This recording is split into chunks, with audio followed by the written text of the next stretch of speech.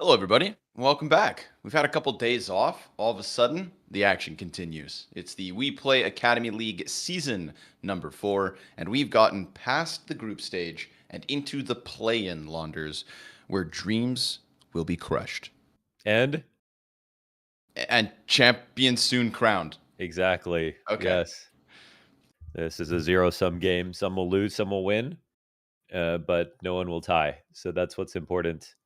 Here are the standings for Group A. Moe's at the tippity top of the mountain, but only halfway there. They've only done this through the groups. They need to do through the play-in and the playoffs. Fnatic Rising closely behind them. Don't look at the bottom of your screen. Unfortunately, there is a Uh, team that did not see victory in the groups just previously, and they have more than double the round difference of Mouse NXT, if you want to put it that way, oof. Damn, which could that's sound positive if it wasn't the opposite. I was gonna say that's actually I think maybe the most gruesome way you could have put it. Uh, They are worse than Mouse NXT is better. Yeah, yeah. Unfortunate. A lot of close games towards the end. Eternal Fire. You know, we Yep. got to give them that shout out. But of course, we won't see any more of Eternal Fire because Group A had 7 teams. The seventh team gets eliminated before the play-in. Whereas when we take a look over here towards Group B, which is capstoned by Big Omen Academy, Astralis Talent right there behind them. Apeks Rebels, they kind of got a lifeline here. There's a world where they could have been the seventh team if there was 7 teams, and instead they'll have a chance today to make the most miraculous comeback you've ever seen through the entire play-in, 4 best-of-3s, then to get to playoffs where things get double elimination. But we've got a single elimination divided bracket, right? Waiting in the top spot of the first side is Fnatic Rising. Waiting in the top spot of the second side is Astralis Talent. Everybody else fighting for their chance to duke it out with those 2 teams in order to get into playoffs. And today we have there's a tiebreaker standings actually from the match we casted yesterday, where Young Ninjas pieced up Furia in no time flat. That was a really nice game. Furia did actually come into play Inferno and tried their hardest, but Young Ninjas were so far ahead of them. I think when it came to both sides that they eclipsed their scoreline. Even though we've seen closer games that didn't look as close. Yeah, there was positive things to take away from Fury Academy's Inferno. I would like to see them run it back, maybe versus, I think their first game could be either Young Gods or Apex Rebels. In which case, if Inferno pops up between them, well, let's actually hope. Hold on. Vaguely remember Young Gods having a sick Inferno, or was that? No, no, No, no, no, no, no. It was the opposite. yeah, So well yeah, my point stands. they have a really sick T side. They have a really sick T side. That's Yeah, all. one half. Uh, so we'll see what happens on that side of the bracket. There could be a chance where the Brazilian teams have to play against each other for elimination. That's pretty heartbreaking.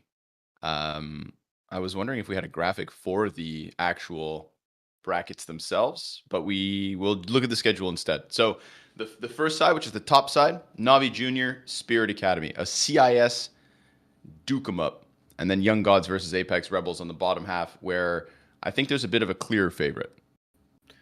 Yeah, I think it's like an interesting game for Apex Rebels because we don't. I mean, Young Gods have shown now and built out a little bit of a map pool, and Apex are just farther behind, even with a smaller map pool. And map pools aren't going to be perfect for any teams in this league except for Mouse and Fnatic, basically. So that's why I think it'll be fun to watch in a best of 3. I mean, I'm holding my breath to see a better version of Apex Rebels. It would still be a real stunner if they could take out a team like Young Gods, who just improved so much, but, again, it's not best of ones anymore. So they will get a map they like. I'm also kind of keeping my finger on the pulse of when we see the teams from Group B now jump over into Group A matchups, right? Like Spirit, like Navi, for example, versus Spirit, the Apex side versus Young Gods. Just because I think overall Group A was way more competitive. Um, would you co-sign that one? That some of these Group B teams may be caught off guard, or maybe have to now fight better teams. Yeah, I think it's fair to say that the best teams in Group B are not as good as the best teams in Group A. I think somewhere in the middle, they're probably pretty close, but the bottom and top end, I think, are stronger and weaker for Group A. So I think that, there would have to be upsets when those matches happen, even if they wouldn't be huge upsets. Like, if Big were able to beat Fnatic Rising, I wouldn't lose my hat. I think I would be like, "Oh, this is a really good match from Big. I am surprised," but they did show a ton over on the other side. All right. Tournament history, folks. Navi Junior. Speaking about their matchups, their only wins, the only wins were versus Apex Rebels. So even within Group B, where maybe we question the middle of the pack, it's a unfortunate one-sided story. There was close games, no doubt. There was close games, but they only ended up getting two over the edge, and I think that's kind of like the problem of Navi Junior during this season is the fact that. We wanted to hype them up. We wanted to kind of lean back into what the organization had been known to do, which was to compete in WePlay. And now with this restructuring with a very very very young roster, it didn't quite hit the ground running within the group stage. But maybe the play-in is where it all comes together. Yeah, they could have got a worse opening matchup for the play-in, so I think Spirits will have to be on full alert, and, Navi have, 2 or 3 maps that they could play that might cause problems for Spirit. They've never played each other, so, again, I think I'm always going to assume Navi can make a map close, kind of upset. They still have picked up players who have lots of talent at the very least, even though they are quite rough around the edges. Still expecting Spirit Academy to be able to win this. When we played the first few matches of the season, I would have said Navi Junior will definitely win this matchup if it Mm. came right after then. Towards the end, Spirit have got their upper into the top 5 players of the season. Players like Donk at 15 years old have really been able to show a lot for the roster. I think the team as a whole has improved on T and CT side, and they have actually picked up some really impressive wins. Mirage, Dust 2, Nuke. Most played maps, of course, from Spirit Academy. We saw 5 maps across their pool. And we saw Navi Junior, I think, start to kind of fade away from Vertigo towards the end of the group play. That was something that they were pulling out at the start. One of the 2 maps they beat over Apex Rebels, but then it kind of trickled down the list. We got much more of the Dust 2, Mirage, Inferno coming out of them instead. Yeah, exactly, and I think that is kind of an interesting thing that nobody's Vertigo is really all that, so far in the league besides, maybe Mouse and, I think Fnatic, but I don't even remember if Fnatic played it more than once or not sure really, but yeah, it's a nice contrast between, like, season 2 and now where this was just the, Vertigo Academy League, and now it is a lot deeper than that.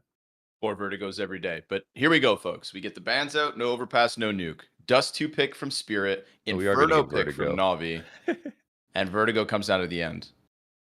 It is actually pa it Uh, is oh, wait, no, uh, it's Spirits, right? So I don't think yeah, could what's be the last Mirage. map? Mirage then, yeah, Mirage probably. Oh, no Ooh, oh, whoa. Oh, it's not Spirits ooh. Band, sorry. Okay, yeah, that's, Navi taking it to Vertigo. Okay. I thought Spirit had choice here, but this actually does make sense for Navi. I think they could play Mirage. I think both these maps are actually fine for both teams. Overall, we have seen some of Navi's kind of best performances on Mirage, even if though they were regularly losses, like, they nearly they nearly took out Astralis Talent on it. It was a really good match from them. Yep. Fear really tried his hardest, as he has been in a few of the games recently.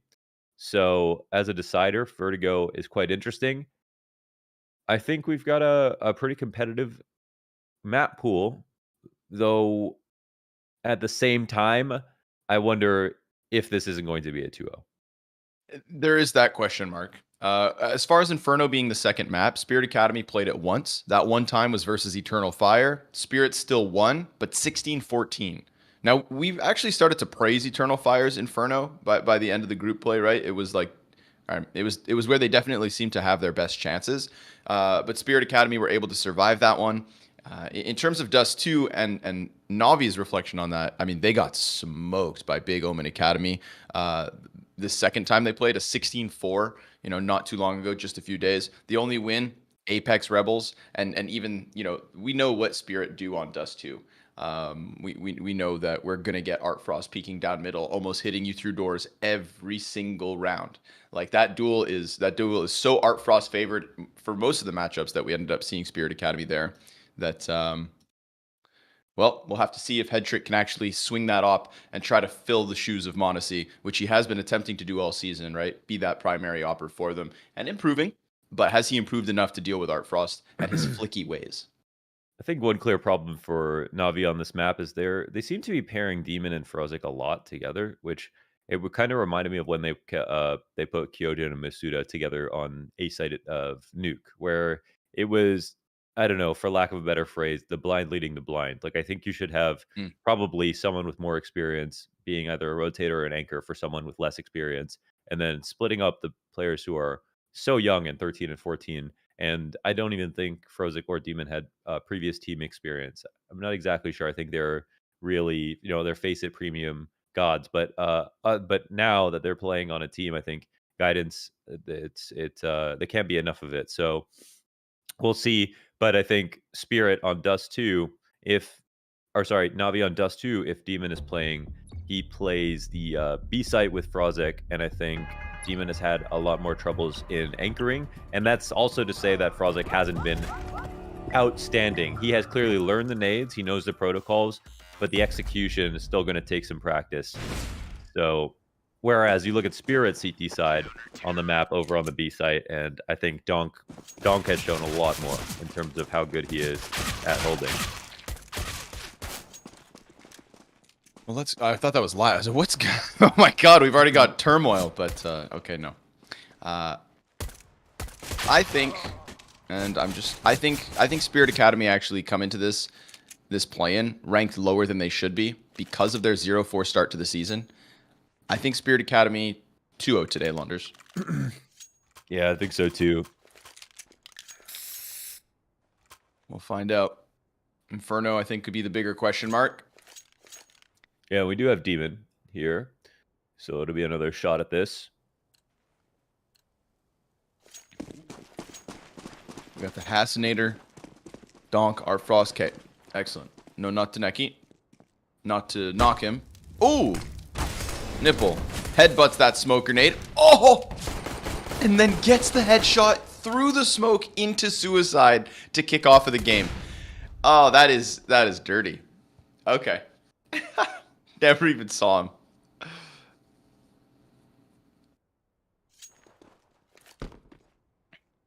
T's going to try to head towards long instead. Nipple in the sight.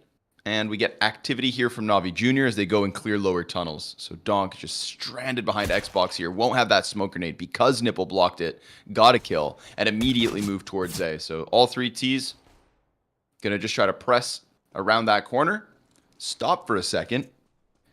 Contemplate options. They've got no utility to work with. Nothing. They're just out there, man. They're floating. Yeah, the CTs will start migrating over. He threw on flash, but Fear Picks went off, and bad goes to worse now in this situation. This will be more than difficult. I am possible. But Hassinator's got that P250, 2 kills off it. Zontix wants to catch flank, but nobody's there. CT's very happy to just hold this cross. Flashbang is superb. The chase is there from Head Trick. He doesn't get the job done, but Frozik slides out for it. 2 alive in Frozik and Demon with a P250 save, and Navi Jr. with a pistol. So I will say Dust 2 is a map where we have noticed Art Frost has had ridiculous CT sides. In fact, in the league right now, he is the #1 player on CT side with a 1.56 rating. But the only reason that he's overall top 5 is because in T side, he is actually one of the worst players in the league, in the bottom half, in fact. So there was a huge discrepancy there. And I think that's a place where, if he even improved a tiny bit, imagine how stompy their games would be with his, 1.56 CT side rating over 12 maps. These are when I used to talk about Monacy as, the simple of the Academy League. These are the numbers that we're discussing. But if he's pulling off this like 0.7 on T side, then he cannot be that player because they need him then.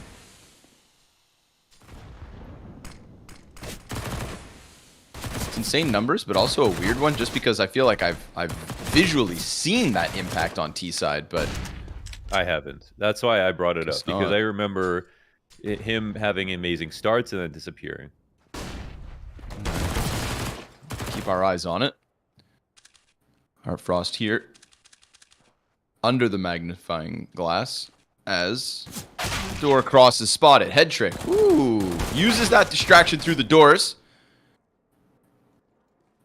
And Nipple tucks down on catwalk. Lets Frozik get a little closer here. In from the cubby. Good with the kill. And then pressure applied from both sides. They squeeze them in middle. 3 FAMAS, 1 MP9 still standing. Very nice conversion.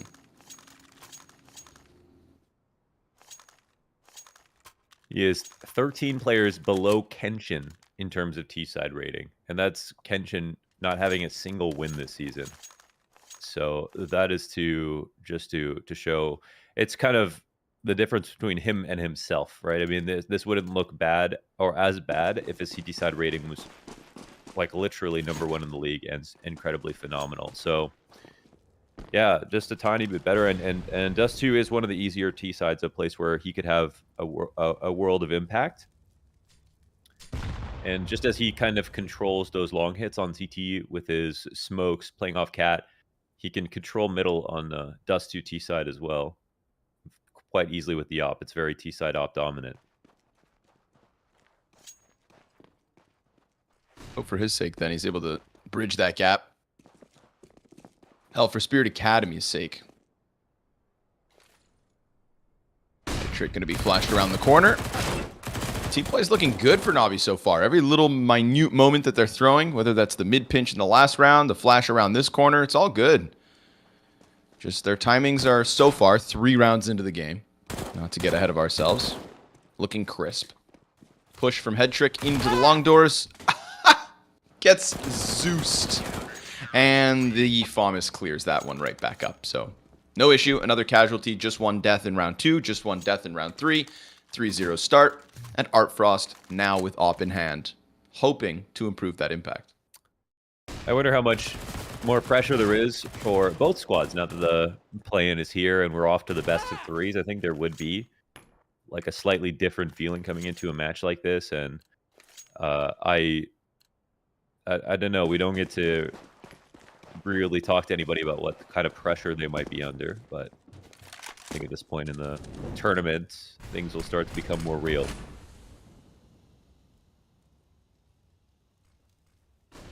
Looking for the walk contact. Frozik, Demon, talked about that tethering that they do. And right now they're under fire. Frozik puts out the flames, but still dies to Art Frost, so the 2 kills come back the way of the T's. Despite that first hold, it's 4 through, and what looks like an immediate save call here from Navi Jr. So you highlighted that in the pre-match. This Frozik Demon duality. Pain point already in the first gun round, targeted by Spirit Academy.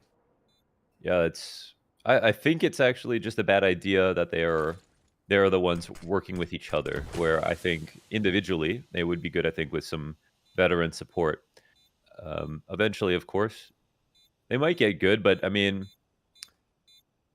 it's kind of like trying to beat a Dark Souls boss on too low of a level. Like, you actually could end up learning slower and take longer, even if eventually you get over that hump. If you have to learn together, when you could have someone teaching you round to round. Whereas what I imagine right now is, since Frozik looks like he knows his nades better and is more comfortable dodging flashes, that he might be the one taking the lead for Demon. But he himself is not a perfect anchor. I think he'd be a nice compliment, but he's got stuff to learn too. So, all right, that might be a point of attack that Spirit want to consider continuously. Of course, easier said than done dodging those flashes, but if you do, we know these kids both have great aim. That much? Undoubted. Frozik, I think... Ooh, there it is. There it is. Art Frost, headshot, straight through the doors.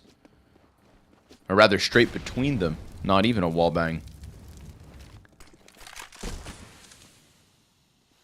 So, a turning tide. At least to kick off round 5. Nipple, press close on the doorway. Xbox smoke is up. Molotov through it. It's gonna... Ooh! Ah! Oh my god! Alright. Still gets extinguished. Looked like one of those smokes that maybe wouldn't put out the whole molly, but saves himself. Op peek from head trick. Didn't see the player in the back. Didn't see the guy jumping up, so he just missed that timing by a second. And Fear just pixel spotting that right side of his screen. Sure enough, teaser there. He throws his nade out. Excellent damage. Oh, that's nice. Oh, yeah. Then a follow-up just to make sure. Make sure they're all even. Extra 20 damage there on Quail. So, I mean, what's really important here is they can go for long control, but I think they should probably more aggressively fight the cat cross. And yeah, I like this more because they are 4v5. Player drops CT. This has to be calm to the CTs, Perfect. and they are just going to get mowed down, man. This is another B split. Oh, Quail, dirty. They sold that so well, too. You think... Speak your mind. I was going to say, do you think without the CTs being pushed up long that they get away with that as easily? Just Quail jumping down? I don't know. And I guess it comes down to just catching the B players off guard. But, you know, there was that moment where Navi left and then came back, and then the one guy slips through, and maybe they think it's more than it is. It's because they were 4v5 with their mid guy dead, and they didn't do anything about it. So that was the main thing right there. It's still a weakness that there's not much you can do. You're always gonna have a gap. You just got to figure out where the gap is gonna be. So number one, if the cat hit comes in, there's always the thing that it could be a mid B split, and they fell for it so badly that they just rotated out of the site. That's how you know they thought it was going to be A. If they thought there was a chance that it would be a B split, you would have seen them play outside the site by the boxes and one inside the site, and both tried to handle the split individually. But in this position, they decided to kind of gamble towards the idea that it would be A, and thought they could lose either way. I think that is the big thing about rounds like this is even if you were in a position leaning towards the A site, you could still lose because it's 5v4. And that's the real advantage of 5v4s and why that's a stat in and of itself when we talk about what wins you games in CS. Because not only are you up a player, but now you also have no choice as a team who is down in making a bad decision one way or the other. And drawn to it. Call the void. The little Xbox smoke missed, unfortunately. And the only problem with this is the thought that they might be spotting it, but now they're just down a smoke early.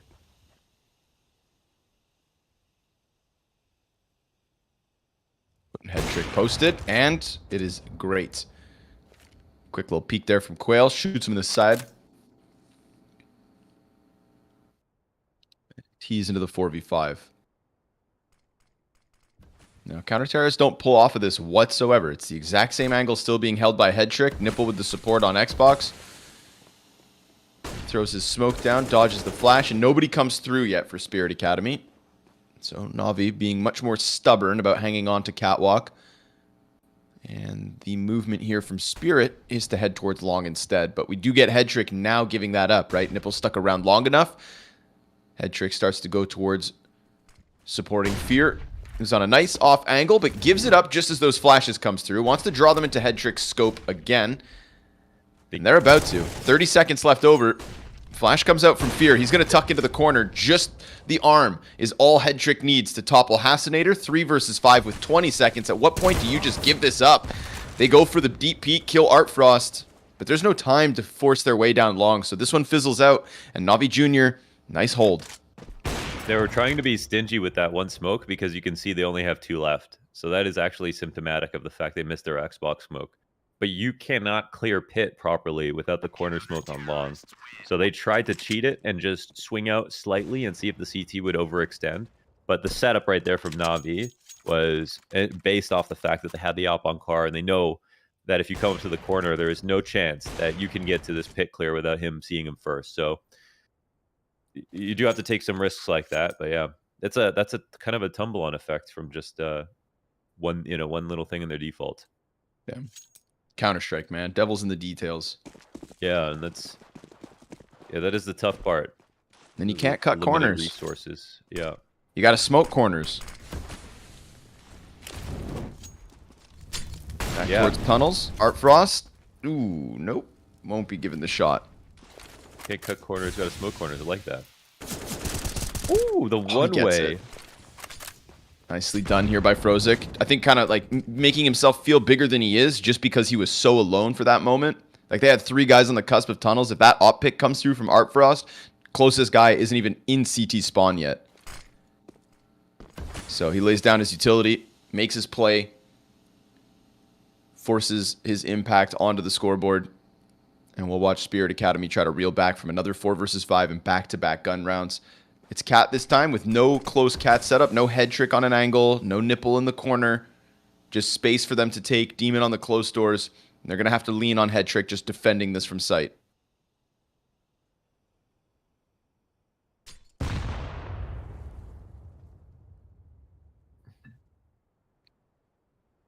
You can kind of feel the stickiness right now from the T side, but I think they're planning to move fast as they did that last round.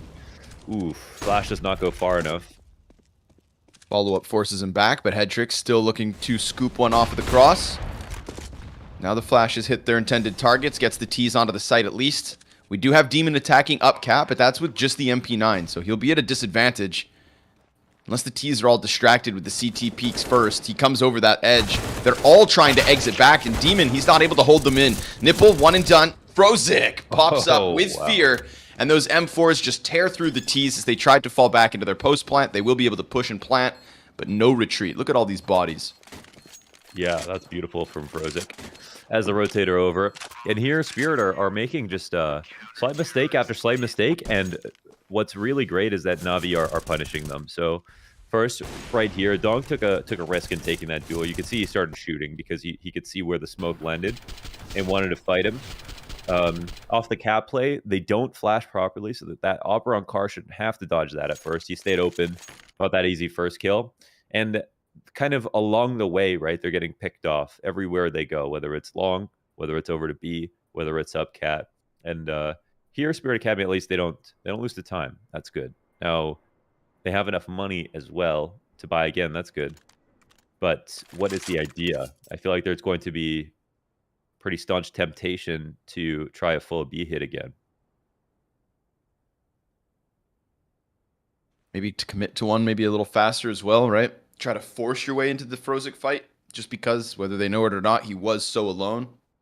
This would be really cool for the story of Frozik if he could kind of take over here CT side, have a lot of action come his way into B, and show how much better he's gotten, because I think he's shown a lot of promise over there.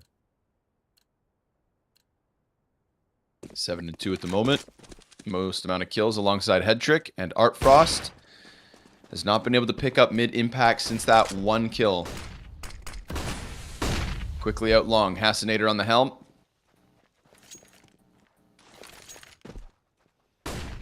And no forced fight here from Navi Jr. Carve out some information towards Catwalk instead. Flash towards the tunnel's peaks as well. Maybe sizing up the possibility of something being back there yet again. But now, all of a sudden, Spirit Academy, they're starting to go through the process of taking long control. And the CTs have to come back and try to deal with this. They've got Cat to lean on, but they also put Head Trick in position. So they've got the timing here to do it. See, this is all about Head Trick and his smoke and malt. Oh, what?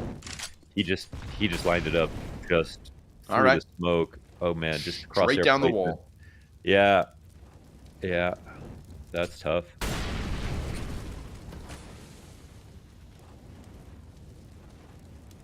Out of curiosity, they baited some nades. Yeah, go ahead. If I can send you on a mission, if the T sides are dropped off from Art Frost, who is it over there that's normally getting us the impact for Spirit Academy? It's Donk. He's one of the best T side players in the whole league, actually. 0-5 right now. He's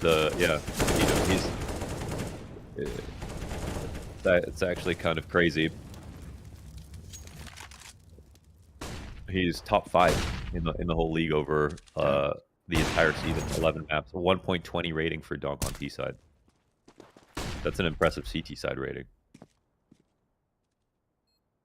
Looking like he needs to come alive. We're halfway through this T side. Meant to be his. And Art Frost finds that deep angle onto Demon. There are counter-terrorists ahead of that, though. And Frozik trades back finally. We get the kill back in from Nipple. Quail on the ramp. Art Frost back down all the way towards Plat. And the CTs do not have a smoke to block him off. They've got a frag grenade thrown towards ramp. Art Frost missing the shot, but Quail picks up that slack, goes for the wide swing. Can't quite finish it as Head Trick finds himself 1 HP, but he's hunted down on the run back. And so, it's a third. Spirit. They're able to get into that ramp. Oh, man. They're able to get their kills, plant, and a round win with it. I'm happy for them, especially with a death like that. You know, Sphere just poking out into the smoke and shooting a random bullet. Not even just getting damage, but taking out the frag. But they get Head Trick to use this smoke a little early, which is huge. And he had the smoke and molly to try to delay them. They kept 2 smokes to re-exec on the long cross and delayed long enough. So they had him convinced off the first one, right? Even though they die, that's at 50 seconds. So there's still lots of time to wait out some of the utility that's coming their way. And NAVI do bite. The one advantage the Ts have there in baiting utility is it's very hard for the CTs to look down long. They have to go off the clock and the audibles, but they can't really take a risk in seeing you, specifically because an Opera could be over on long plat, right? That part that juts out at the back on the right side of long. He can deny any op from pushing, and it's very scary for them to see.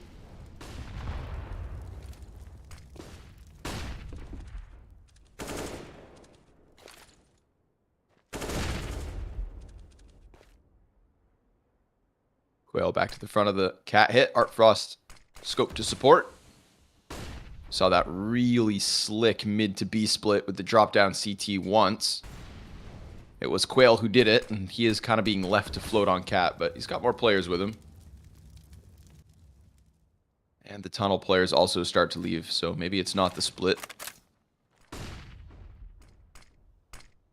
45 seconds as they focus in towards A.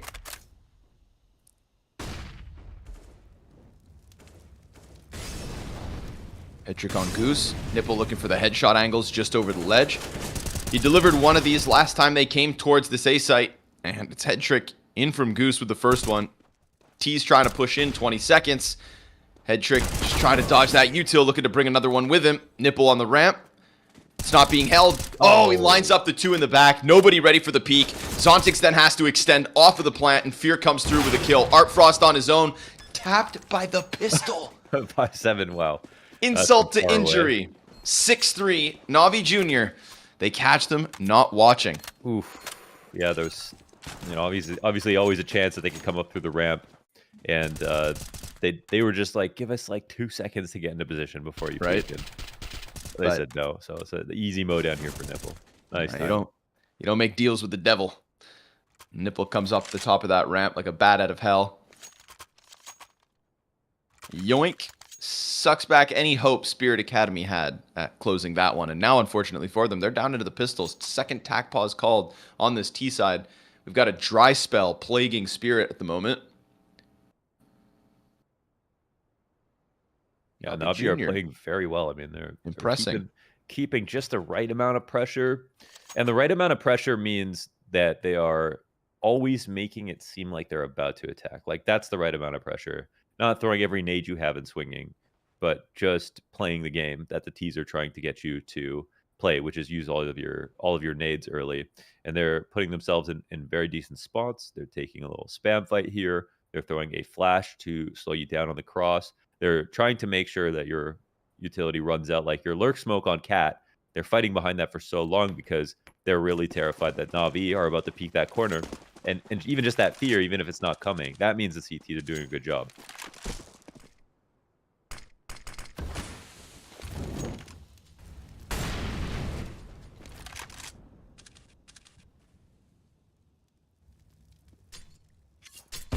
Nade. 15 damage on Art Frost. Whoa, another one. That time it's on Donk.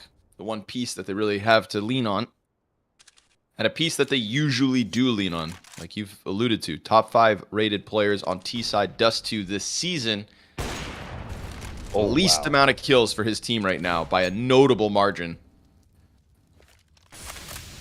He's supposed to be their solution, not a problem. He's only got, 5 rounds left to really do much. This could be the one. This could be the X factor. He's got Nipple pressing up. Playing around with the nades. That's going to be audio. Donk waits for his chance to strike, and Nipple, just gets back into the cover as Donk comes through. Flash being primed. Nipple peeks with it. Perfectly done. As that drops Donk out of another one, AK exchanges hands. 2 CTs still leaning towards this A site, finding it again, but this time no death. Hasinator gives good cover. But that nade, oh lord, down to 30 max HP. And head trick, well, he catches Art Frost on that cross. Brosic comes in to support it. Nowhere to run here for Hassanator. Poor guy is a dead man walking. Another round that falls the way of Navi Jr. He just gives it up as they take a 7th. Yeah, no donk this game, and he is the only player on the entire team that has even an over 1.0 rating on T side, so up at 120. So there's actually, even though they rely on him, there's also no one else to rely on, which has just kind of two problems. At the same time, I don't think that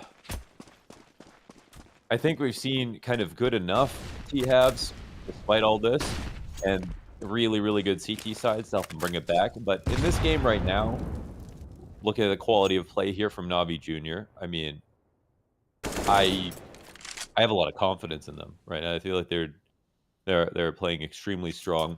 All the tactics and protocols look very good. They're not just edging out these rounds. They don't look nervous at all. Like, they haven't had any time issues. They made one bad rotation this game.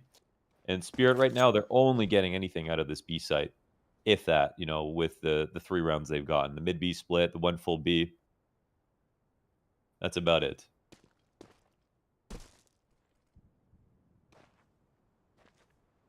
But even over here right now, Frozik is just continuing to climb. He's having one of his better games right now.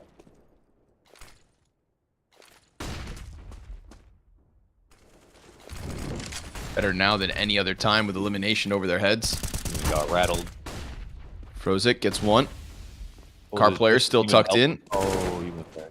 Oh, Frozik in already with the 2nd kill. Hassanator trying to get his, but no, that one gets stopped. 3 frags here from Frozik, just individually shaving them off. 4 kills.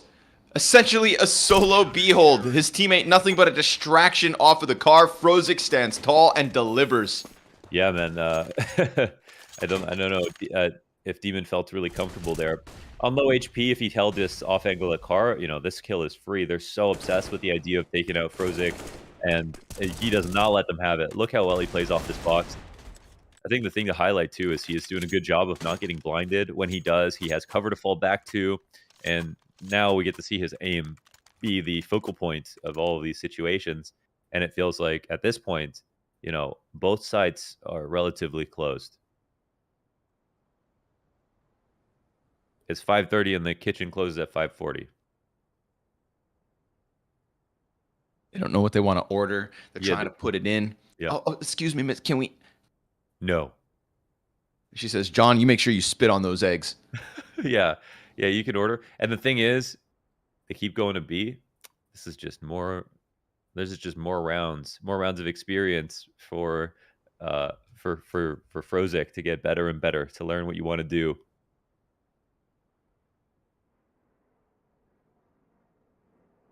Head trick with some plants in the background. It's important to have plants in your apartments, folks. You gotta have some greenery. I don't. Yeah, I should, huh? Yeah, better quality. It just. I mean, I'm the type of guy to even let like a succubus die. I cannot take care of anything. Succulents. A succulent. Oh, succulent. Yeah, a succubus is something different. Wait, what's a succubus? Oh no, wait, don't explain that. Yeah, those succulents. I've actually had the hardest time with succulents, so don't feel bad about that, Launder. All my succulents died too. Got a sick palm tree though. Whole ass palm tree? Yeah, yeah. It's probably not called that, but looks like one. Palm. Looks like one. It's called. I got a money tree. That thing's pretty sick. It's almost 6 feet tall now. A money tree? Yeah, it doesn't grow money though. Shame. You mean a Guyana chestnut? Yeah, exactly. I guess someone's got Google. That was off top. What do you mean? Okay. Go across here, off top of Xbox. Some damage. Ooh, but they're still just gonna keep crossing, man. Yeah, like wild animals on a highway. They just gotta do it. Oh, that nade. Yep. Oh, thick one. Chunky. They're gonna jump down into CT. Nipple. He's not going to get blindsided by it. Frozik comes through. Where's he at? He's spamming that smoke from the B rotate. Kills 2. From behind the first guy, he gets 2 of those kills. Frozik is just absolutely dominating. 15-3. He has decided that his stats are going up in this first half. Yeah. 9 rounds to 3 as NAVI Jr. get through another easy test. Man, happy to see Frozik get so good when it matters the most. Huge. The youngest player in the league. And, yeah, his first team. His first team, man. NAVI Jr.'s talent scouts have outdone themselves this time. 13, investing in him early, which is great. I mean, imagine what Frozik's going to be like with 4 seasons of WePlay underneath his belt. Art Frost sticks around in the fire, can't get his impact. So we've seen him with, like, what, 2 op kills so far this half? It's tough. I mean, I want to say, I mean, this is one of the easiest maps, if we're going to just contextualize it with the other maps, to op on T side. In fact, I think it's like one of the only maps where you could argue the T side has more potential impact than the CT side, just because of controlling middle and rotations. This door is free for you. Most CTs will not fight you here, and especially a player like Art Frost, no one wants to fight him in general, right? We'll see it in the second half. He's not going to disappear for that, I'm sure, but yeah, he's not putting himself out there in ways that he should be here. And it could be within the system that when they're kind of trying to get the CTs to rotate back and forth, that he should be in a spot to catch those rotators, but that op is never doing it.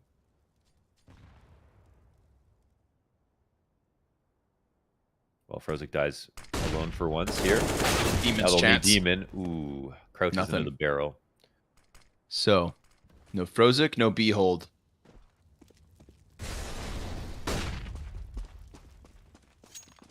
He takes on. Zontix sticks around in lower tunnels, dies instantly as Nipple comes around that edge. And you've got to think, Hasinator, 13 HP, Donk only on 59. There's no utility for the T side here. And the counter terrorist was such a blossoming economy. Have no reason not to try to press this issue. Head trick, I love the patience here. He waits, but he actually gets caught by Donk. Heads up. Now, bombs planted behind the tall box. They're going to smoke off the doors. That's going to force these Ts back through window. And the fact that Donk goes down. But Fear, he just has to cover, which he will, just in the nick of time. Ooh. They come through with that defuse, double digits to NAVI, and 3 kills to Nipple. Yeah, but you didn't point out the most important thing, and that is that Donk has got his first kill of the play-in. Woo! Woohoo! Sorry, crowd cheering. Donk, he catches the upper bottom mid, so the curse has been lifted, but here's the problem. He only lifts that curse with 2 rounds left to play. From somebody who's a top 5 T-side Dust 2 player in the league. No. Top 5 T-side player in the league. Not Dust 2. Not Dust 2 specific. Oh, Lord.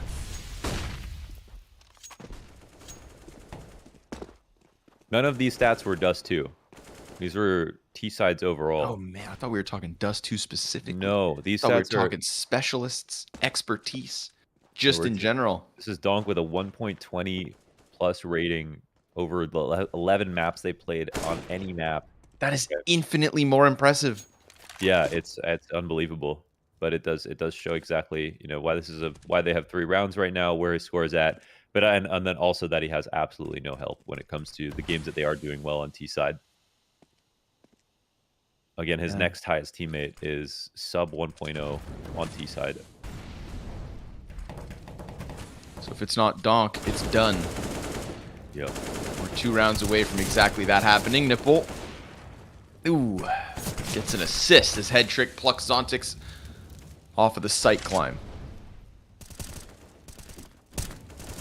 Clean up. Demon. Ooh. Comes through with 2 kills. And Donk's just stranded here on Goose. Nobody offering anything from the T's. Nothing whatsoever. Half of head trick's health goes down. Nobody else even gets touched. And NAVI Jr. This is a phenomenal CT side. This is excellent. I like this. I like this a lot. This is a cool turnaround because, again, how many times, even within Group B, right? Like, I mean, we tried to sell this story that they weren't playing up to their, potential and that the pieces were there but never really came together. And then we kind of repeated that through 10 best of ones. And the only times that we actually got them winning games was when they were, victorious over Apeks Rebels, which everybody else was also. Now, Now suddenly, when it matters, they really kick it into extra gear, and they're even going to go top mid. Round 15, they want to fight. 2 guys top mid, 2 at the bottom, 3 players through tunnels for Spirit Academy. Now that does put some pressure on Demon as he is the solo B hold, but now we get that lean back from Headtrick in an attempt to help. We get the trade through from Frozik. Fear cuts one off bottom mid, and then Donk kills him. Now they know that Frozik was top. Oh, come on.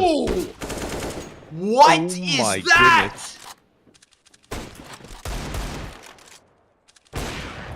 What was that? Yeah, that's a good way to end. That's his best CT side so far. 19-4 here. 4.75 KD. An incredible 2-piece to close out half number 1.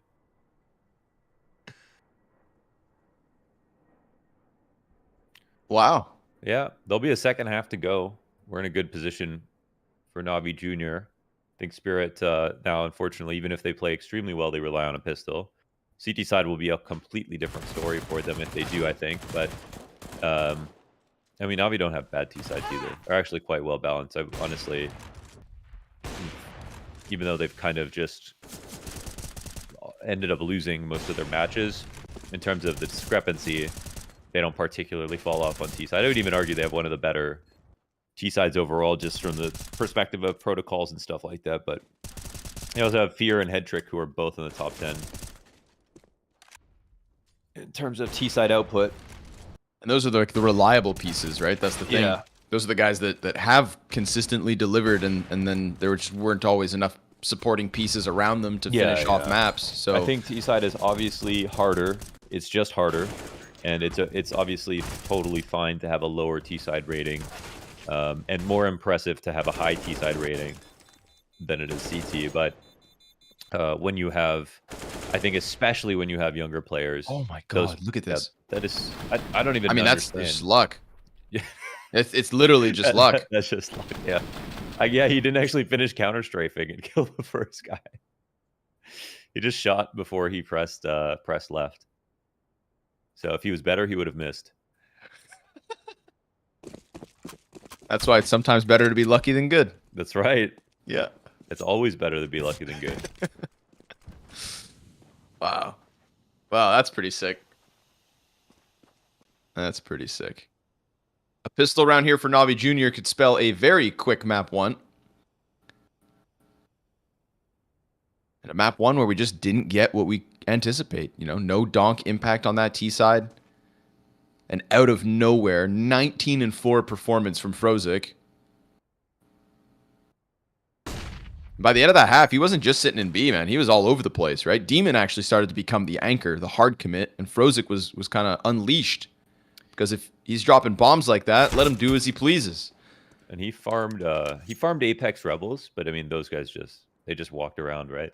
This was much more impressive, and he did even better in this game. Again, his best CT does too as well, like by far. And I'm glad it finally shows, because it looked like he was getting better. But that's the thing with Navi, like it consistently felt like they were getting better, but then still never won. Frozik has done well. Quail, gonna connect. Ooh, ooh, yes. Man. Oh yes. I love how the first 10 bullets hit nothing, and then the last 3 are all headshots, and just one more headshot between him and Frozik. We got ourselves a clean pistol ace to give Spirit a chance. Donk comes around the side to take it. Quail, nice clap. Those 3 kills were clean.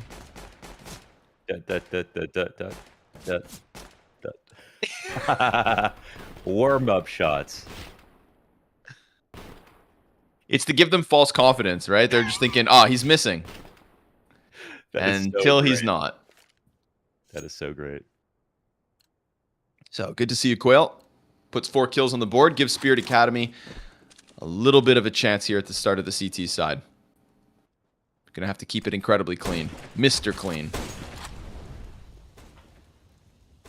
CLR.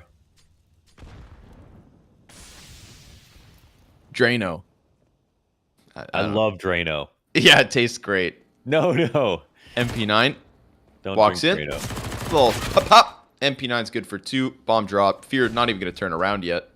thinking somebody else is there with him. Area of spot to be in. Hassinator could let his guard down, seeing as his teammate didn't get shot by anybody here. But I missed Deagle. And the So yeah. What I can't wait to see this half is, when they have that long spawn and when they go for the sight hit. We've seen Spirit work every team that tries to go for long spawns, and they're so good at defending on that side of the map. And it's a situation that occurs frequently on Dust too. So I really want to know if Navi have a plan for it, if they can do better, and they can kind of show. Because it sucks for me sometimes when, I don't want to beat up on some team for not being able to figure something out. But what's really great is when there's another team that can show the answer, that can kind of explain, that can demonstrate, I should say, what the appropriate solution is. Let's find out. Yeah. No headshot from Fear. Put them back towards Artfrost. Artfrost didn't get the ball rolling on the T side, but he doesn't really do that. Donk didn't deliver what they needed, and now Artfrost could go absolute carry mode. No way that they survive another half without their expected star player delivering something. So he gets 2 here with the AWP, and that'll be picked back up as Frozik's all that's left over. And that's it. Just the 1 kill on Artfrost, but the op immediately picked back up. No problem.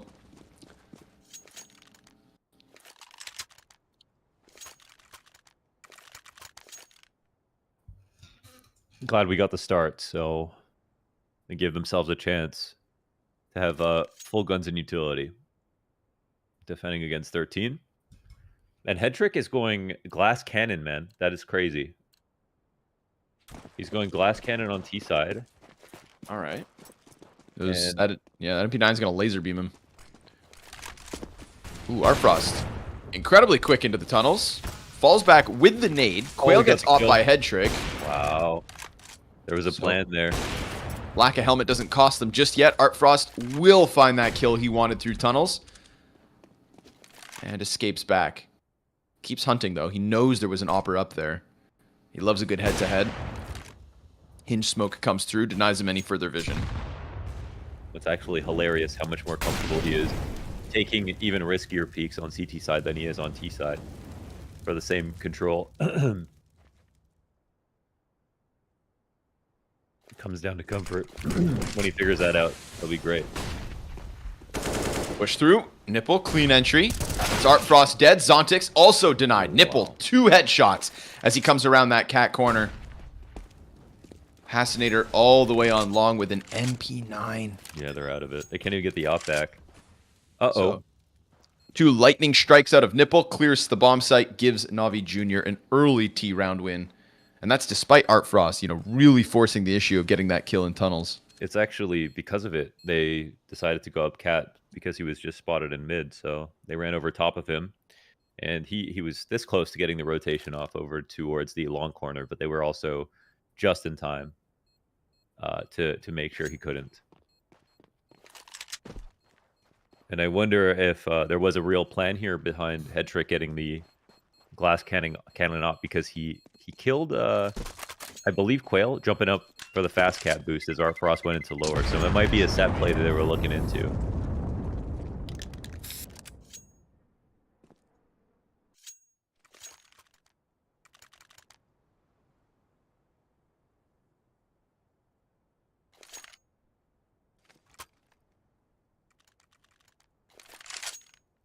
Oh, still money for an op.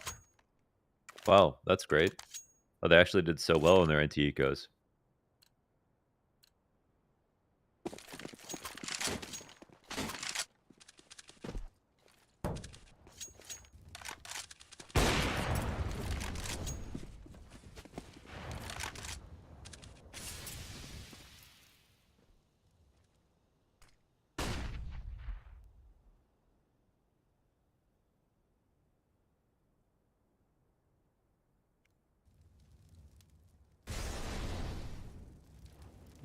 Little bit of open space here in mid.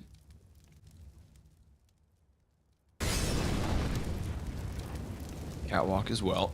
Everything's set on fire, but nobody taking damage. They climb up. Late A split through the doors. There's a good positioning here from Spirit Academy on the corner. Yeah. Right? These are one of those, you kind of highlighted it, right? Everybody who tries to get suctioned in towards the A site kind of feels the wrath of Art Frost. At times, Spirit's bread and butter. He stays scoped, misses the sitter. Still got 3 here. Oh, and Hasinator in the corner. He's going to regret that if he comes back. Leaving it to Haas. Hasinator delivers at least 1 kill. Art Frost on car, still looking for the cap push, waiting for that presence. Frozik gets Zontix in the meanwhile. Another missed shot from Art Frost down to Frozik. He comes wide off of the catwalk, and the Opper can't lay down the law. Can't lock in the line. Utility comes through. Bit of a gap here. There is still a chance, but Fear jumps over. It's still being watched, or at least it was. Frozik, yeah, okay, he gets his eyes back on it. Last player is going to be Donk. Trying to push through that same smoke. Frozik doubles back into the site, comes back around to the right side, and Frozik, 4 kills. 13-year-old Frozik with the game of his season. Yes. 23 kills at the moment. Really great. I mean, no, that's coming into the T side. Best anchor performance we've seen from him so far. He's got a lot to be proud of. Very impressive stuff. So, well, that's all you need right there.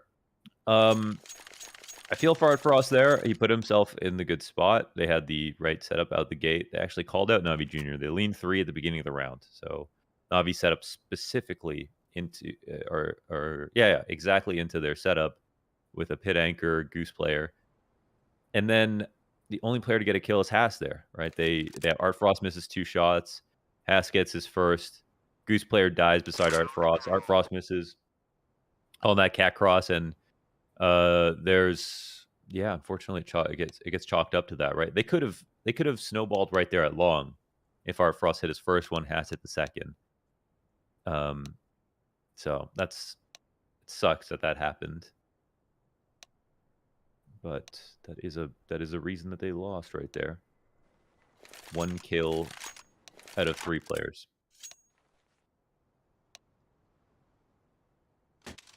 Frozik's just been grinning ear to ear this entire map. Every time. Navi Jr. having a field day. I don't know, there's something about watching the young kids just have a blast, you know? Because sometimes I feel like when you're losing games, that pressure doesn't feel good. And young competitors, it can be harsh. But you start dumpstering Spirit in the play-in, exceeding expectations. It's a hell of a time to really deliver to this level. What about Donk and Haas? You don't feel bad for them? They're 15, 16. Yeah, I do. But, like a zero-sum game, as I believe what you called it. Yeah. So today we talk about Frozik. Okay, true.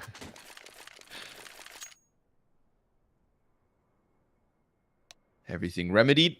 14-6. And the CTs, not a buy I would want to have to deal with. Scout on Quail. Maybe 2 scouts? It'd be weird not to see Art Frost with 1. That would really be a sign of the end times. Yeah. Stats. Yeah, the scoreboard just doesn't look great when you look at, Donk and Art Frost, who basically should be, or we're used to seeing them be a bit more reliable. But on the other side, Frozik and Headtrick both doing well. Not a surprise. Donk. Getting chipped. Art Frost going to take that 5-7, try to press up. Headtrick's waiting for him. Wait a second. Yeah, if Nipple just looks top mid, 5-7 starts to push, but Demon's going to meet him with the AK. Deagle damage comes through on the doorway of Long, but ultimately not enough. Not enough to stop anybody just yet.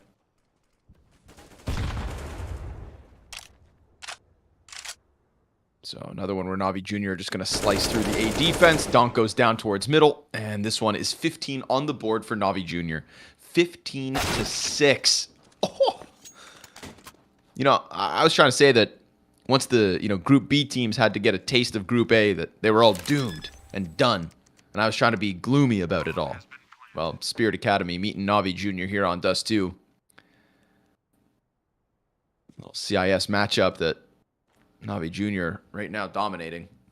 And Inferno up next. Inferno, a map that Spirit Academy gave up 14 rounds to the likes of Eternal Fire. Yeah, Navi's Inferno is good. Even though they haven't won it, I think they look good in both games they played. Versus Furia and Young Ninjas. There'll be some problems there for them. We can talk about that when we get there.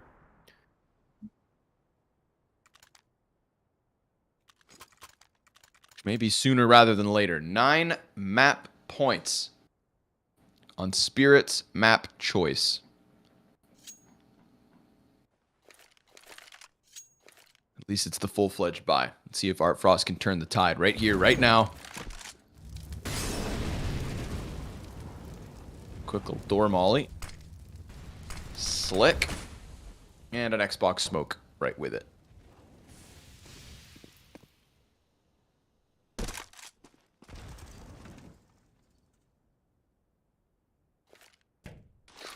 Ooh, Donk puts the smoke down.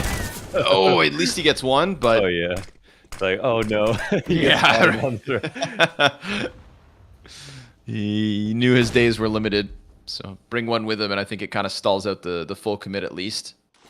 Counter Terrace would have been very quick to respond regardless. Art Frost, oh, he just swings into head trick. See, this is the mid dominance that we needed to see from Art Frost, right? His head tricks have been there controlling rotations. That's exactly right. Here, oh, he's going to follow through. Zontix makes a bunch of sound on the fallback. Now, they've got the CTs completely split. One in B site, one on long cross, and an entire pack of NAVI Juniors players, their prospects, running upwards into the Hassinator, who's only able to bring one with him. So it's got to be Quail with the clutch. He's been right there with Hassinator, the two pieces of Spirit Academy who were actually able to deliver today. You know, they didn't get that T-side carry and Donk. They didn't get their CT side carry and Art Frost. These guys tried. But trying may not be enough. Round 22 is where this one comes to an end. 16-6 with Frozik at 24 kills for NAVI Jr.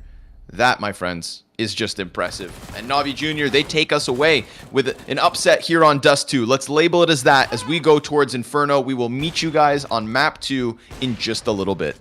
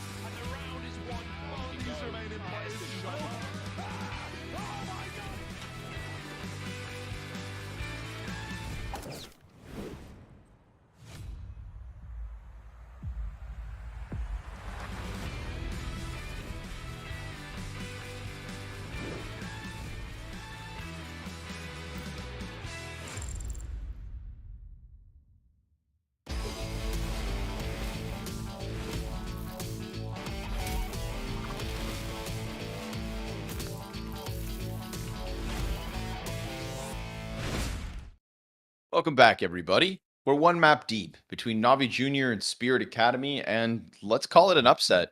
There's this total exceeding of my expectations here from the Navi Junior side. I thought that what we saw from Spirit Academy towards the end of the regular season was meaning that I literally came into this best of three and said like these guys could smoke them 2-0 and go on to make a deep play and run. Now we could be facing a Spirit Academy eliminated on Inferno because Navi Junior, they play a good Inferno, and clearly in terms of just stepping into the server and shooting straight, hot damn, did they ever.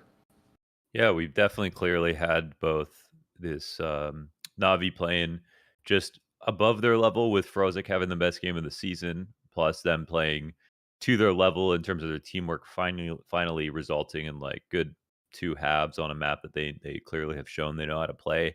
And it's all kind of coming together for them, as well as Spirit playing below their level and not being able to recover at all on CT side and looking nervous and looking shaky and maybe have that pressure come in. So I think, now in the series, I mean, I don't know. I think it's a really good position for Navi unless Spirit just show the exact same subversion of expectations, which it's hard to kind of predict they will. If I don't know if the confidence right now can be beaten for Navi Junior, but I think the maps remaining are fine for both squads. We only have a single map played on Inferno for Spirit Academy, and it was their win where they nearly gave Eternal Fire their first victory. It was their first win of the season when they were 0-4, 16-14 win over Eternal Fire, who are not a sleeper team on the map, but not too much experience here for Spirit Academy. And even that win, right? That's like a 1 versus 2 in round 30 to deny Yeah. overtime because Eternal Fire started to make that comeback happen on the T side. So it was by no means like a super clean, super impressive win from Spirit Academy that's got me believing that they could hang on to this series. This is suddenly Navi Junior looking like the better team, and I think what we need straight away is to we need to see Donk delivering back on the T side, and we need to see Art Frost have a dominant CT half because they had Hassinator right there with them. They had the supportive pieces that are usually enough in Hassinator and Quail, but without the known formula, without those carries on each side, right? The fire and ice of Spirit Academy, it's just a limp liquid. And we have a situation where Navi don't have a win yet, but they're playing the CS. I think that they have intended to throughout the season today. So I feel like we're going to hold out for the chance that they could win on Inferno today, even though they haven't actually shown that yet. An issue for them, I think, is that Fear has tried to carry both maps. He had a 31 kill game with a 1.71 rating in a 16-13 loss to Furia Academy. And behind him, his next best teammate was Frozik with 17 frags. And in their previous Inferno game, he was also top fragging with 22 frags. And the scoreboard was similarly tight behind him, but again, the next highest fragger at like 18 kills, and that was a 28 round game. So Fear needs some more help, but also I think he has kind of a savior complex on Inferno where he plays the B site, and we've seen him play with Frozik where if he doesn't get those kills on the early pushes down banana, if he dies in any sense and Frozik gets left alone, Frozik is not as comfortable on the B side of Inferno as he is on the B side of Dust 2 now. And I think that will be a problem for Navi Junior. So I think he really needs to be a bit more careful on this map. And even if he has a lot of kills, that can also lose the game if he could have stayed alive a little bit longer in more rounds. If him and Hetrick are the two most experienced players and the two best performers in both halves, then they need to stay alive. They can't just be entrying, whether it's CT side or T side. Here we go, folks. With elimination over their heads, Spirit Academy looking to rebound. Starting off, of course, on the CT side of Inferno. So we didn't get much of a T side from Navi on Dust 2. Now we'll see what they can do on their opponent. On their own map pick. We got the double smoke Molotov flashbang, a little decoy from Fear. P250 head trick. Wait, yeah, what? Oh, maybe they have specific substitutes then for certain maps. We did see that in Season 2. Navi Junior were one of those teams where I think it was every time Vertigo would come around, they'd throw in different pieces. So Demon to the bench and Unbroken into the server. Yeah, Welcome. okay, so Unbroken actually played both Inferno games already. So this is All right. Yeah, it's just a matter of specializing. That flash just fell through the floor. Did it? Yeah, flashbang just fell through the floor behind the wall. That's crazy. But then it still blinded people. So that's weird.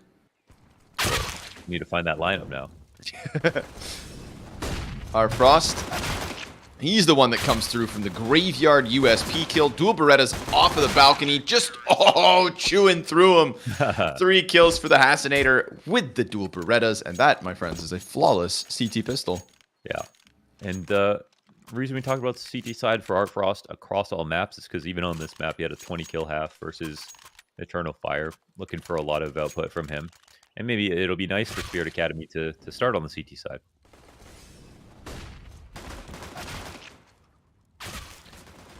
I love how the USP just tucks, looks at his feet, and lets Hassinator finish it all off.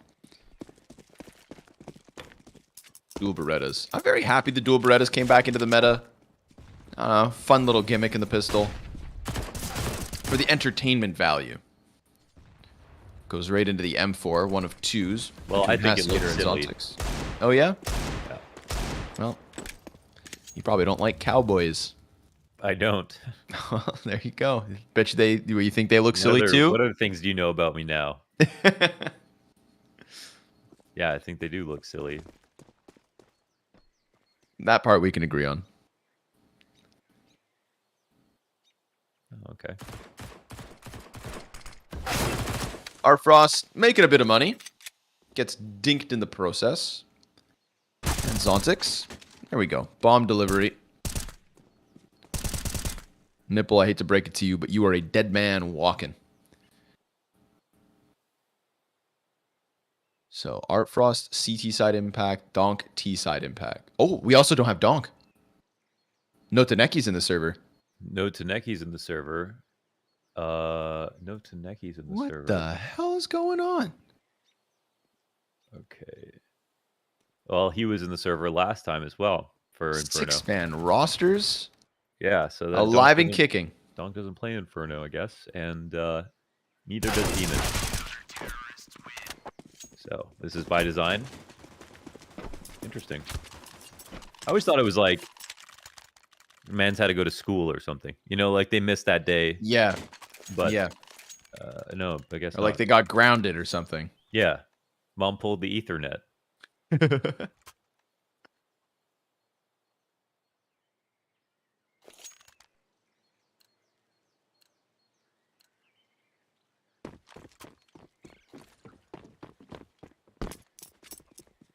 But apparently there's tactical depth. Guns in. It looks like he also plays Vertigo. Oh. That's a No Taneki we're talking about? Yeah. Okay.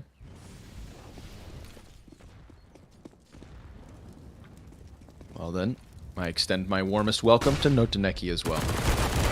Quail over the top of the logs. MP9 gets shut down by Fear. 5 versus 4 for Navi Jr. in their first gun round. Unbroken, looking for his fight inside of the apps, but for now it will not be given to him as Hassinator just tucks around the outside.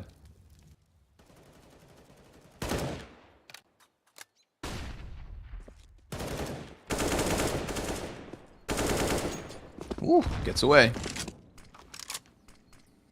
The ever dangerous game of fighting for banana.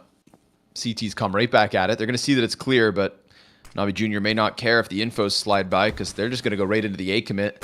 We do get that fast flank from Zontix. He's already peeking around middle, but there's nobody there. And inside of the A site, we've already got both fights going the way of Navi Jr. Head Trick is still thinking that that flank's going to come through, but it's already gone past. And Zontix tried to milk that for more than he gets out of the single kill, but still everybody else is gone. So Navi Jr., very good decision. Leave Banana. Even though Spirit Academy were hot on their heels, they were not fast enough to keep up with that full A commit.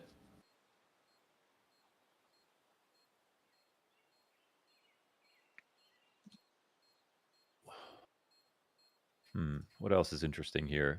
Let's see.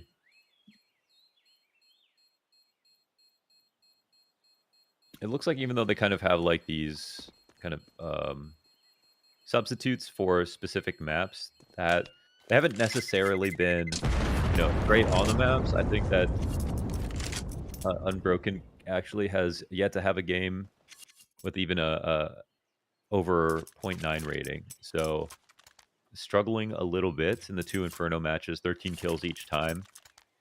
And yeah, I think, they just want to test it and develop him and see if he can show a big match. This might be one where they need him the most.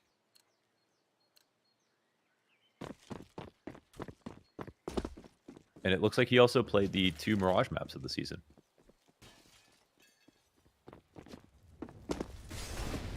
Yeah, suddenly when it feels so purposeful to change these players in, it's like, oh, all the context now changes, right? These weren't flukes. Or maybe not all of them. Art Frost. Quick little flick of the wrist and no contact. Smoke soon to fade, and there's nobody here on Banana for Spirit Academy. They've gone all the way back into the depths of the site to boost a player new box.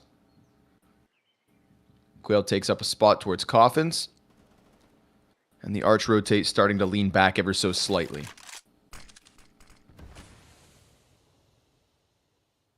No longer slightly. Full commit. 3 towards B here for Spirit. Banana control starts to come through from NAVI Jr. Bomb still back in spawn, so keep your eyes on rotates because no decisions being made just yet.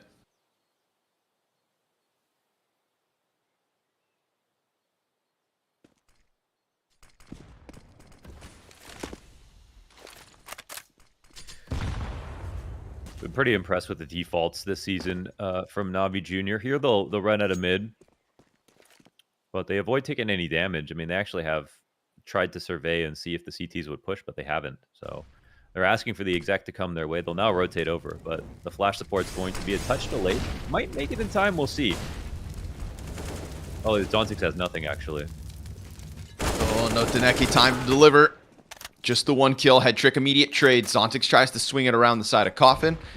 No util to offer. Tries to rush down that bomb, and Fear gets away with it. Oh, even getting into the back of the site. Zontix tried to finish the spray, but... Ooh.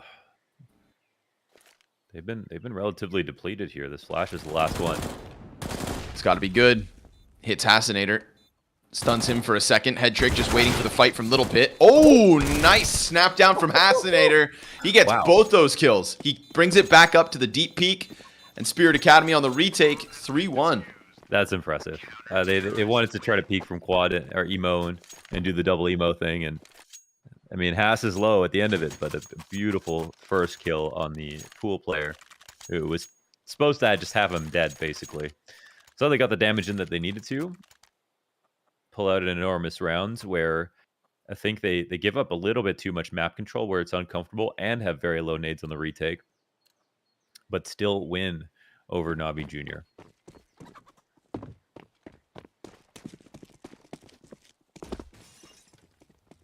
Honestly, that round was NAVI testing to see if they were good. If they were good, if they were a good team. All of the delaying right there was to elicit a reaction. They never got one. And then they picked the right site. So I think that was actually a scary situation for Spirit Academy.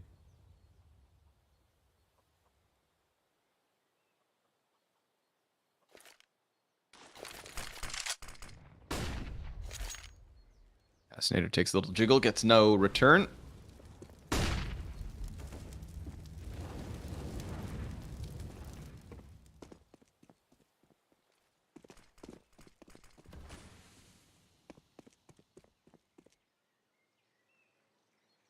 Now they drop a smoke in CT while they maintain Hall's control. And Spirit will say, okay, let's actually get in there early. So now it just comes down to how do NAVI read into this. Can't tell if they're faking B right now with the bomb's position, but it looks like they are going to go back to the A site. Yep. Oh, he doesn't shoot. He had a chance to get the bullet off. Doesn't fire. Nipple chases him down with a MAC-10, making the most of the SMG. Hassinator in from pit. Oh, lineup. 3 kills for Hassinator. Then the wide peek in from Zontix for an additional kill, forcing Frozik into the clutch. We saw great things from him on Dust 2. Comes off of that plant. Ooh. Both CTs trying to retake this one. He's going to wrap them Oh, all this the way is so around. smart because the fresh moto smoke, of course they're gonna chill. Oh He my doesn't have God. to shoot right away. He Dude. just waits. Neither one has seen them. He knows where both of them are at. They're still waiting. Frozik starts to push in. Taps the first and sprays. Frozik. Sick clutch. Wow. Beautiful move, man.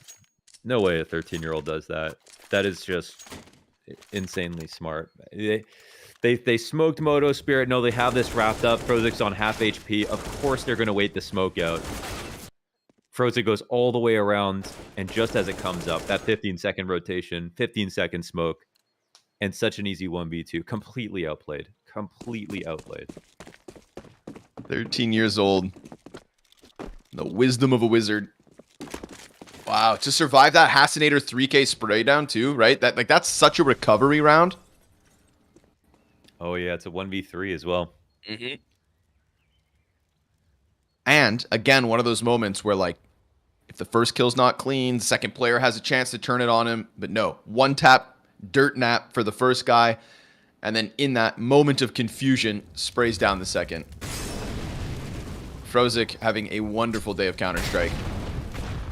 Mag 7 press close here from Quail. Not going to find them anything, so CT's just leaning back on a 5-7 now. A 5-7 and a smoke, to be precise. Oh, that's a big round from Frozik. Kicks off the, economy advantage. I mean, that was, a scary round from Spirit Academy where Navi were probably in the better spot the whole time. And then they still won into a spot where Navi get the right sight hit, right? They kill the lane player without a trade. They kill our Frost, right, with the op on lane. And they got the rotation, so it was 3B. And then they almost lose because Hassinator nearly gets 3 frags off one spray. And then he gets the 1v3. So completely saves the day here for Navi Jr. I mean, this is 2 rounds, right? Off of the pistols now we see for Spirit.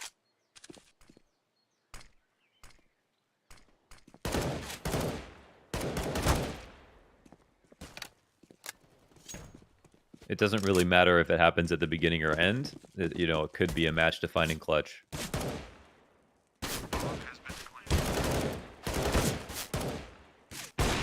Fear farm. Head trick here to make sure he stays up. If they can keep 5 alive, then yeah, it'll be felt. Ooh, both those op shots landed separately through the wall. That's cool. Head trick not giving them a chance to breathe. And sure enough, all 5 players standing here at the end for Navi Juniors. They tie this game 3 rounds each. An easy pickup off of the back of the Frozik clutch. Guns back from Spirit. Game goes on.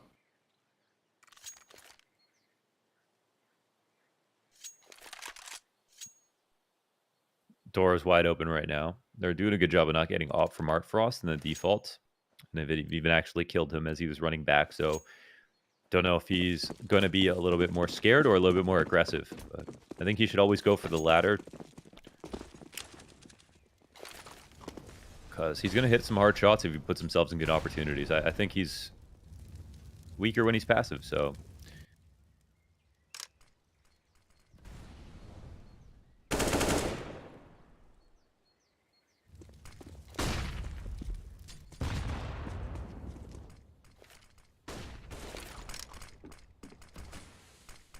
Nader loses the crossfire with Zontix. Flash pressures him. 2 players in Boiler. Art Frost gets drawn forward instead. That could open up balcony. Hassinator's going to take the role of holding it. Oh, great utility damage. That's nippled down to 14. And with the damage being heard, Art Frost easily hunts him down, pins him into the corner. And we get this quick lean from Navi Jr. over towards the B site instead. Quail better be ready. He's got a smoke in hand, an MP9. And an eventual rotate from Zontix, who has no utility to offer. This is the last piece of utility now thrown down for the CTs. That's it. No. Are they? Yeah, they are. Fear creeps through. Fear's already punctured it. Art Frost, he gets another kill towards that A site. CT starting to swarm. They got to go here and now. And, oh, they just try to crawl by. Fear catching the trade frag, but Zontix off of the coffins fast enough. So everybody from Navi gets cleaned up as they try to just creep their way into B. Nice round there from Fear. Right, it just goes deep into mid. Knows he needs to hunt this down. Saw them escape from Boiler off the first flash. And that's where it got really uncomfortable here for Nipple, realizing that he was comfortable in Boiler. But now he's just turned into a lurk with smokes coming up on both sides. And yeah, Spirits will pull out a big one to answer back.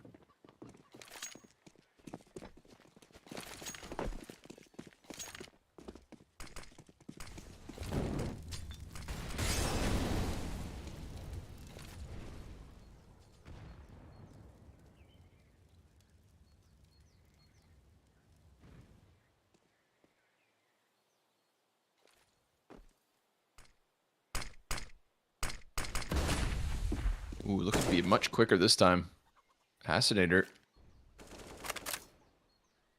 better be getting ready. They see the Banana's entirely clear. Spirit playing active on that side of the map. Gets the rotate back over. No Taneki through CT spawn. So Navi with some brackets presence. And then they halt. They're going to go back to disrespect the smoke at bottom B. Stir up the rotations even more. And this is where you know they're actually thinking properly about the map. If you're a war situation, they would peel back. So now they bait the utility, they bait the rotation back, and they can go continue forward onto A if they'd like to.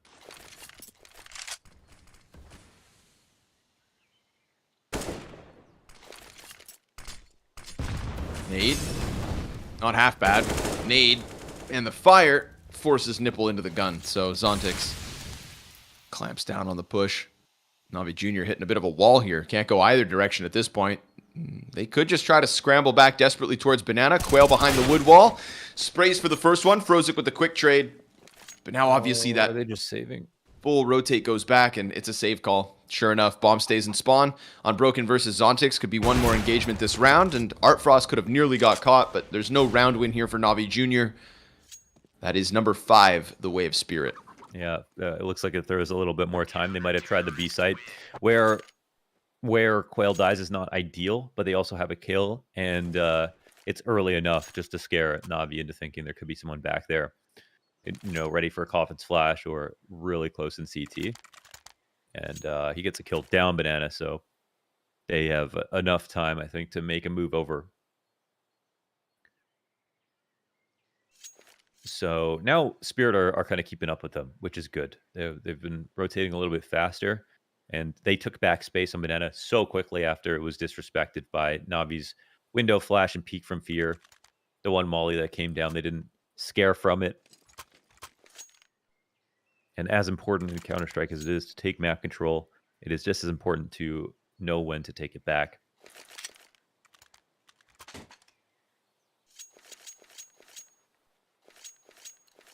As the Sun Tzu said famously once, 1,000 mollies can be shied off with one flash.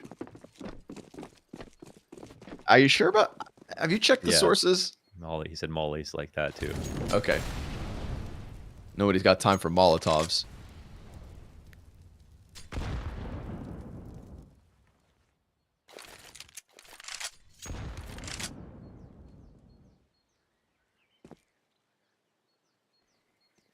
Navi Jr. really playing like a methodical T side. Yeah. I almost said mythology. Peek around the top of Banana. Oh. Head trick with the 2 headshots. Jeez. Where's that second one come through? Goodness. Both players just get rocked.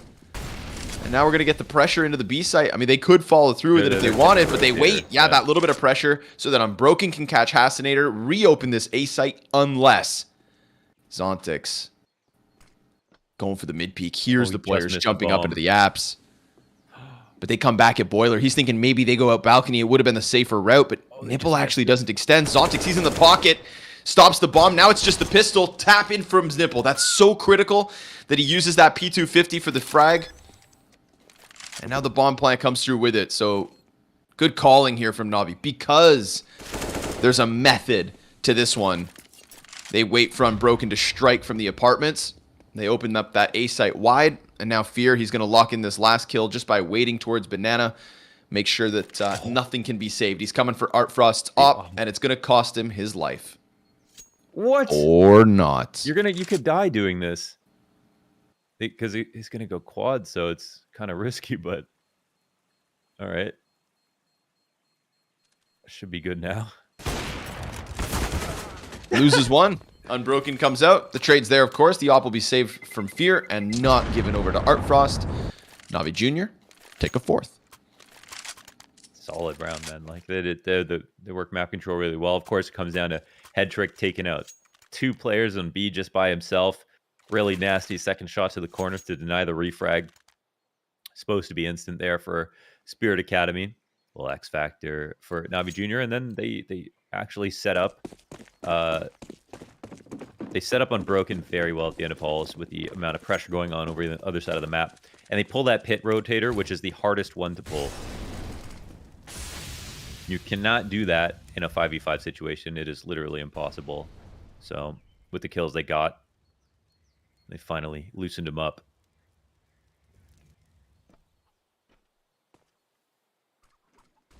Just like when we get the Frozik 1v3, there was a round right after where Economy could create a second, you know? So Navi Jr. a couple of losses. Win that last one. Now it's just MP9, M4, single op on Artfrost. Money bottomed out. You know, just stay hyper-focused. And the easy rounds will come. Notaneki playing a dangerous game. Takes the SMG back out, tucks into the corner. Zontix throws that flash. Oh, nicely done. Setting up the MP9 and getting Notaneki out of danger. Unbroken versus Hassinator. It's a pistol up close. I think he shot through there. Oh, he still dies. Gun into the hands of the CTs. Suddenly things not going so well. Navi Jr., this could have been a good chance. And instead, it may be Spirit Academy's 6. 30 seconds left. Smoke goes down on the CT cross. Molotov comes out from the defense. That's going to burn off crucial amounts of time. We get the pistol boosted over Smoke. Quail will just be able to go for the spam. That'll draw their attention away from Zontix, you'd think. But Head Trick keeps it sharp as he has to. No trade as Notaneki, his 3 kills this round with the MP9. The first one flashed around from Banana and the second on an ice-cold hold. And suddenly Nipple, oh dude, his money could get completely wiped out. He's going to get pressured. Peek from bottom mid in the final seconds. Hassinator gets the job done. And that is going to be a tough pill to swallow. Well, what a round from Notaneki. 1 HP at the end of it with just the MP9. Set up beautifully with the flash into the half wall peak. The timing was extraordinary there. I think he saw somebody, stopped jump spotting, waited 5-6 seconds, and as soon as Navi started to come up, calm for the flash. And, you know, he's the one calling for that, not the guy flashing. So full credit there all the way through. And, yeah, made that MP9 look like an M4, honestly. First kill was so fast. Catch the guy blind, finds him jumping. Navi Jr., tough spot. Still got a Galil on Unbroken. 8 damage won't help. Artfrost, sure enough, comes wide. 2 kills. Balcony players dead to the Head Trick P250. Artfrost has support from Zontix, and as they try to smash their way up through that A lane, they themselves get shredded. This is big. Now Spirit's starting to peel away a little bit. It's like they chewed through the money. Another save here for Navi Jr. Spirits kind of have their sights on a 10-round half at this point. Things are starting to go well. They look a lot better. The CT side's been very kind to them.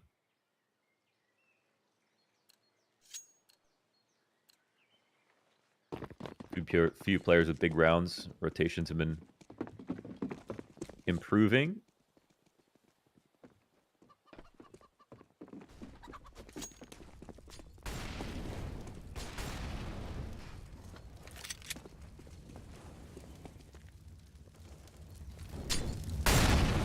Uh-oh. Oh, nice shot. Still gets the dink. Nice try. Good effort. Good effort. Artfrost putting up some numbers now every time they come towards A. But you'll have to let the riflers do the rest of the work because he's got 7 health.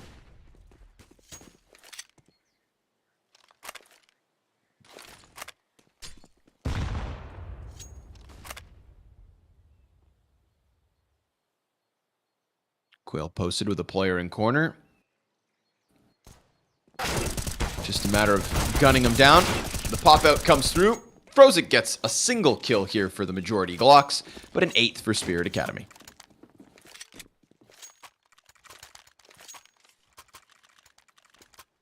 It is cool how a lot of these teams mirror the main lineup in terms of the way they play. You can see how methodical they go the time they take on the T sides. And they also don't do it in a disappointing way. Like, they are really good at actually making the map control result in rounds, or shifting a rotation slightly, loosening up a part of the defense. It takes a little bit longer, but I think the thought and effort they put into these situations, it pays off. But okay, Artfrost being mobile. First shot missed, second one's fine. No need to fall back. Gut punch. To put a lot of emphasis there into Frozik. And now they're facing the smoke in mid. All right. They just lost their arch player, Haas. Now, you take time in halls. Yeah, I think they know Haas has fallen off. B-site's empty out. Oh, Unbroken from the top rope. Fear waits for a chance to peek around Library. No Taneki denies him. And oh man, Fear could have been the end all with all three of these CTs. Yeah, he might have been in a sense. You know, he got that opening through arch where he had to walk through the smoke in mid. And they just call it the 3B setup immediately. Trickle back around towards lane. Unbroken next at bat. 40 HP. Not the most comfortable duel for him to deal with, especially with fire at his feet. The peek comes through from Graveyard. Head trick tucks right back in. He gets hit from the wallbang. Oh, the Artfrost wallbang nearly getting the Graveyard player out of this, but there's the kill onto Unbroken. Time is going to make the difference. No chance at the defuse here for Artfrost. It's a 5th to Navi Jr. Yeah, that's all about Fear right there. Taking that situation into his own hands. And they send Frozik up. They immediately have a protocol to fall back on. So it looks a touch random, but what they see right now is the fact that when Frozik dies, the op is on the B site, which is the other huge call. So 3B plus the op. And they're like, all right, let's go take over mid. He just can't get it back there fast enough. And that's also a result of Artfrost, you know, wanting to stick around to fight and nobody else leaving at the exact same moment. Fear could have absolutely still died. They were trying to spot that from Arch, but he hit an insane shot, I'm assuming. Copy and paste. Pop around the side of Banana. 4 Molotovs go down between the two teams. The entire Banana flambéed. Head trick gonna try to get the recovery going. Flash comes over, blind as possible. Frozik can't get away, can't get back around that sidewall. It's gonna have to be Unbroken versus Hassinator again, and then he'll have to turn it down onto Artfrost within the lane. 2 kills are nothing here for Unbroken. Bomb gets picked back up by Nipple. Oh, he sees Hassinator, shaves him off through the side of the wall. Uh-oh. And Artfrost kind of left on an island. He's a bit worried about it. No nades here for Unbroken. No lurk smoke available. Nipple can molly Big Pit. He just has to take the risk of peeking lane. I think they might try it. Oh, maybe not. No, sir. Oh! No scope. Okay. Quick on the trigger. The no scope up to the balcony. Let's go, Artfrost. Puts a little flare on that one. As Spirit Academy CT side continues to succeed. Watch that. Ah. Wow. And of course his signature flick away. That just looks so cool. That looks so sick. All right. Last round of the half. Navi Jr. gunning for a 6th, but it's going to be Galil's. And only Galil's. Not even 5 of them. Molotov top mid. Artfrost tries to push a player back. There's a cross to the left side, and it's his second chance that nets him a kill. Artfrost starting to give us that CT side impact that we were hoping for on Dust 2. Not just that we were hoping for it, but that Spirit Academy needed to succeed. 13 kills here on Inferno so far, but Fear will chase him down around the mid corners. And Hassinator yet again primed from balcony, has a support close from Arch, has a rotator coming over, and Nipple, well, he gets that op into the action. Zontic's flashed. On the other side of Tallbox fighting multiple players, and Nipple continues with the impact. Quail gets killed by Head Trick, as he pushes through that smoke, and now it's just Noteneki. But they don't know where he is. Bomb is staggered, so there's a chance for Noteneki to get comfortable. 2 are low, and starting to get close to this. Oh, man, he misses the timing. They jump into pit. That could have been Fear dead with the bomb in a very awkward spot. Very unlucky here for Noteneki, but oh, he's literally leaving. Okay, never mind. I don't feel bad for him anymore. Comes back through library. A smoke, a flash, and an AK to play with. Both T's inside of the site. Fear jumps in the corner. Head trick the opposite box. It's low health on head trick, so the first duel critical, but the first duel is won by Fear. And so the 15th round, the way of Navi, 6 rounds on the T side. They took their time with that. They settled into their groove. I think they, got away with a couple follow-up rounds. The 1 versus 3 from Frozik in hindsight. I mean, that round was good for 2. That's a third of the T side off of the back of Frozik alone. Yeah, it's true. I mean, we don't even have much of a half, if not for that. So, Navi, they put up some good rounds, but there was a lot of comfort here. Luck Hass in the early game, even though some of his frags were in vain. And Zontix, special shout out to him for a 16-7 half. A lot of rifle frags in there. Some very strong refrags over on the B site.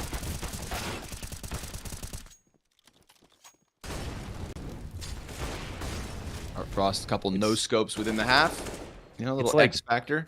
It's like decent enough. I wonder how good this second half is going to be. Right. For both of these teams, it feels like this is like a decent half, but not like damning here for Spirit. Mm-hmm. It could be damning if, well, actually, Donk's not even here anymore. I was going to say, now with Noteneki, who's going to take up that T side for Spirit Academy? Yeah. That's a big question mark, right? You said all the other players are sub 1? Sub 1 over the entire season. So they lose their T side, specialist coming into this map. You'd think Noteneki then has to stand up. If you're going to be the 1-for-1 replacement, then you better fill those shoes. It's got to be Art Frost. But I don't even know if that's even fair coming into T-side Inferno. Like, I'm not even sure if he'll be opping, but we'll see. Let's see it. Elimination over the heads of Spirit Academy. A map 3 queued up in Vertigo, where we saw Navi Jr. kind of move away from as the season went on. For now, let's lock it in right here. Second half of Inferno. Smoke grenades between Quail and Art Frost. Molotovs with them. B-site the intended target, and 3 players stacked for Navi. Yeah, a lot of the story could come down to these 2 guys here in the back of the site. I mean, actually, all 3, these are the best players right now for Navi Jr. And 2 out of 3 are them anchor.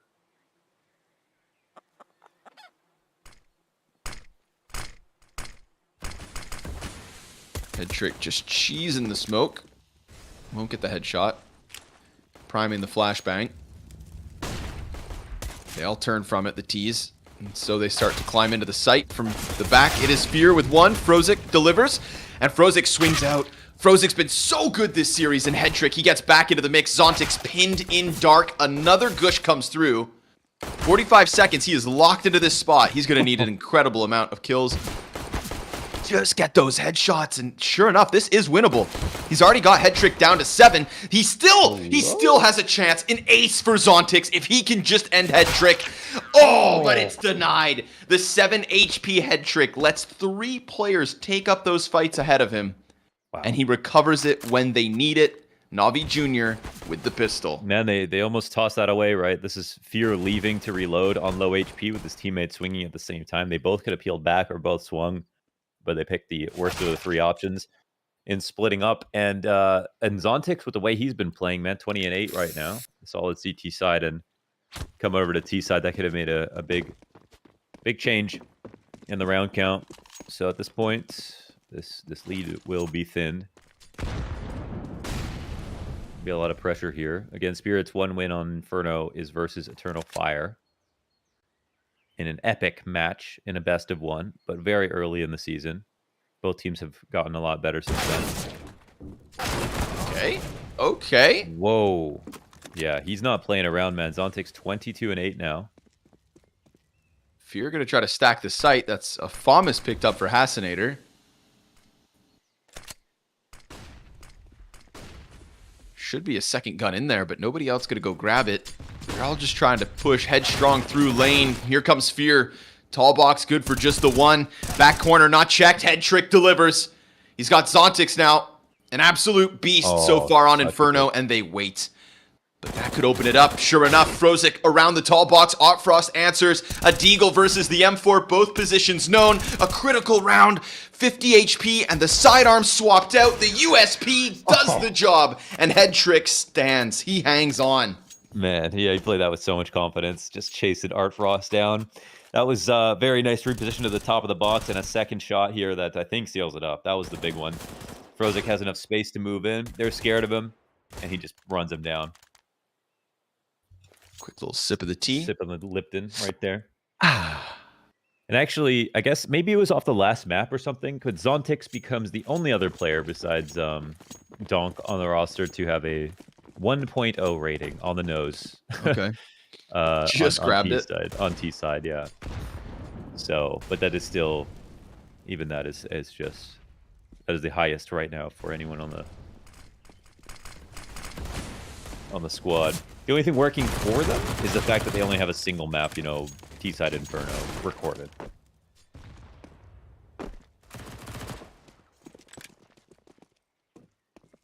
Spirit not going to make this easy for Navi as they get another kill here in round number 18. Head trick from the Cubby. Slices down 2 before Artfrost's Deagle comes back, but it's only Artfrost's Deagle. Grabs an M4. Doesn't have any armor to work with it. Nipple's going to give him a little bit of space to play around here. And Unbroken even tucking into the apartments. There's a chance for a safe plant. Oh, but he comes back off it, thinking he'd be gunned down. And Unbroken will deny any extra money. Yep. He still can buy. In full, I think. No problem. So a little extra money would have been good, but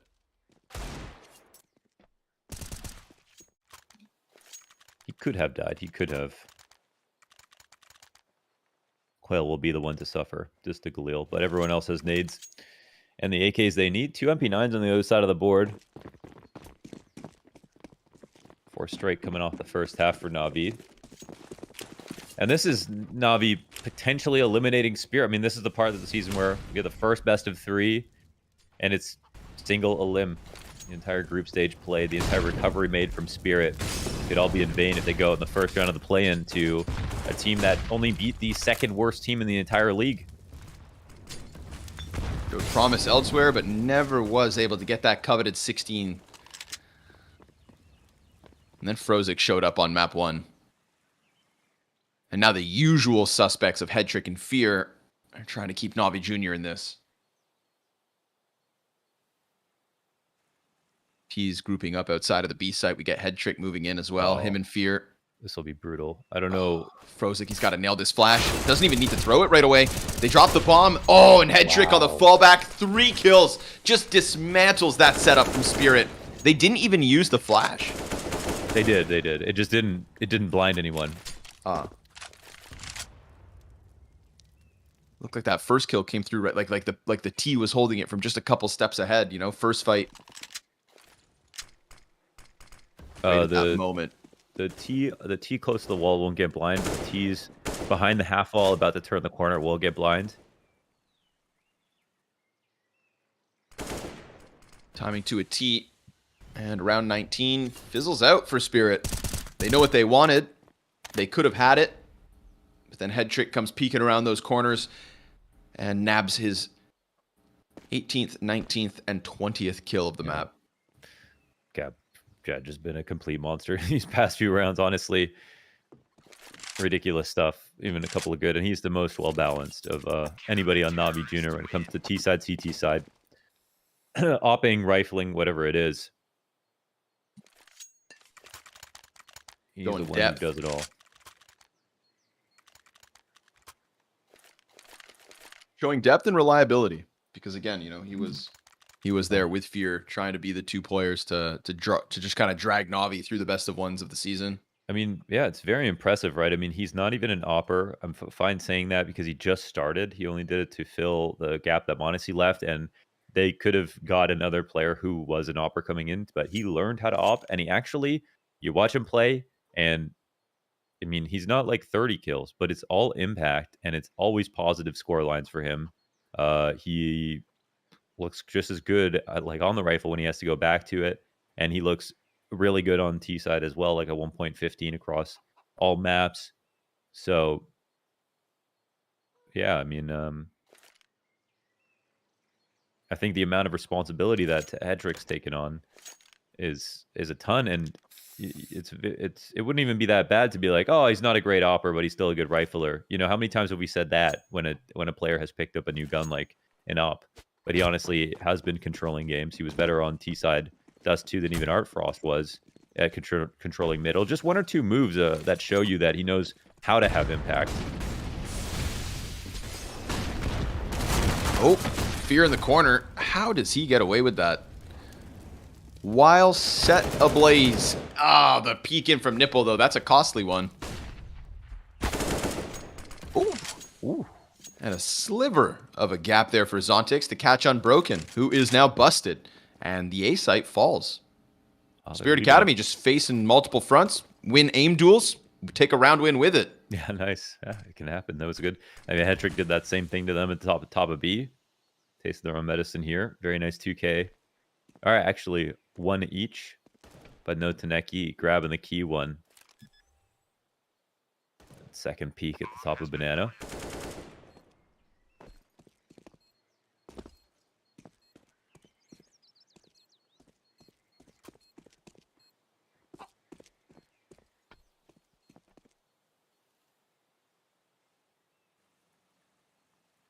Just when Navi Jr. were trying to find that slot, trying to find their groove, they're reminded by the sharpness of Spirit. Zontix, awesome to see him have a standout performance. Yeah, you know, we kind of sing Frozik's praise in the first map, but now Zontix does not want to get eliminated in the first stage of the play-in.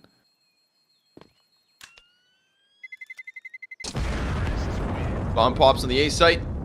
It would be kind of tragic, wouldn't it? I mean, just because of the consistency of their comeback in the season, right? Like from the 0-4, like we drew their comparison to Eternal Fire and how Eternal Fire never won a map. And then Spirit actually started taking down big scalps, and so, you know, it felt like they were gearing up for a big play and run. I think this is, yeah, unfortunately, like in terms of the draw, like again, Navi were suspiciously good for only having 2 wins, so it's just like kind of unfortunate that just the way that they would be drawn, they get picked together. But I mean, I think there would, no matter what, any team that Navi would play in that area, it would be kind of scary, not the most fun.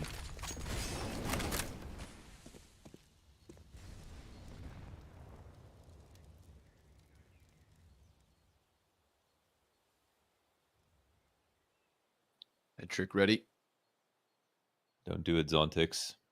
Could be a big pickup. Take down the top fragger. This with the under Balk player, though. Oh, do they know where that smoke came from? That might have been a mistake. We'll see. Right there, if they're trying to take brackets, they have to wait out the smoke. They can't peek even from boilers. So they normally can molly from the back and have Zontix swing out, try to take the rifler out instead of the op, and get the porch molly or the flash, whatever they want to do. But right now, Navi are calling them out for trying to take mid control, even though they haven't shown anything. So a little bit worrisome for them. And they'll start to actually fall out of the mid setup with the B pressure. So this is very nice from Spirit. And now they do it without even actually having to fight anyone. Bunch of room for free. 35 seconds, start to come up lane. Nipple trying to just get into the little pit. He'll be directly underneath Unbroken. Head trick draws them away, but the flashes from Zontix. No Taneki, 2 kills. Art Frost gets into the cubby, and the A site falls. I feel like Navi, you have to give this up. They just concede it. The flashbangs for the Balk player to force him down into little pit, and then you had 2 guys, arms in front of their eyes. Easy and ripe for the plucking. Awesome. So yeah, they couldn't win inside of mid. They got smoked out of mid, then they got smoked in boiler. I was like, all right, okay, I see you don't want us to take this, so they just immediately throw a kit on B, pull the rotations out of mid, and they actually gear up to play a passive setup on the A side as opposed to, you know, really get an early rotator out. So funnily enough, they're actually closer to the B site playing inside of mid than they are rotating out. And that pressure was going to come down. It looks like they didn't want to fight it. What they wanted to have happen is Spirit try to exec through one of their pieces of utility. Then the rifler gets like a player jumping across the screen from mid, from under porch, and then the op can come in after to trade or whatever the case may be. But at that point, so much was understood about each other, I think, that Navi end up being the ones who were scared. And a very good exec with the continuation flashes to pick up 2 rounds in a row, put a couple of players from Navi Junior on pharmacists. Favoring utility is always paramount, though, on CT side. You can win with almost any gun.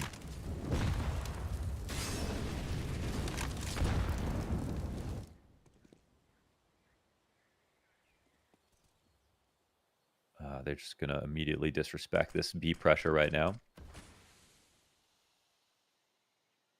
Would have been an excellent situation to set up the Halls pop earlier. And now the T's will hear this flash too.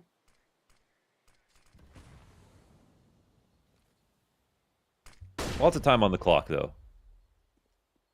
Plenty of time. I like what we're seeing out of both teams here.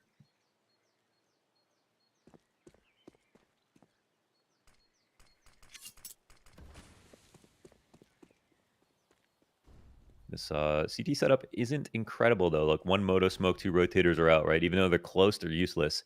And the double site setup means there could be weak into a waterfall pop. So we're going to get 2 players out. First one shaved off. Nipple quick reposition. Oh! Okay, no, that's unbroken. Sorry. Holy hell. I was like, dude, how does this guy get that kill with 2 shots? Curving bullets. But it's unbroken from the corner. You know, that extra anchor inside of the site. This one comes to a grinding halt for Spirit Academy. No success, no kills, no entry. And finally, we get a solid hold from Unbroken, who coming into this round had 7 kills. Nipple only had 6. These guys are like, half of the kills to their deaths. And they deliver with the lesser weapons, the FAMI, right inside the site. Yeah, Haas is just running around on the balcony too long. What needs to happen there is Haas needs to jump out in the pit. If he gets into right into mini pit with a player peeking above him, then the guys on site could die potentially, but early first kill and the setup is fine. But pit control could have been theirs. Didn't see anybody there. No one mollied it as well, so they're probably worried about it. It's like waterfall halls was the exact right idea, but missing 1 or 2 things. Wow. Money grenade here on Quail. And the 3B catch again.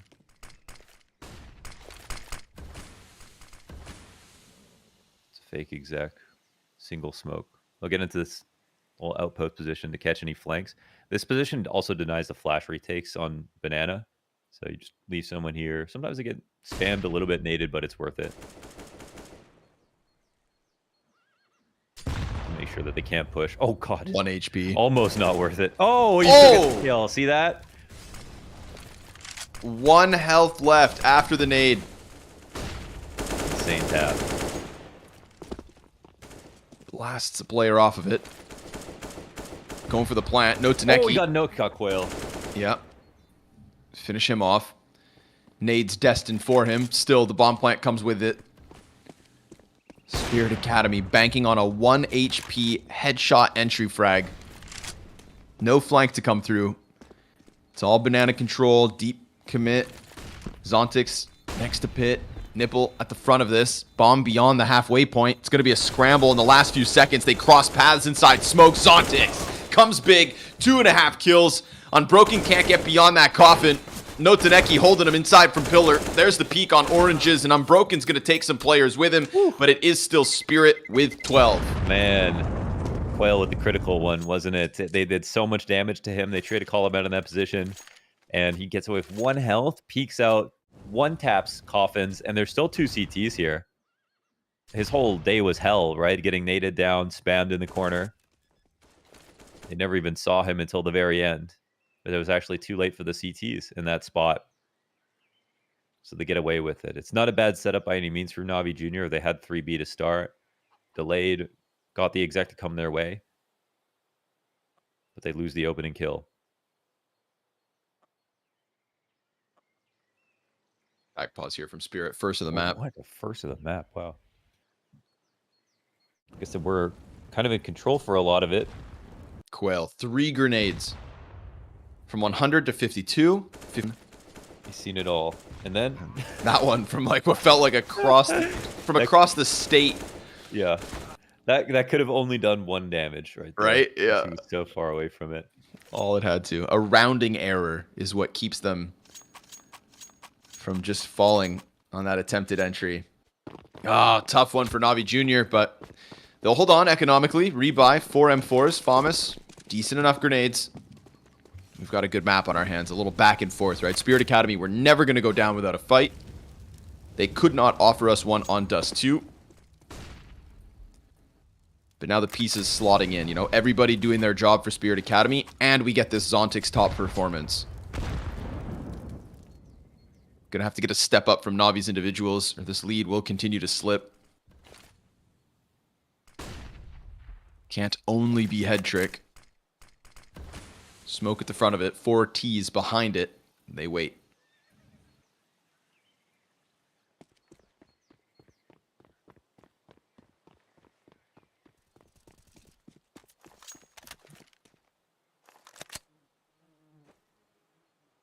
And Hedrick's been doing a good job of knowing when to leave his teammates and to go help over towards B. Even this boost is something. And now the CTs will be quite scared, I think, with these smokes. No mid control here. So as much as Navi wanted to just gamble in, and they seem to be reading it, that it was the B site, these smokes will force him to come back. All right, it's time to go. Frozik Fear up the bat. Frozik to the pillar. Fear dodging flashes, gets the back of 1, falls off. Oh, nothing from Frozik though. Can't manage on the skinny pillar. 44 health for Zontix, 34 health on Quail. Bomb plant comes through on the other side of Coffins. No lineup here for Fear. Even as he falls back, there's a little bit more chip damage, but a follow-up smoke from the T side means the counter-terrorists are going to have a hard job of pushing through, and the op Pete from Art Frost sees a second, nails it. Once you've got Art Frost on that new box, you've got problems if you're Navi. And Hassinator's going to wrap this around from CT, lines up the last 2, and this is Spirit pulling ahead. Yeah, that was a hard decision to make, but they shouldn't have gone for that retake with no nades on their 8 players. They're useless. If Art Frost gets quad, of course he has a huge advantage taking fights in CT. No op to respond either, so you know these kills are just you're just playing with fire, right? Trying to jiggle peek and operate quad. So that's that could be a critical mistake. A lot of that comes down to Frozik and Fear, who are again holding onto the site. They get the first kill off the boost, but Frozik, he's doing the right things. Again, this is kind of like his build-in in the season where he figured out Dust 2 right for the play-in. Inferno still looks a little uncomfortable, and I remember this exact same discomfort the last time they played. And I think one of the best parts about CS is how things can change map to map in terms of how good someone's aim is. It doesn't transcend maps. It comes down to comfort.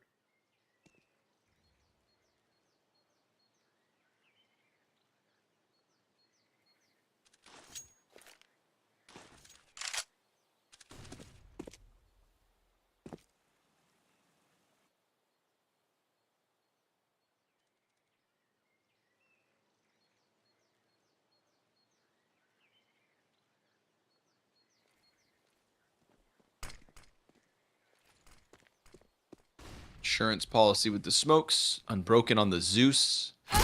Oh my god, he doesn't check. You pay the price. That's an AK picked up, but then dropped immediately. Fear tries to catch him while they're turned, and Zontix is covering all these smoke grenades. Looking right, looking left. Trying to catch Frozik as he slips through, and the USP's nearly enough, but not quite. 14 for Spirit. Yeah, kind of last chance here. Spirit have definitely done well enough. They've got the good exacts. They've had a couple of messy rounds, but overall, so have Navi Jr. So I think even though we've seen, honestly, a lot of the times Navi getting into the right positions for the right sites, there's not enough efficacy out of their site anchors. Their holds have not been great, right? Nipple's still on 8 kills. Fear is not carrying like he did in the previous 2 Inferno maps. Frozik's not been comfy, didn't have a good first half either. Hedrick can rotate as much as he wants, but he can't be alone.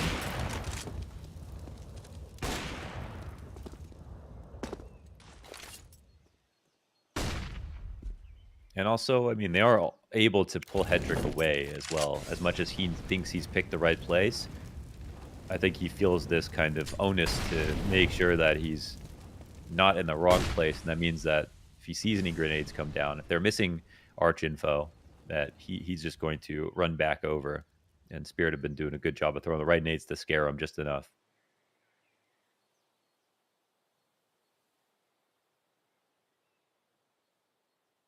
I think they probably should have put more CTs inside of mid on arch or done porch setups as soon as they did that false pop one time. All right, a little tactic to take the edge off. I think they also needed something like that. Find it. There's smoke, give it to Unbroken. He could lay that down in front of the apps, but he's going to put it on himself instead inside a pit. Nipple in the corner. Headtrick comes right through that arch smoke. Disrespects it. Bomb gets dropped. Unbroken being given the space he needs to work around, and we've got 5 up. Or not. Art Frost, never mind, brings Headtrick with him, but from beyond the grave, the nade lands. And so 4 stand. Navi just flashing around top mid, getting that first kill, and then everything gets unraveled. I just want to say, you know, Unbroken in that moment, that is, it's way harder than it looks to know when to drop that smoke at your feet. You know, if you throw it 1 second too late, you are just going to die in it. You can't stop them from coming out of the halls. It was the 40-second mark, and that is the critical territory where you're going to start thinking about it. But you would really love to hold it to 20 seconds. So really good move there for Unbroken, just to get that smoke down right away. It was exactly when Spear wanted to execute, and then he used that to get 2 kills off the one-way. So, yeah, real solid. Of course, it gets dropped over to him, but he still has to use it at the right moment.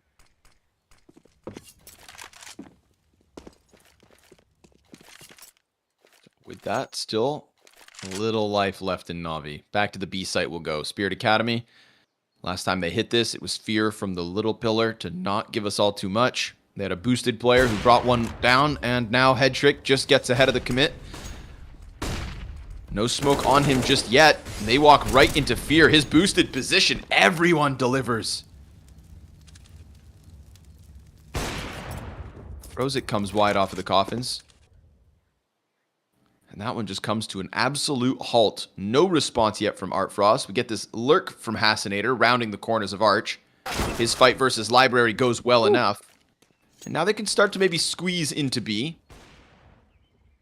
Gonna try to continue on. Hell, he gets a second kill on that A site. If Bomb gets picked up, they've got problems on that side of the map. Hassinator will get cleared by Frozik, and now they do try to turn that attention back towards Bomb. Still theirs. Frozik's like, all right, you're done. Yeah. You've had it. You need to stop. Yeah. Yeah, if he had like got that kill, that would have been extremely scary. They would have literally just been getting clamped down on the B site. Yeah, they could have definitely got that bomb back, but the fly has been swatted. Well, I mean, this is now a really real game, huh? They just went around on A, they went around on B. This B side hold is exactly what Headtrick has been looking for this entire time. Like 1 kill between each of the players there. He's finally been at that site, and his A side players have just been able to get their frag without him needing to be there in time. Spirit have made him run around. If we get that footstep stat, it's a Headtrick all day. Everybody else has been stuck into their positions. He's been doing laps back and forth. Second pause as the money goes dry, for the most part. A little half buy here around Art Frost's top. Zontic's on the cusp of his 30 kill game. Oh man, yeah. 1 double entry round and that's it. Right? And not just that's it 30, but almost feels like that's it game. Mm-hmm. CT's hanging on for dear life. Especially Nipple, man. Bit of a underperformance here, unfortunately. 9 and 19. Yeah. I keep saying like it's got to be something more than just head trick, but at least each player kind of adding one kill, at least in these couple last rounds. It's been good. So 2 in a row here from NAVI Jr. as they try to hold on to map 2, as they try to hold on to their hopes of 2-0ing this series and finishing up what would be a genuine upset. Art Frost, deep peek, denied by head trick. The op exchanges hands instantly. Zontix to the challenge as the fire sets in on the top mid. We get Hasinator wrapping around into the apartments. That's a P250 for him, Desert Eagles for the other 2, and then the op now in the hands of Zontix.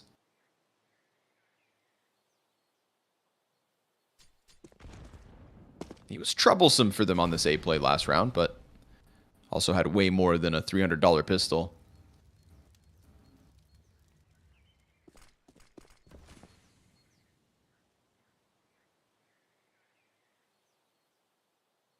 The op entries would be massive.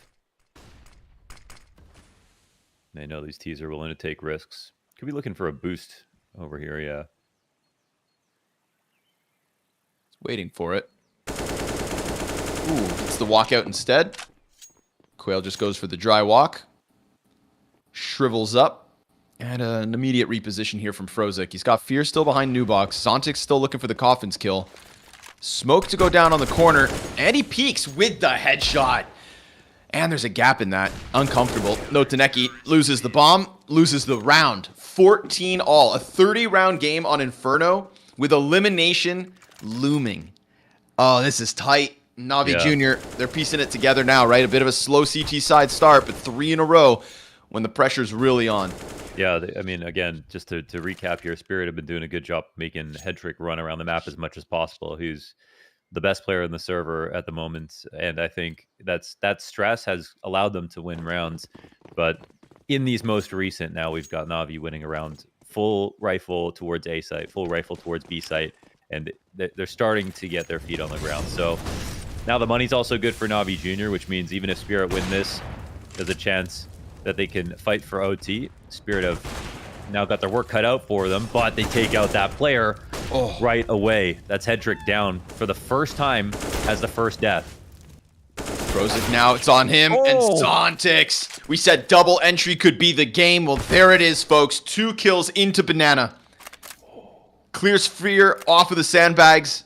Rails poor Frozik as he comes around that corner, and Spirit Academy a 15th, so incredibly likely. No retake will even be thrown at this. Hell, if they can hang on to the guns, then that can, mitigate the lesser money, but Unbroken, he's got Hasinator breathing down his neck.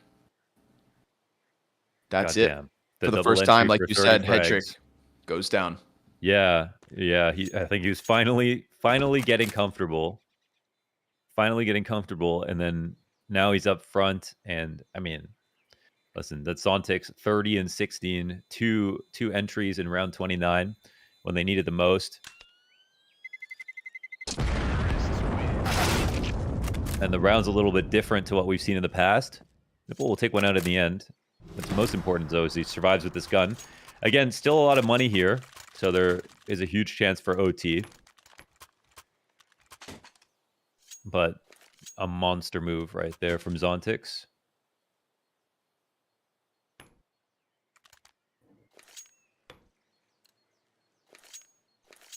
Right, overtime or map 3, Navi.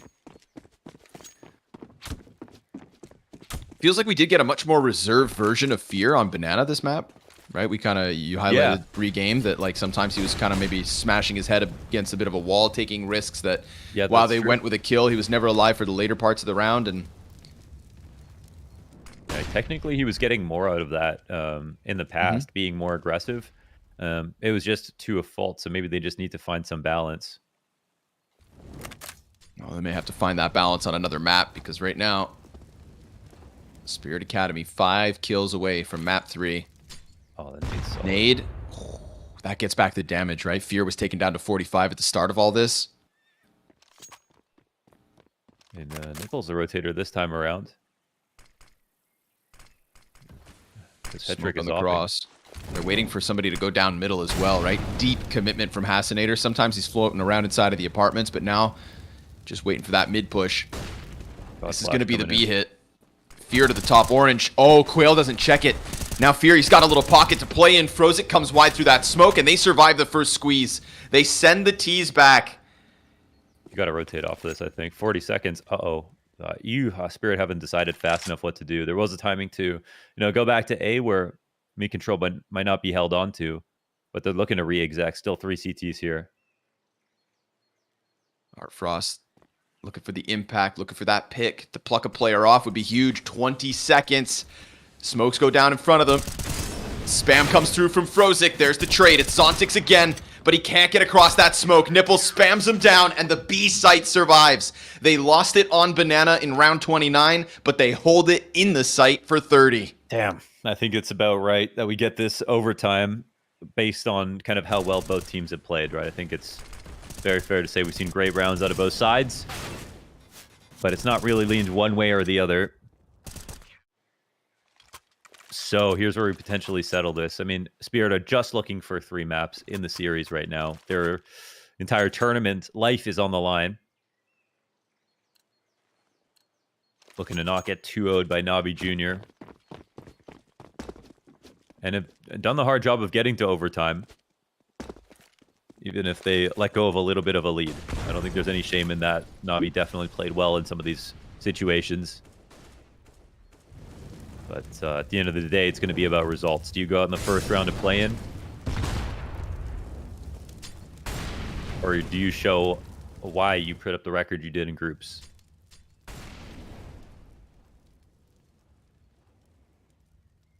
Something a little different.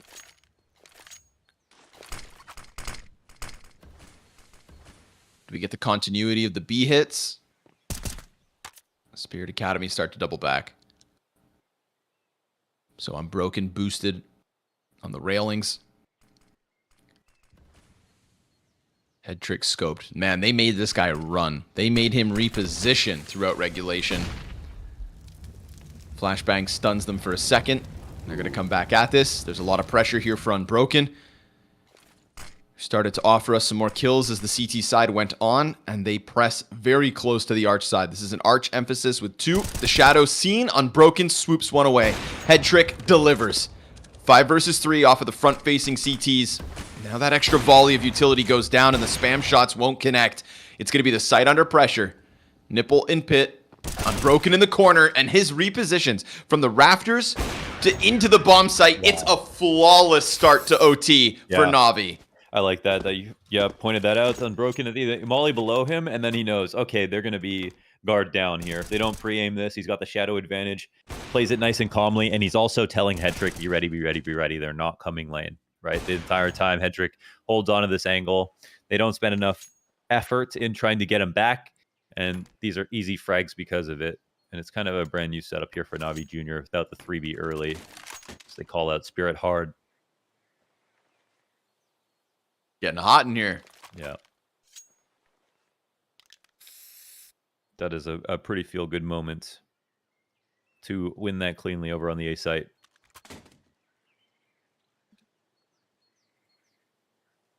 Everyone's smiling. I know who's telling the jokes. Maybe it's Fear. Well, Navi wants Spirit to be the punchline. But you got to get through what's left of them. 31 kills on Zontix. The other teammates trying to get into the 20s.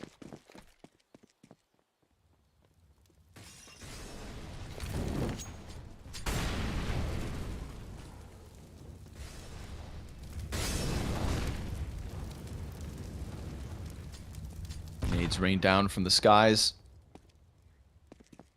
And Apartments is going to be taken. So maybe trying to readjust and come through the balcony. Now, this is one of those spots where I feel like we have seen Unbroken fall very flat. Getting, naded off, flashed. Getting flashed, yeah. Getting stuck down into the pit. He's been countered from here. That last round had a good spot from him, but now there's A, less players on this bomb site. Yes. And there's B, no double pit. Yeah. A less solid hole. So this from the top down looks like an excellent chance for Spirit to get that 16th round right back. The full-blown execute comes through. We get movement on the B site. Unbroken still holding his position. He goes for the fight into the Apartments, tries to bring it down, gets 2. Nipple hides inside of the site. No Taneki trying to clear corners. He pops up, one and done. And at the very least, the A-site defense this time delivers a situation to the rotators that they can certainly retake with. Zontix in the backside, Art Frost into the pit, and Fear, he is already working through apartments. So the timing here, the pacing, it's already looking good. We've got a Molotov for Art Frost inside of the pit. The only piece of util here for Spirit. And Frozik's trying to line up his nades. Fear does not want to give up this X factor of the Apps wrap. Fire on his feet. He has to go out. Art Frost turns it on him. And Art Frost still has this little position to play with as Frozik gets into the site. Zontix shuts him down. The answer's in from Hedrick. Time is of the essence. And Art Frost with 30 health cut down. He's on bomb, but there's no time. Less than 5 seconds. 16 Spirit. Well done. That's a big one for Art Frost, right, to take out Halls. I was like, did he not line up his molly right in Big Pit? But he got it. Came down, shot there for Fear, needed to hit it instantly. Art Frost clutch op in the post. Not as much on T side, but that's when it matters. So a big move. And yeah, 1 round on T side. Man, that hold was actually extraordinary from Unbroken. I think it's very fair that in the past they have had struggles versus that exact same situation, but this time Unbroken dodged all the flashes, stayed up there, knew when to peek out too, didn't just play too passive and get swung on, found his timing, actually punished for Spirit for not scaling properly, peeked into it, got his 2 frags, and Nipple also made the good rotation into the site. Uh-oh. Oh, Fear. 2. Wow, what a spray. And he's out. No punish. Scared of the op. With good reason. Head trick. Jumps back into the smoke. He gets away. It's going to leave Art Frost posted, but a 5 versus 3 for NAVI Jr. to get 17 with. Utility comes over. Fear has to extinguish that. There is still this Coffins player in Frozik. Head pops up. Fear does a bit of damage. Frozik looking for his chance to strike him down. Hassinator clears the back of the site. Oh, Frozik. He does not get what he was looking for. And now Nipple needs to pick it up, but Zontix comes wide. Zontix's headshots back to back. And Headtrick now comes around the side of the Coffins. Ops already posted on him. Art Frost has delivered in the last post plant. And he'll look to do it again. Zontix, 1 HP. They've got everybody on the right side. Headtrick comes in. Art Frost shoots him down. And sure enough, Art Frost locks in another post for Spirit's hopes of map 3. Hell yeah. He gets pushed out of the position with the molly again, and he puts together 2 clutch op shots. Really good stuff here from Art Frost in this situation. And that makes sense because the post plan is where the T's become the CTs, right? Then he just starts to power up. Plays off that pillar. I mean, he dies, that round's over. 1 HP on Emo in that situation. Absolutely must hit shot. And 2 rounds for Spirit's T side here. Even though so many of the last ones have gone the way of Navi Jr.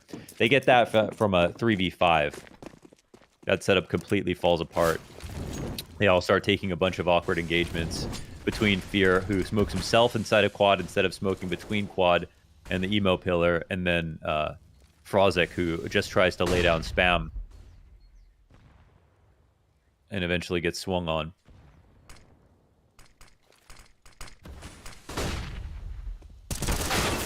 Oh, Hassinator gets cleared out by Nipple. Yeah, Hassinator's key on the A side in that first half. And Nipple, who even last round, right, comes around the corner of construction and just dies, but oh, hell yeah. Art Frost smacks back Unbroken as Fear loses his duel towards Banana. Uh-oh.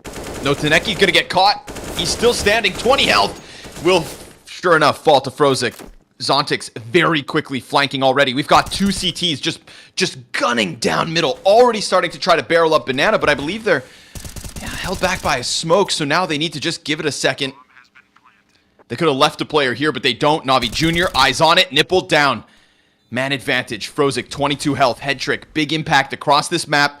But Spirit Academy looking for an 18th with a man advantage, and it's all on Head trick. He gets cleared out, and post plant after post plant. This time the way of retake. Spirit Academy, double OT at least, and map 3 looking oh so likely. Absolutely. I mean, we already had such a good CT side to begin the day, and I thought, with Hasinator dying, maybe that changes right here because he was critical. But Zontix, what a fantastic map of CS he's playing right now. 37 kills, 150 in ADR, and My literally God. just getting better by the round, right? I mean, coming into round 29, the double entry on T side, the site holds now, the retake kills. Nothing has come easy, but he's seized every opportunity. And they have really earned their way through this one.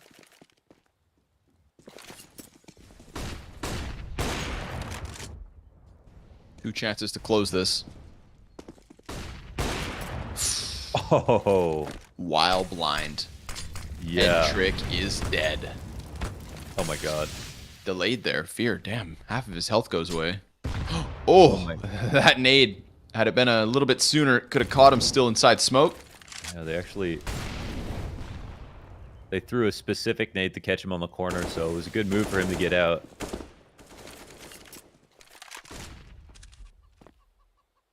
But they're still working against this 4v5 with their top performer out. Somebody else going to have to pick up the mantle. Flash into Banana. We get two players pulling back. Spirit rotating around through the CT spawn. Quail's going to be given a boatload of utility. All of Notaneki's nades, Really but within that timing, we get the T's pushing beyond it. Frag Grenade tries to follow them. Nippled, burnt to a crisp. And then Notaneki comes over the top. Fear's hands busy. And sure enough, folks, Spirit Academy surviving the test of Inferno. Surviving Head Trick and his dominance within regulation. It is a 19-16 win on Inferno to push this series the distance. Vertigo is needed with elimination over top both these squads. We will see you guys in a second. Map 3. Oh.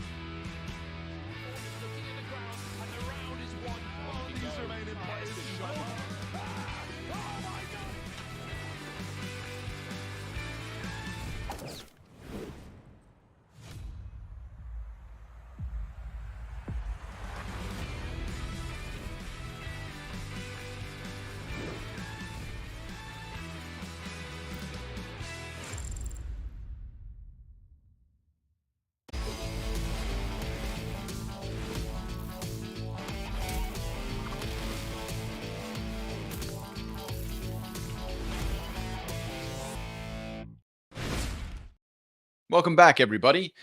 One map left. There's only one map left in Season 4 for one of these two teams. It's either Navi Junior or it's Spirit Academy. As we take a look again at the veto, this one went down to Vertigo. Now, Navi could have played more Mirage, but instead they decide to take us back to Vertigo, which we did see from them a couple of times at the start of the season, and then we started to see them kind of venture further away from that. So a bit of a question mark here as to where this one's going to end. And obviously the individual levels of Spirit Academy stepping up a notch in that second map in contrast to the cold start of Dust 2, where both Donk and Artfrost kind of went absent. They're very much back in the game. Yeah, agreed. I think here is an interesting one because it's another map where Fear was kind of carrying through Inferno, even though they lost. In this one, he didn't play quite as well, and they still lost. He tried to change it up a little bit. The last time on Vertigo, 16-14, where they lost to Astralis Talent. That's one where they could have legitimately pulled it off. He had 28 frags.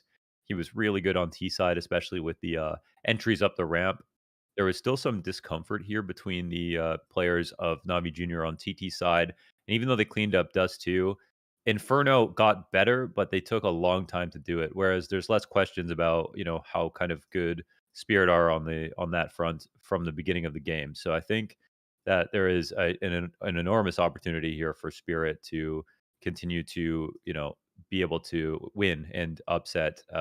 And I mean, you can't. I don't really want to characterize this as an upset, but after Dust 2, it looked like they were going to be maybe a bit too scared to Yeah. be able to pull it off in the play-in in a best of 3.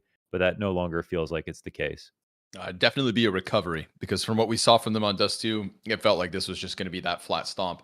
I thought maybe we were going to get a 2-0, but just not the way we would have expected it before the series started.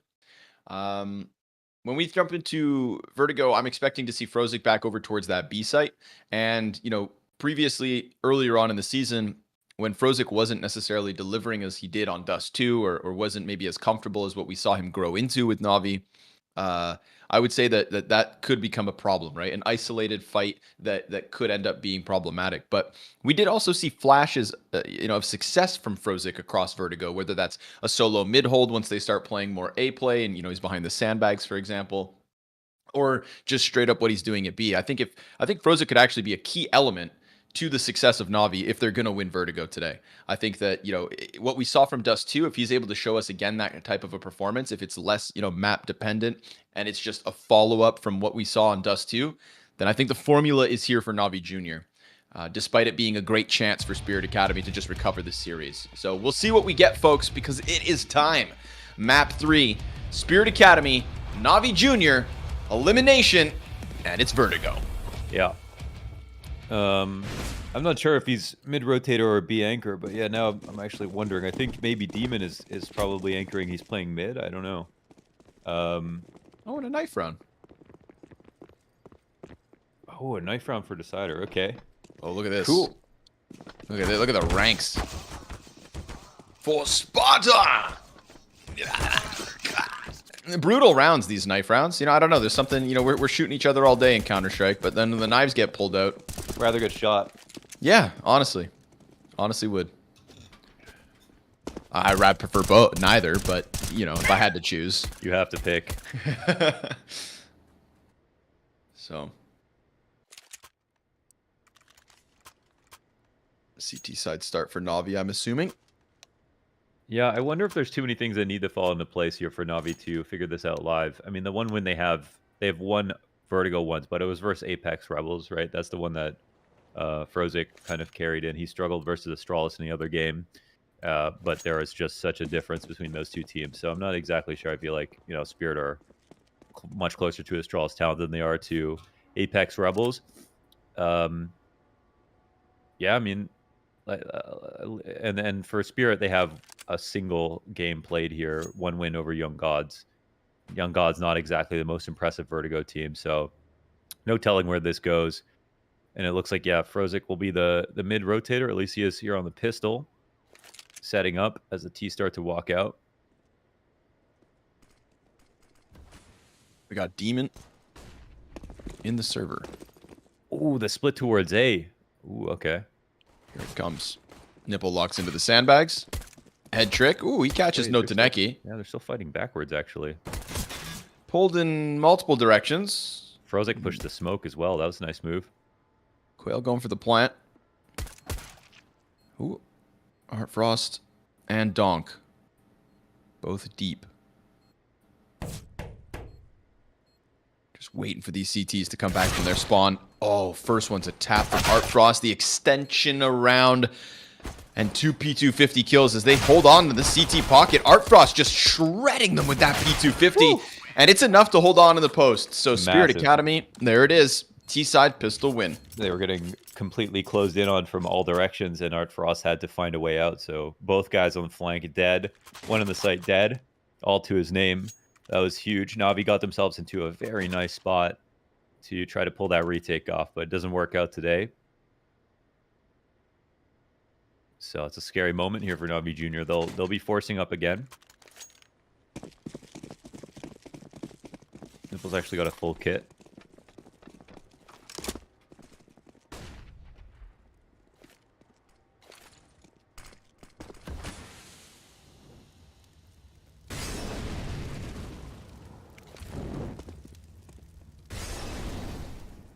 But yeah, I'll be honest. I think if I'm Spirit, I lean B a lot.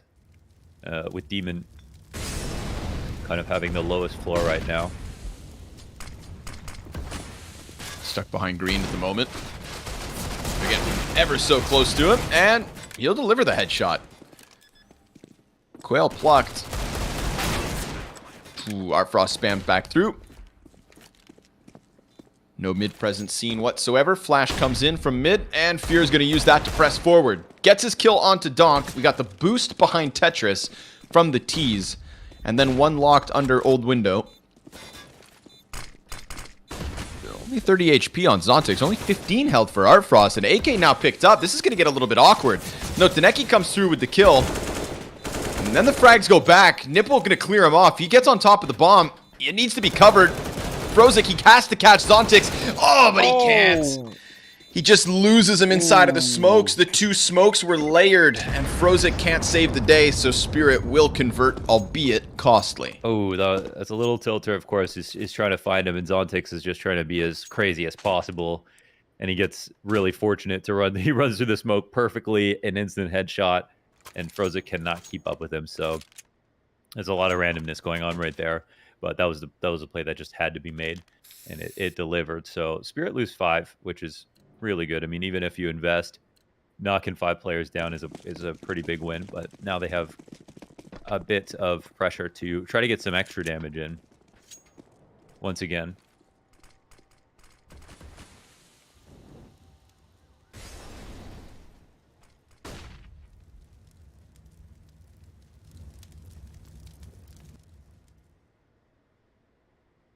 Damn it, man. A fruit fly just landed in my coffee.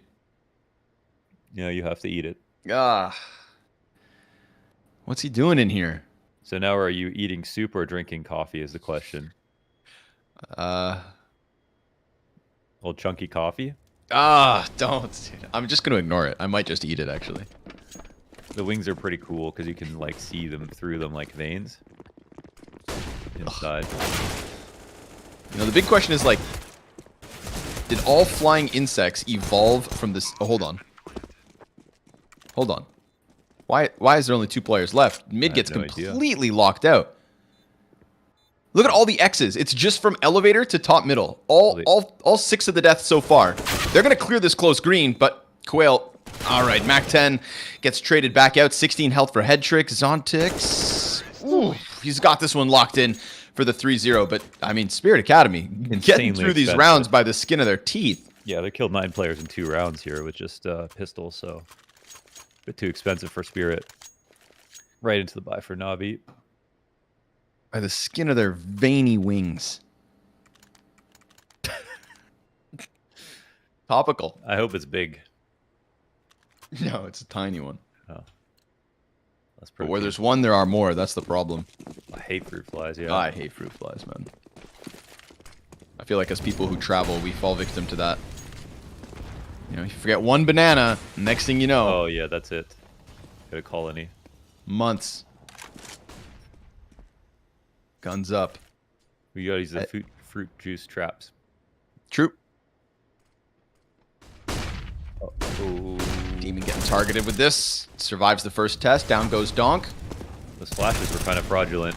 Okay, nice. Demon and Frozik, shoulder to shoulder. That flash was sick. Finally one lands. That was wild.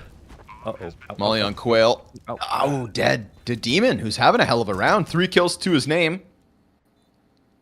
And the boost once more. Artfrost trying to catch the construction peak. Of course, kind of flying blind to the wrap to the left. Already got 2 players. Sure enough, working through the rafters. Ooh, 4.5 kills here from Demon.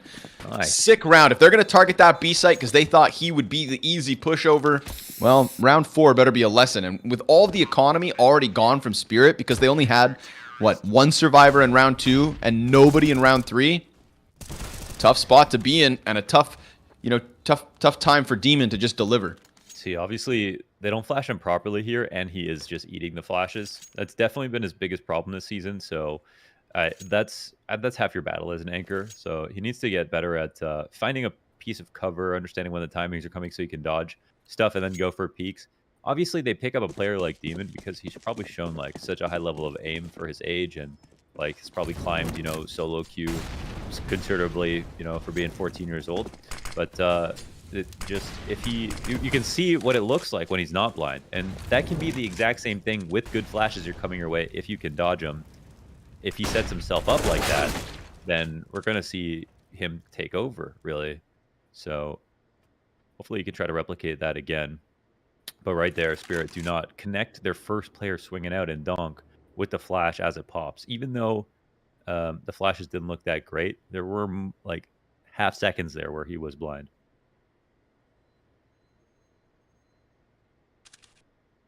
Uh-oh. Tricks hunting. And he gets it.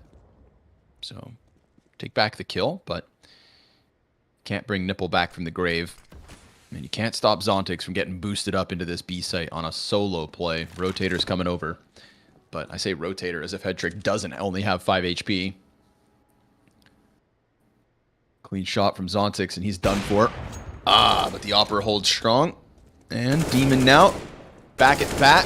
Flank comes through, and it may not even be needed. Demon delivering death on the doorstep of the B site. Navi Jr. 4 alive as a comfortable second round win comes through.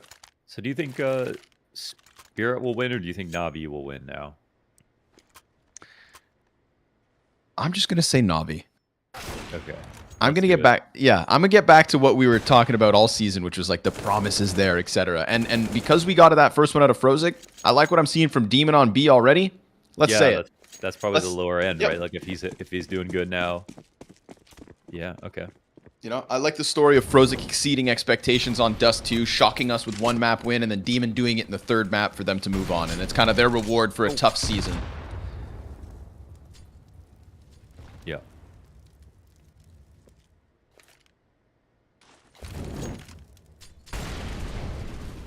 Because we still wait for a, dominant Donk T side. Haven't had that yet this series. Has only played 1 map, but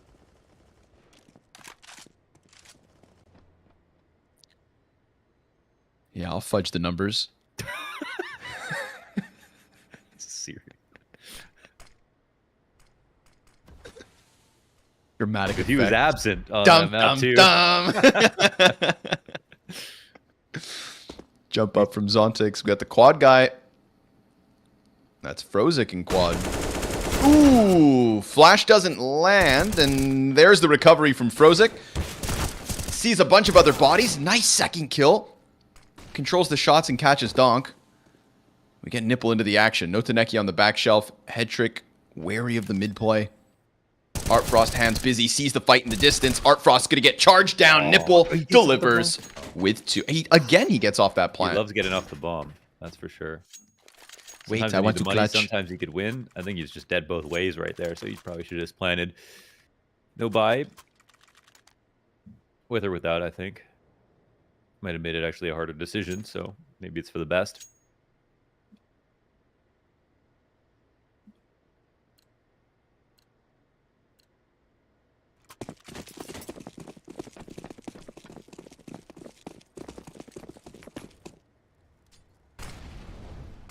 wonder what no Taneki means. I don't know. It's a good question. Utility.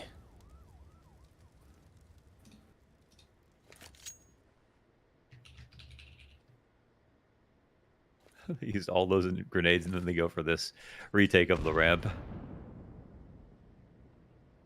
Not exactly the cleanest, but the T's are way back. Oh! Beautiful shot. Okay, okay. No one short. Oh, nipple. Nice second kill. That one takes the pressure off for a second.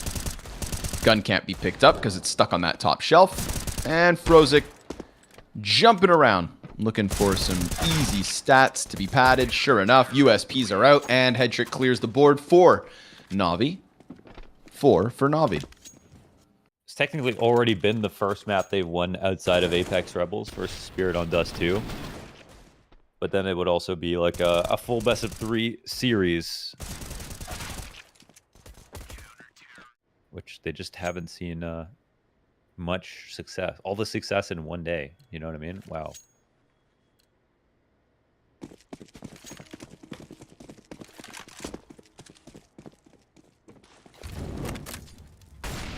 I don't know if I'd feel happier for Navi or sadder for Spirit, considering both their stories.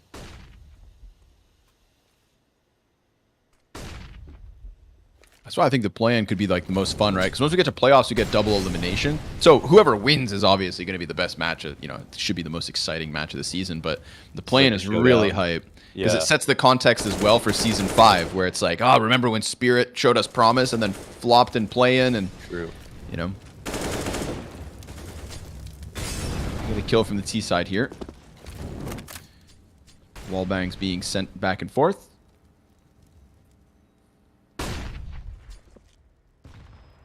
Flashbang sent to the moon, and a frag grenade dunked on Donk and Quail.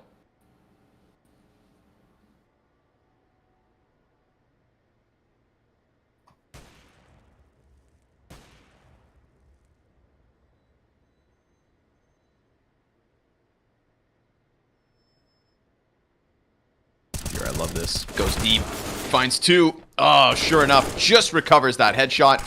And now, the best part of all that is that it's Donk and Quail who got hit by that nade, and they're still the ones that are alive. So the fact that Fear goes deep and gets 2 of the fully HP'd players, Headtrick delivers with the double op. And Art Frost into the clutch. Comes off of the bomb. It's peeked from the left side. Smoke fades, looking for the kills. He's got 10 seconds to try and piece this together. And if he tries to plant it, they could just swarm him down. They're playing around with it. He's making a bunch of sound. Now he's got to commit or get the kills. Comes through with the first one, and Headtrick's not going to give him that second frag. He can chase it all he wants. Now he just needs to live. Oh, and he lands that. With fire, dude. Oh my god. That's sick. No, Arfrost survives, but no money. That AK is going to have to be everything here in round 9. Yeah. A little awkward. Would like to say it together here, but I mean, a hero AK is not unreasonable. Do they put a little bit more into it, or they just chill on this? Let's see. Frost will get a smoke. So it's actually Quail the last time on their T side, who was top of the board. 15 and 11 versus the Young Gods. But not exactly a remarkable Vertigo team or anything, so that's the asterisk. And Donk was right behind him.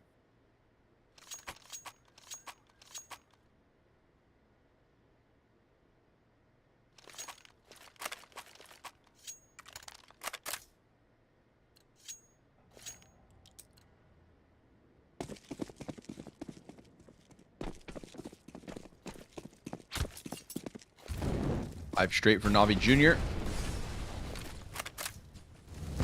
Full force back in around that AK from Art Frost. It's 2 Galils, Mac 10, and a bit of damage already versus Zontix as he steps into the fire on B. Demon. Oh, spotted back and forth. Utiled. Demon versus Donk. T-side flash comes in from Frozik. Great support from the mid plate. Demon gets chewed up from beneath those rafters, but still standing. Still has a chance to exit. Oh no. Quail catches him, actually. He had a smoke. Come on. Should have thrown that. Yeah. Would have been safety secured. Unless maybe they wanted Frozik and Head Trick to keep their angles in the back, but either way, it's him dead. Frozik. Xontix is creeping up on the right side. Times to peek appropriately. And with that, 4 versus 2 here for Navi. Looking for their 6th CT round win in a row. Yeah. It's the lockdown. Oh, this boost.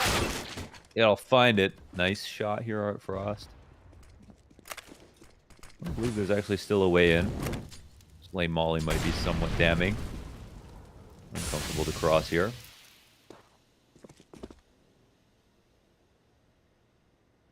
Oh, the bomb. Oh, the bomb is so far away. Ooh. Now these smokes are going to come up. Notaneki running back over. I think they picked up Demon Smoke. Oh no, it comes back to haunt them, but at least they get the planter killed right away. Art Frost could line him up. Woo. Almost does, but Nipple also comes through on the side of the smoke at the exact same time. Little 3-pronged assault. And with it, there it is, folks. 6 to the CT side. Straight. You really want to see Demon there. Get his kill. Immediately think about what's on his belt. Right? He can smoke himself out. If he wants to not use it, then just don't move. You know, he's got teammates behind him who can cover angles for him. He has to get mollied out of his position, so he also has a smoke to use on himself. If they molly him in that spot, he could continue to delay, but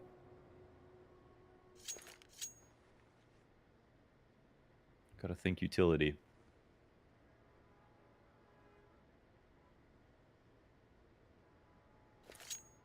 Early attack pause is called this time from Spirit. On Inferno, they waited till like round 25. Yeah. Starting to feel the heat here. They were like slightly in control on Inferno, but yeah, not right now. Not at all.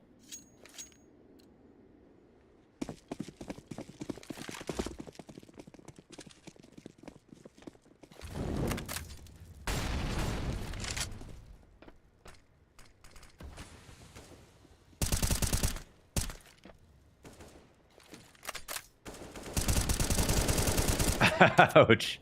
All right. See ya.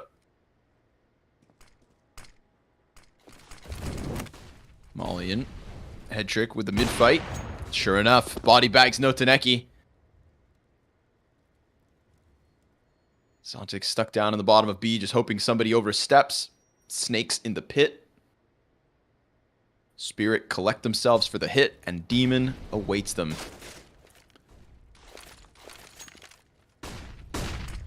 Crosses with the flashes. Ooh. All right. Decides not to fall away, but rather get a little closer. Doesn't get checked. He comes through with a kill and a follow-up. Down goes Donk, and Art Frost, last man up. If he wants to exit, it's already been cut off. Fear deep inside of the T-spawn. Art Frost doesn't know, but he is doomed. So there it is, 7 in a row. And I like this. You know, Demon, again, doesn't throw down the smoke. I was watching it so closely. What you gonna do? You know, this, but he had the flash at least to help him cross. Yeah, and then he decides to kind of push that one forward, gets ahead of the terrorist smoke, and they're probably assuming he tried to cross back like last time. Instead, he gets 2 kills off of the back of that, and another tack pause from Spirit. And they was it the CT actually smoked in front of him, or what? Like, was it his teammate who smoked behind him as he pushed up? No, that was a T smoke. That was T smoke. Okay. Yep. Yeah. So. Yeah, I mean, yeah, puts himself in a good spot after the first kill as well. You know, ironically, the more opportune time to be aggressive in the 5v4 when you know that the T's are going to start skipping some angles, so gets into an even more tasty spot. And now, I mean, if B side is going to be this hard to get into, where do you go?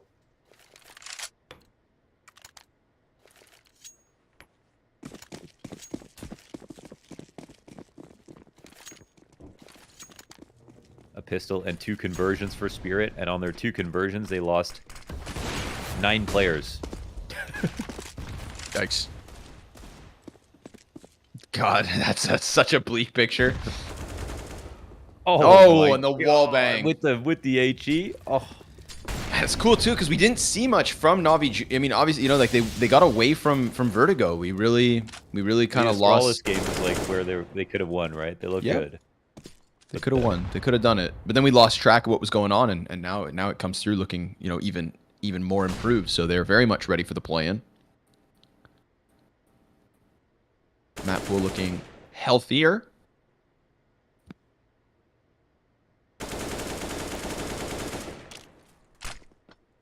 Notaneki with the Mac-10 on his back, Deagle in his hands. Everybody ignoring that damn SMG. They want the Deagle headshots. Jumping Mac-10 attempt. And we get something back from Zontix at the very least, but Head Trick shows him how to do it. Navi Jr., that's 8.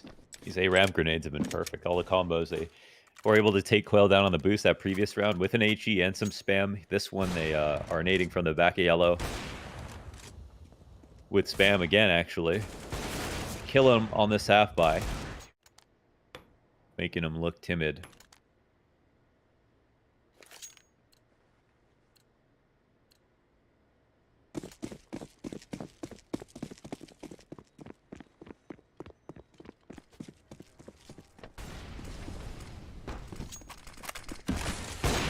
Fights here, he lands that head trick. Okay. Oh, leg like shot. Yeah. And then Fear spams what was left of him. If not for Fear, feels like that nade could have done it too, so. Spirit Academy just running into walls all over the place. Nobody can get through anything. And we got Demon on 11 kills. Fear and Head Trick also 11 and 13. Nipples up there as well. I feel like Nipples had a bit of a recovery since his slower game on Inferno. Flashbang out. Blinds everybody, but Donk, he comes through with vision and the impact. Man advantage for the T's. Finally, it's being held here. Art Frost. Oh, he's trying to escape. He gets away. Head Trick's nade lands on Notaneki. And the short player survives that. What? Oh, nice shot. Wall bang. Oh my god, through the sliver underneath the cement. Just slides it through just as Zontix does the exact same thing, attacking around from the side of short. So, all right, we got Frozik in a clutch. Young gun Frozik. Frag, Flash, Smoke, and Kit. Man, 2 players to kill. Art Frost, a quarter HP. That HE actually could have killed Art Frost. He was 20 health on the plant, and in this position, Smoke to threaten the defuse. Could just get the kills and leave. Could try to go for this. He comes out. Zontix plays with him. Wins that. And Spirit bring this back from 3v5, I think, actually. So the kill goes down on the B site while they're working AB at the same time. Then they refrag. And it looked like the trades were still good for Navi, but they stayed slightly ahead of them. Felt like it could have been that much worse if Nipple's able to kill Art Frost instead of just do the damage on him. Right. So, still so much money here.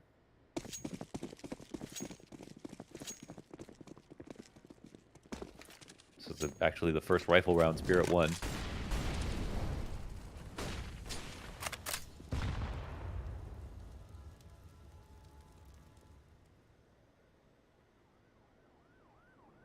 I think it is fair to say Donk is having a bad series. You will pull that out now. Yeah. Hasn't had a good map yet. Yeah. And this is his half, right? This is his side. This is his specialty. Demon. Meanwhile, the question mark that was over on that B bomb site. Yeah, 12 and 8. Been a can opener. Oh! Oh! Our Frost fell off the map. Where did he fall off? Off of the ledge of A. I'm pretty sure he was just on the shelf. Oh, no. I thought I saw this like gold outline just move. Oh my god, I think he just... Yikes. Now is not the time for that to happen. Definitely not. Puts them into a 3 versus 5, gives them short control, but they don't have an op to like give cover to the top of this box. Molly comes down on Notaneki. So good. He's done. Burned out as the frag finds him. Donk back on ramp. Quail towards short. Pushed down to the 21 HP. It's a 5 versus 2 on the retake. They're going to give him that chance to get away, but no sir. He gets caught on the edge of it. Donk comes wide. 5 CTs ahead of him. I mean, a shooting gallery, but the gallery shoots right back. Oh, And it was right there. down we go to find our friend Art Frost. Maybe he was up there with the op on I the saw him. walking the tightrope. Oi. It is unfortunate, but no one made him do it. It's a choice. It was. He's like, actually, you know what? Screw this pressure. I'm out. We need an op kill, man. We need you help. Nah. Maybe next season. Right. Nipple gets past that short smoke. Bullets just whizzing by. He gets back. A very dangerous game. Can be spotted through the tarp.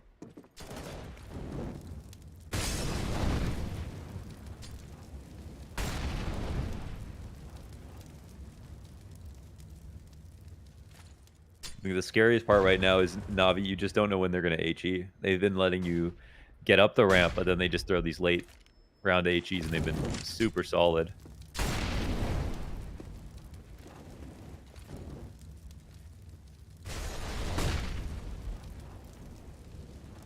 A lot of empty pressure, though, on this round. No one's here to push. No one's playing sandbags. We're giving some speed here to Spirit Academy. He's looking to fight.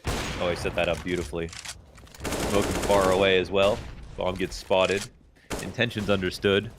CT's rotating over, and oh my... Oh, okay, what the hell? Wow. Frozik just took his eyes off that for 1 second. Thinking you miss it. Another desperate attempt to just get up ramp. They catch the op on the fallback. Fear, yeah, locking eyes with Art Frost, but Nipple, he's supposed to be the insurance. Tim versus Notaneki, and we get Notaneki in with 2 clean duels. Fear tries to chase that. Art Frost connects one from a 2v5 to the 2v2. We've got that ramp player coming around. Believe it to have been heard because Art Frost looks sharp. Frozik down, and Notaneki has somehow crafted the possibility of Spirit winning a 2v5. He peeks into CT, gets it, and with 4 kills to his name, a little bit of a lifeline in a very critical half in the most important map of their season, with 1 more still to play. Nice round, man. That was huge. That was, man, Navi were in such a good spot right there. That was, you know, the 2vx, and they kept trying to chase down the last frag. And then eventually, after Notaneki got his first 2, I think Art Frost picks up 1 on whoever's trying to refrag him. And even though Frozik has this fantastic flank and even takes out Art Frost, that's not enough. Maybe they killed the wrong guy. Demon needed to push that CT smoke when Frozik was fighting.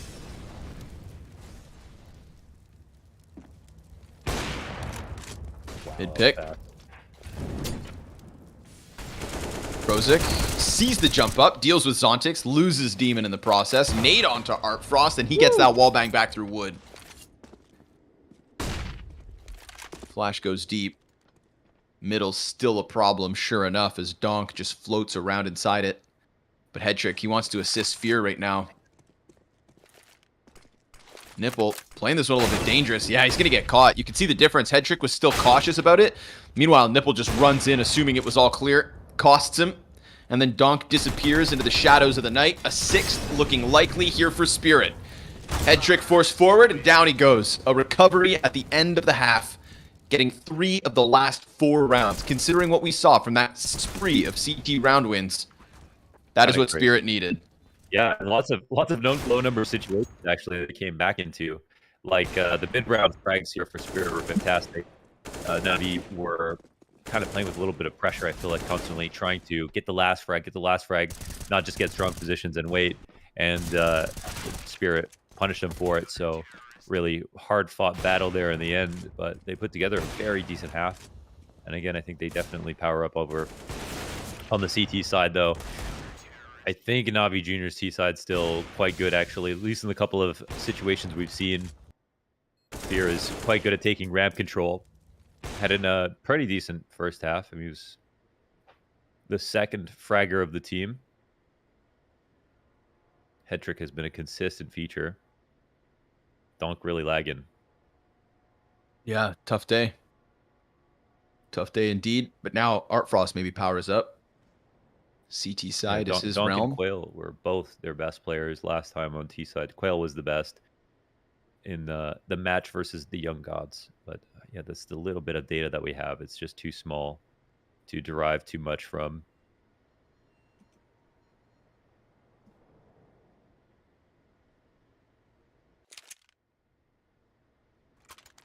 Time to find out. Last half between these two teams. Someone going home.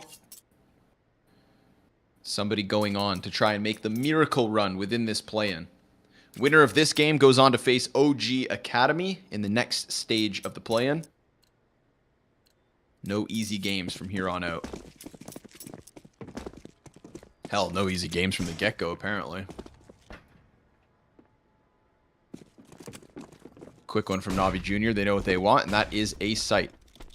Ramps theirs for the taking. Quail gets deep into the CT. Sontix and Donk just ahead of him. Smokes go down. Molotov for the boost up. Zontix. Ooh, he's actually able to hold his position. He goes over. It didn't quite spread, so he decides to go right back at it. Throws himself at the pack of NAVI Jr.'s players who come off with a bomb plant, so their utility gets them what they want. Demon playing a dangerous game. Nipple preparing himself for the flashbangs on the retake. Headtrick tries to block the smoke, but it's still going to land. Blocks off his vision. Demon gets found out by Donk.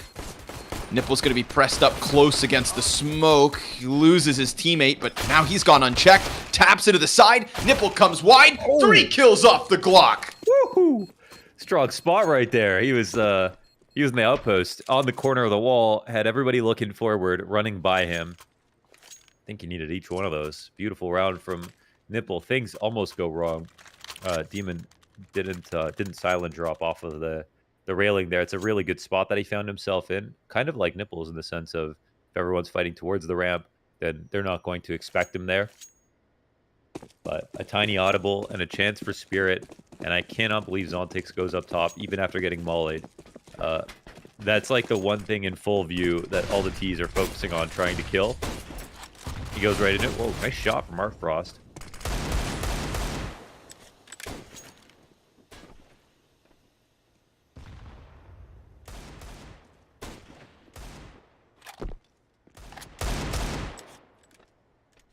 Force by win would be huge for Spirit.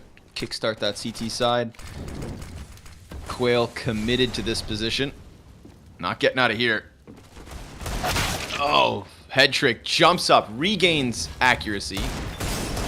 Puts one between his eyes, and the bomb plant comes right through with it. Donk tries his hand at going over the top, but no sir. Headtrick's got it covered. His 20th kill in this map already. 20-7. And Nipple's not far off. You know, Nipple's playing catch-up with the top fragger of NAVI Jr. And that's kind of like, you know, we painted Frozik as the standout performance on Dust 2. I was hoping that Demon was going to give it to us with the way we started over on CT side of B-Site. But sure enough, it's Nipple. Under the radar, and now climbing. Yeah, seriously. What are we looking at here for scoreboards for Headtrick? He's just been pretty insane every map, right? I think ended the last one near 30, took over on Dust 2 as well. So he has been the utmost consistency for the squad.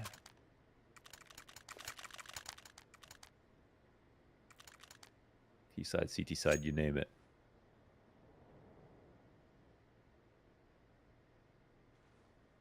Art Frost starting to peel away from his teammates ADR wise. Everyone else kind of has like a C grade or worse.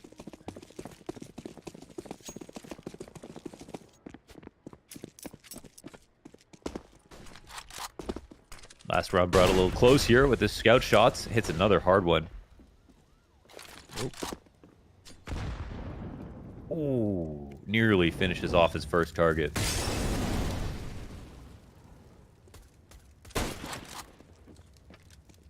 Oh, Art Frost, nothing there for you.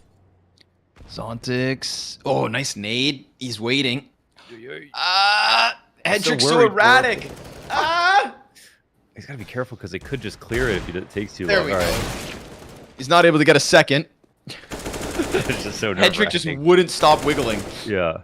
He's so elusive. Nipple gonna feel that pressure on short side, but Nipple's playing well, man. That was so yeah. well handled. Yeah. And he's gonna go back right at it. A little bit more for him with the flash. Tries to get some, but Art Frost has decided enough is enough. That's both of the remaining CTs still here in a position to stop any more pressure on A. You know, give them separate fights, and there's a chance that these last two CTs can win it, but Frozik guns down Donk. AK upgrade for Art Frost could bode well. Dives back. Where do these Ts want to go? Fear, incredibly low HP. And, Art Frost is thinking game. that they baited, but they actually didn't stop running. So Art Frost's going to lose some time if he tries to retake this. Doesn't have a kit there. Maybe people were talking, or it got confusing with the running, but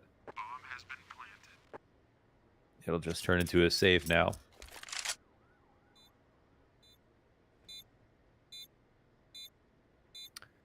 He's been doing pretty damn good on this ramp. I mean, the scout shots are super hard to hit. He's gotten a kill. He's gotten 70 damage a hit. He's gotten HE damage as well.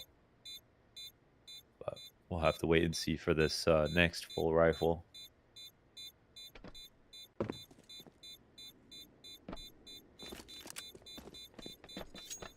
Oh, look who's here. Hey, hi there. Art Frost. Nice to meet you.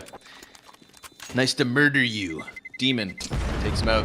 Navi, that's 12 now. 12. Double the round count of Spirit Academy.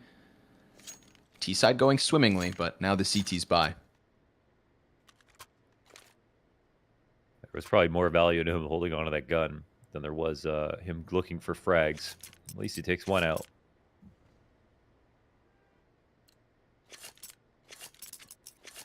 But everybody here on the CT side is bottomed out, man. Navi will know this too.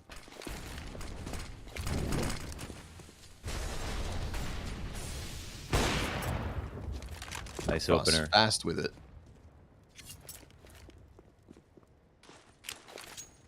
Critical for somebody to be that standout performer for Spirit.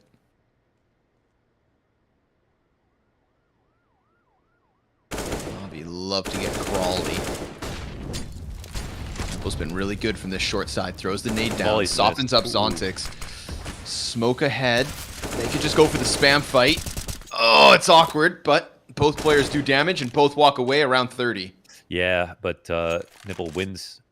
Nipple wins Ivy with no death. That's the big one. CT's threw awkward grenades there to try to take that back. So now they're going to feel kind of uncomfortable. This is kind of an emergency smoke. I mean, it's huge that Headtrick is disrespecting this. They walk out, he dies, they die, and these are not the positions you want to find yourself in as a CT side. So this op and play right now on Zontix is actually massive. And, ooh, that's going to hurt. Sure enough, burned. Quail. Oh, he doesn't get punished for that. And Art Frost comes through with the 2 kills, pushing around on short to end Demon. Art Frost, more of a demon than anybody else, just wins 2 kills instantly over on short, cuts off half of that attack, and then smothers what was left of it. Man, that could have been end of the game right there if Spirit didn't win that. And they got to such an awkward spot because of Nipple's pressure. The spams, the the spam damage he did, standing there, calling out the miss molly, forcing them to use a defensive smoke, knowing that they need it back, and then they mollied out the opper. That was nearly a death sentence, but Art Frost, even without the op, man. 4 frags up.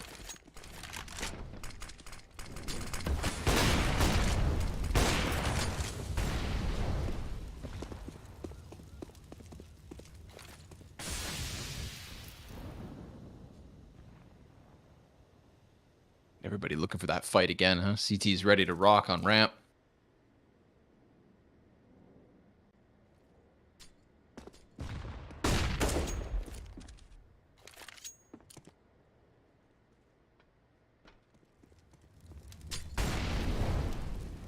Look at this pack of players. Just one big blob. Gonna try to rock off the couple of guns, but no sir. Zontix delivering yet again. Nipples Deagle. That's the one trade. Forces Art Frost back because he gets tagged down to 30. You got to be careful on these rotations. T's coming up fast, and Quail seems half prepared for it, but that's Oi. one of his teammates dead. Artfrost. Got they're just pouncing now. 3v4. Quail still Quail up. Oh, he goes up. Oh, he doesn't get anything. Doesn't stop the bomb plant. Can't kill the guy up close. Nipple with a wild 180. And Notaneki comes through. He's got a 1v3 chance on his hands. Bomb planted, op posted, missed shot from head trick. That's going to give him another chance at life. Notaneki could already be dead. A smoke for the bomb. Has the kit. But there's the op shot from head trick. There's Navi with the recovery. This is the same awkwardness that was preyed upon by Spirit at the end of the first half that Navi just pulled off right there in the 3v5. As soon as the CTs thought we're done with the round, they start floating, and they just let the T's do the one thing that they could do. And that's Nipple, coming in for the key opener. And there's this huge trap that Spirit keep falling into. I mean, the number one temptation, like, on this entire map is to go for the jump up play, right? To jump up and try to shoot them on the ramp, get full view of everything, but then also be open to absolutely everything. And they have done this way, way too often. It's kind of like you can do it once or twice, especially high number situations, but they're just trying to, it's like a desperation thing over and over again. They're constantly getting punished for it. But right now, I mean, I don't think they can afford to do that. How much money do we have left over? Was it a pretty good round they run previously? It looks like, I don't know. Do they have enough to defend against 14? I think they had 2 left in the last one. 2 last one? That might be too expensive to buy. They have 14 that they can wait for.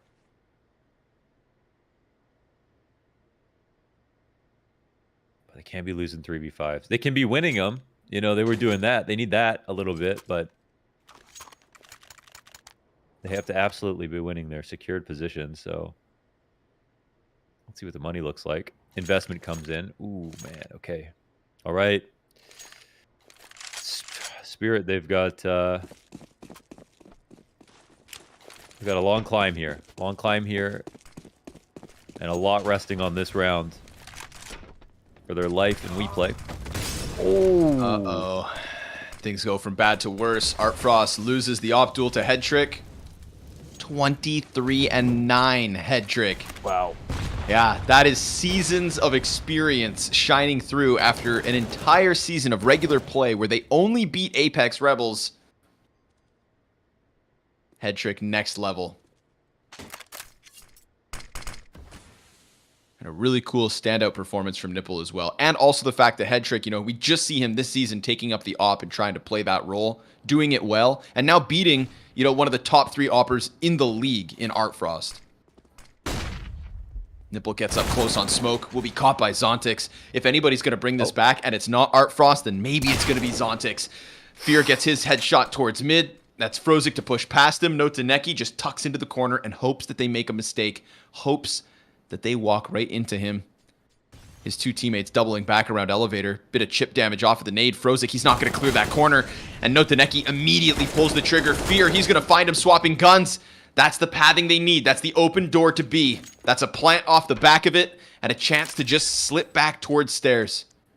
Yeah, Quail's got to move slow. Oh, man. It's probably got Artfrost in his ear. Like, we need that, actually. Yep. And just such low HP, so we'll have to give it up. Damn. Okay, I hate to demand someone use trigger discipline in situations because sometimes it's really good just to take the 1 kill. But I think Notaneki actually makes a round-winning play by delaying, not shooting Frozik walking past him. Now, there was always the threat that they could be coming up B stairs at the same time. From our perspective, of course, that would have been, way in the future.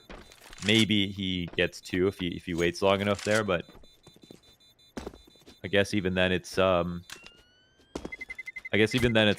I feel like there was a chance though if he did that. But either way, Navi far ahead of Spirit right now in a critical, crushing defeat to at least the op in this round.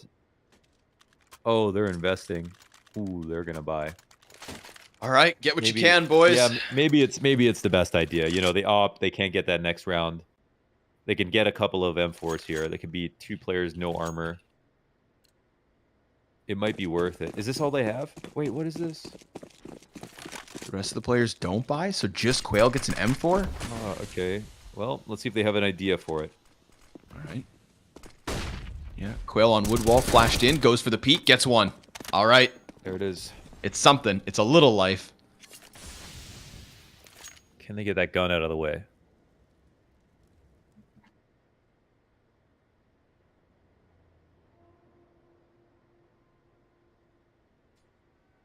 No, Taneki looking to just slam this Deagle into someone. And all the T's are just facing. He over peaks, he's done.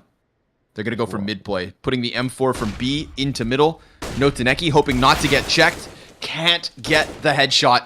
2 players back over top of construction. Boosting over smoke. Fear finds the headshot. That's the M4 down. Exchanges hands right to Donk. Brings it back.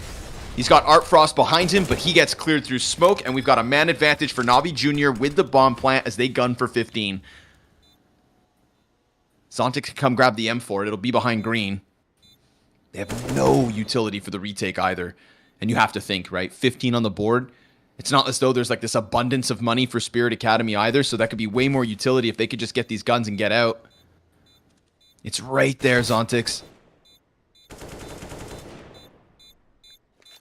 He slides in, grabs it, but now can he get out? Oh, yes he can. Okay. Sends Nipple down with a Deeg. Hangs on to that M4 as it is Navi 15 and 8 match points to eliminate Spirit from Season 4. Yeah. Man, it's a little arbitrary, but I love the call to, after they lost a player, so many situations like that, if it's kind of a half-buy, whatever, use a tactic on one side of the map, expect the team to leave. You might go to mid, you might try to use that rifle in as many places as possible. And Spirit know they only have so many. And what Navi do is just walk back up the ramp. Once they see that nobody's up close again, wood wall is clean. They took a small risk there. They have a strong position to execute. Like, they just call the rotations, are going to be leaving. It's a brave one to make, but clearly the right one. And this is a stomping. I mean, not only did Navi Jr. only beat Apeks Rebels twice, all of their, like, and then all of their other games, which were losses, were just close losses, right? They never had a super solid win versus any good team, period. So this is now them doing this to Spirit, 2 maps in 1 series. Their first chance to take somebody down from the A group as well. You know, right. crossing those paths. Spirit Academy on the recovery throughout the regular season. Looked like they were just on nothing but an upwards trajectory. Now they fall at the first hurdle of the play-in. Assuming Navi Jr. can close. Assuming. Their nades have been really good here on T side, taking short control. I think Nipple's been awesome. I've been holding on to pressure. Oh, I gotta be careful with that nade. Oh, wow, Zontix still wins it versus Nipple. That fight is so damn awkward. But now look at Zontix. Yeah. They're right there. 3 players crawling up. Sure enough, Fear down. Goes for a little bit more. Headtrick trades it back, but 3 kills off the M4 of Zontix. And Quail in a cheesy position. Yeah, it's one that can get cleared, but if it doesn't, it's obviously nail in the coffin. As if a 4 versus 2 shouldn't already be a closed casket. Oh, he gets taken down. Oh, Demon delivers another. We've got 12 seconds. Donk locked in on the bomb site. Other players over towards short. Art Frost ends it from there. Things get a little sketchy. We saw that 2v5 come through from Spirit, and this one was looking to be a little bit of revenge. But instead, we're gonna have Navi Jr. letting a couple rounds slip because they don't have the money to come in with a full-fledged buy. They'll get what they can. It's gonna have some limitations, but also some AK-47s. Yeah, they're just going to try it, it looks like, and then just, I guess, go for the double save if things go south. Where does the light buy take him? I feel like I would end up probably be here in this situation, considering no mollies and a lot of smokes.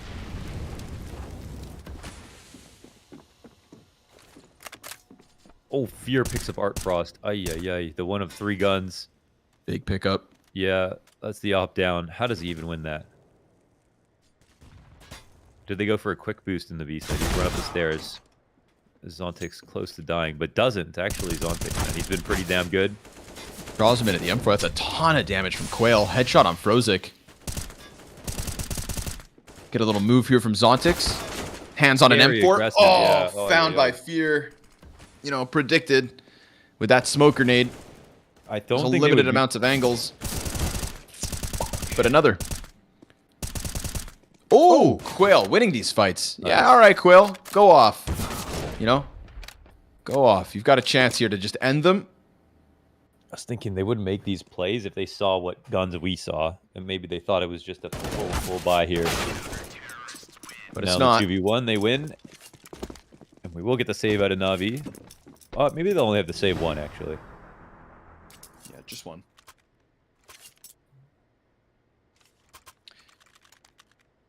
And that's the last time Art Frost goes B. Yeah, right. Whoa. I hate this site. MP9, Quail op. Okay. Why? Makes no sense, but... Nope, that's it. Let's see if he's got a... I don't even... Because he doesn't have a spawn. I don't exactly know. Maybe Art Frost the one who wants to push down the ramp, so... Yeah, a little pissed off about getting smashed on B site last round. There it is. Oh my god. That's the MP9 dead. Don't laugh. What if they lose? Well, that's even funnier. Oh, yeah. In a sick and twisted way. MP9 given over to Nipple. Unarmored Glocks. Not meant for this world. So they all get chewed up, spat out, and sent to round 26. This is Spirit Academy within 5 rounds of forcing overtime in back-to-back maps. Just saying. As in it was 15-10. No, Navi Jr. brought it back on the Inferno. Oh, so I mean overtimes. Not the 5-round back-to-back part, but just back-to-back overtimes. Oh, okay. It's an interesting stat. Yes, 2 overtimes.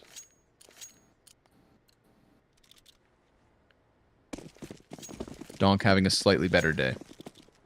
10 kills now. Playing catch up with no Taneki. Flash towards the ramp as it is a half buy. So, yeah, Navi, it's not the full reinvestment just yet. Quail burns fear.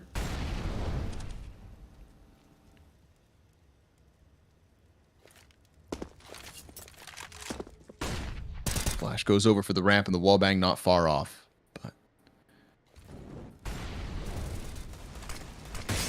Navi, you gotta close this once you're back on guns. Giving Spirit a chance to power up. Zontix and Quail been delivering kills these last couple rounds, and Art Frost quick snap into Nipple. Tech9 comes back from head trick. Oh, they got Quail turning. Frozen gets in with the deagle kill. Zontix is going to put an end to the shenanigans, and Demon, well, he tries his damnedest to sweep it all away. 2 CTs survive it. 4 rounds left in regulation. Zontix doing hella well. Art Frost, don't repeat that, dude. Not in a situation like this. If they got run over because they didn't have an off and they actually let that go, that would have been the worst way to go out. So a little scary, but Zontix been very consistent rifling, and I think 2 out of 3 maps now just extremely good, right? Last on Inferno, top frag of the server. Climbing the scoreboard once again to help out Art Frost, actually overtaking him in just the pure kills. Flash towards B. Art Frost starting off B again. He's honestly got owned a little bit, trying to peek crane every round over on the A site.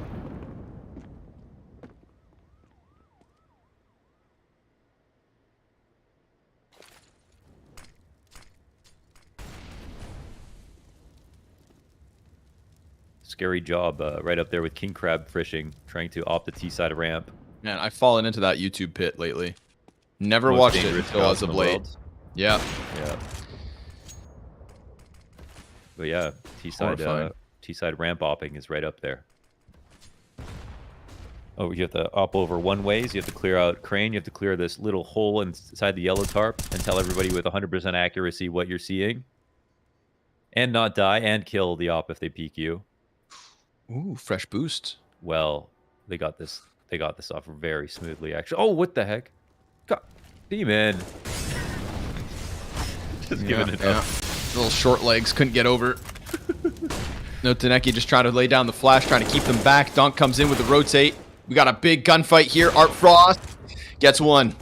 Falls back around the side of green. 2 players half health. Oh, head trick in the background. Frozik tries to push in. He's got that bomb. He's got 4 HP. The CTs, they line up. And there it is. Demon dunks him down. A nade goes deep, a clash inside the B site, and NAVI Jr. with the upset. 2-1ing Spirit Academy as they eliminate them from the play-in. What an absurd way to end this series and end the season for Spirit Academy. It comes so close at the tail end of it.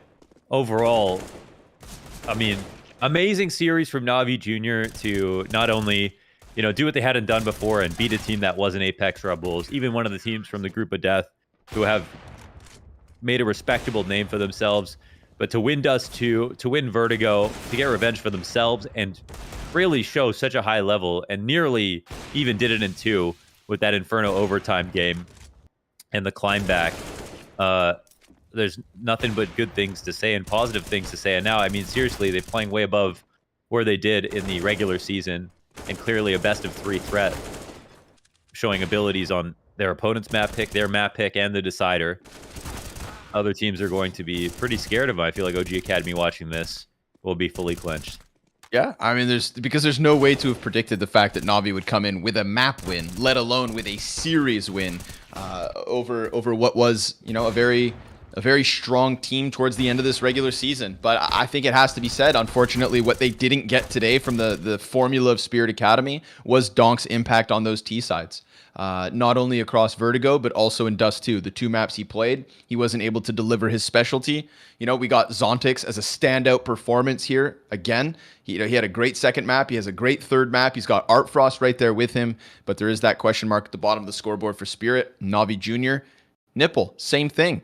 We come to kind of sleep on the middle of the pack of NAVI Jr., and yet here today, when the result absolutely mattered, when elimination from this season was just looming over their heads, they woke up today and decided, today's the day we don't only win a map, we go ahead and win a series.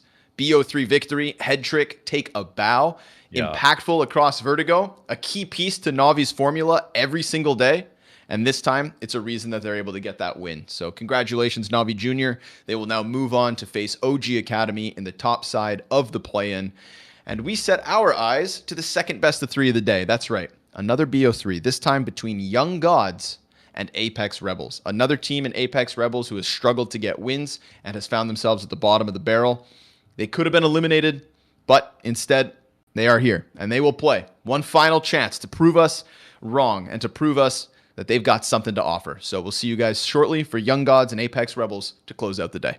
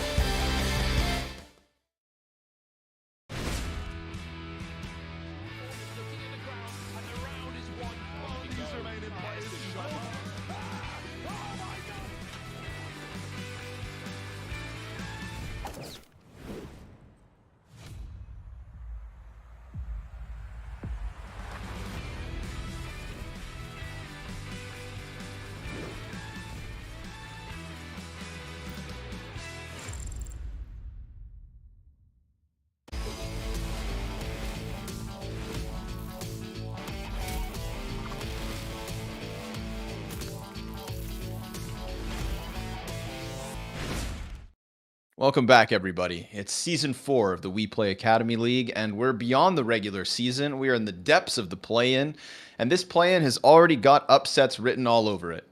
We've got the victory from NAVI Jr. eliminating Spirit Academy, and now we'll look to the second match of the day, the opposite side of the play-in. So these teams will never meet, not unless they all get to playoffs. And only 2 teams from the play-ins can add themselves to the list with Mouse and Big. So now we'll see if Young Gods can run it back through the entire play-in bracket. It starts with a game versus Apeks Rebels, which I want to label as the easiest win that they could possibly hope for. Yeah, unlike the last one, that was like deceptive if you just looked at the stats, but Navi winning is like a minor upset or like a relatively small upset compared to what this would be. Apex Rebels are they're the worst team to make it through. Of course, there is only one team that didn't, and they are also I don't know who would win in Apex versus Eternal Fire, but I think Eternal Fire might be able to, honestly, if it was like a best of 3 setting. I don't know what map Apex really have that they can play on.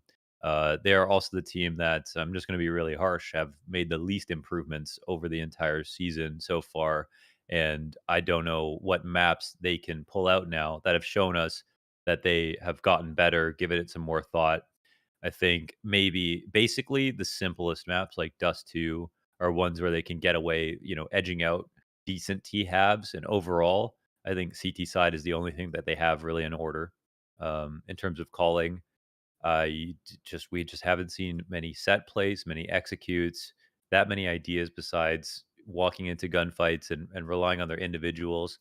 Whereas the case for Young Gods is way better. I mean, they had a middling season at the end of it, but they picked up enormous wins in there, 2 versus Prospects, 1 versus Fnatic Rising, played extremely close to Mouse NXT on Ancient, showed us at the beginning of the season, ooh, they're a little bit rough on Inferno. Maybe they shouldn't go there, all the way to they have maybe the best Ancient in the entire division. They have a very strong Mirage on both sides. They have a super strong one half of Inferno that could get better. And so they've got a real map pool in contrast. A real map pool with all of those layers that unfortunately we haven't seen from the side of Rebels. Godsend have that. So I watched a couple of the Young Gods YouTube vlogs. I somehow fell into that. The algorithm sent it my way. Cool. They're right now boot camping somewhere in Sweden. I want to say Malmo, and I couldn't understand a word of it, all in Portuguese. But it was fun to just kind of see these guys' dynamics. Going out for ice cream, being taken care of properly, and just getting in that Swedish CS. So, contrast that to the Norwegians, who we've seen just kind of separated, playing in their own rooms and whatnot, right? If you're putting this amount of resource, attention, and effort into a project, then we should be watching Young Gods just kind of dismantle a team that hasn't really even shown us all of the required fundamentals to be challenging through play-ins and into playoffs. But here come the maps. Picking bans. We've got Godsent taking it to Mirage. Apeks are going to try to show us another bit of Overpass. They've had an affinity for this map. They did show us improvements between the first and second. And then we get to Vertigo. If we have to go to 3, it is Vertigo in the cards. It is, yeah, one map for them. Overpass. Okay, Overpass is something that I don't even know if we've seen Young Gods play on. Actually, they haven't. So that makes sense. I mean, from the perspective of how much that Apex have played Overpass, they really do want to make it their map. Don't know what that. I really don't know what that looks like because we haven't seen Young Gods play it at all. So that'll just be a new one and actually kind of fun to be able to see if they'll be good on the map. So maybe this ends up in a 2-1 situation. If you just want to say Young Gods would probably win it, don't know.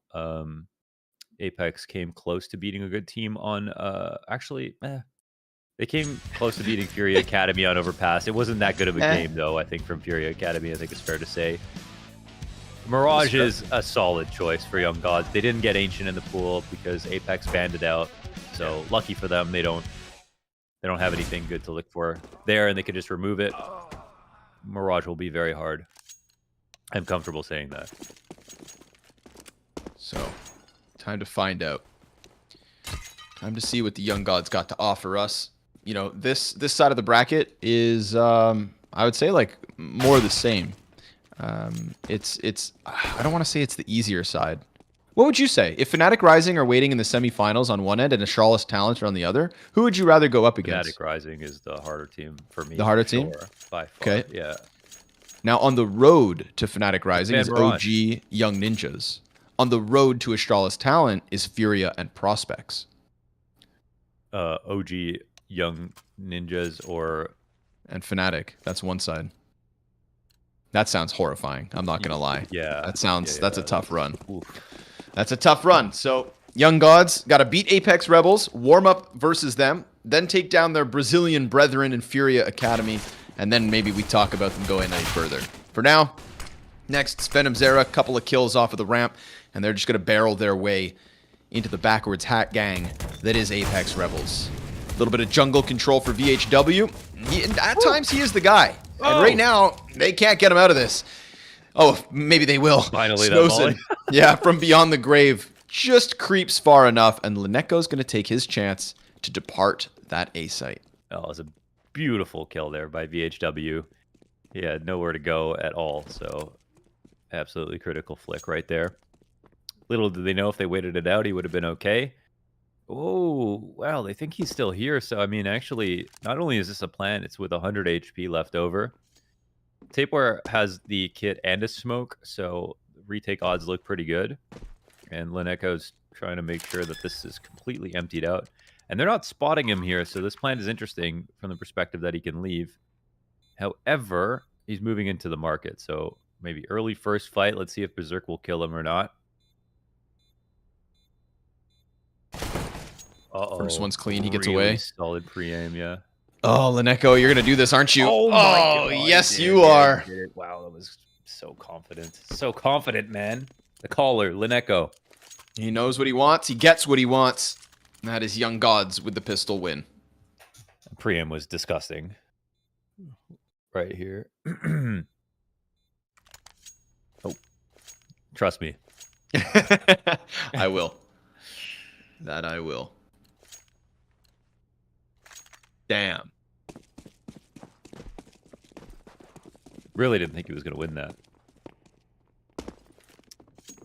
Just based on like the emergency run over towards B. Yep. You know, he just had to work with what he thought he had, and he was right. Visualization was all there. And that's half of the battle.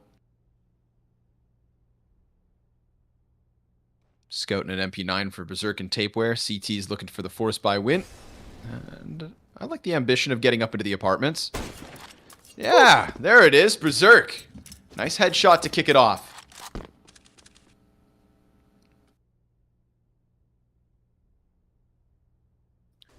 Unfortunately, this only makes Young Gods stronger. You kill one or two of their players and your life has become hell. They hate 5v5s. Probably the most amount of 2vx round wins I think we've seen throughout the season. I mean, I'm just making these numbers up. But yeah, no, I know what you mean. There's been so many that I can remember that it just has to be. It has to be Young Gods. Molotov destined for Tapeware. He's burned out. Snows in. Ready for the peak. Gets there, but also loses a lot of health. Brave comes wide with the Deagle headshot. Sense is still in the stairs. And they're going to find him. Sure enough, clearing every corner, every step of the way. Flick down from Berserk, misses the mark, and God. Next is here. And if Next is here, you're done. Go Next. Yeah, that's impeccable spacing right there. And the split, I mean, everything is so perfect. I actually love their Mirage. I wonder how many other teams they could beat. This is such a tenuous spot, but they are very good at understanding exactly like when to start making moves. That's like the most impressive part when they're clamping down.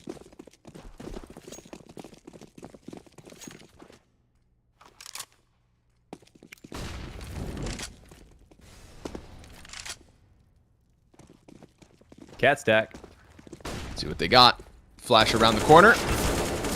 And they get one with the USP. That's all you can really ask for, really.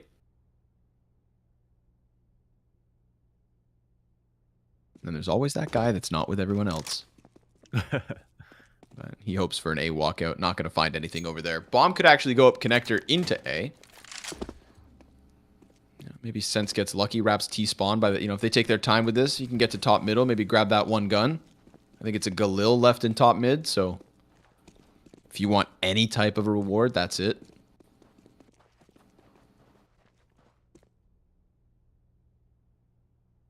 But Next isn't going to let you get away with it. You think you could just walk up here and grab that weapon? No! Next one taps him down. One bullet's all he needs. And so they keep this one going.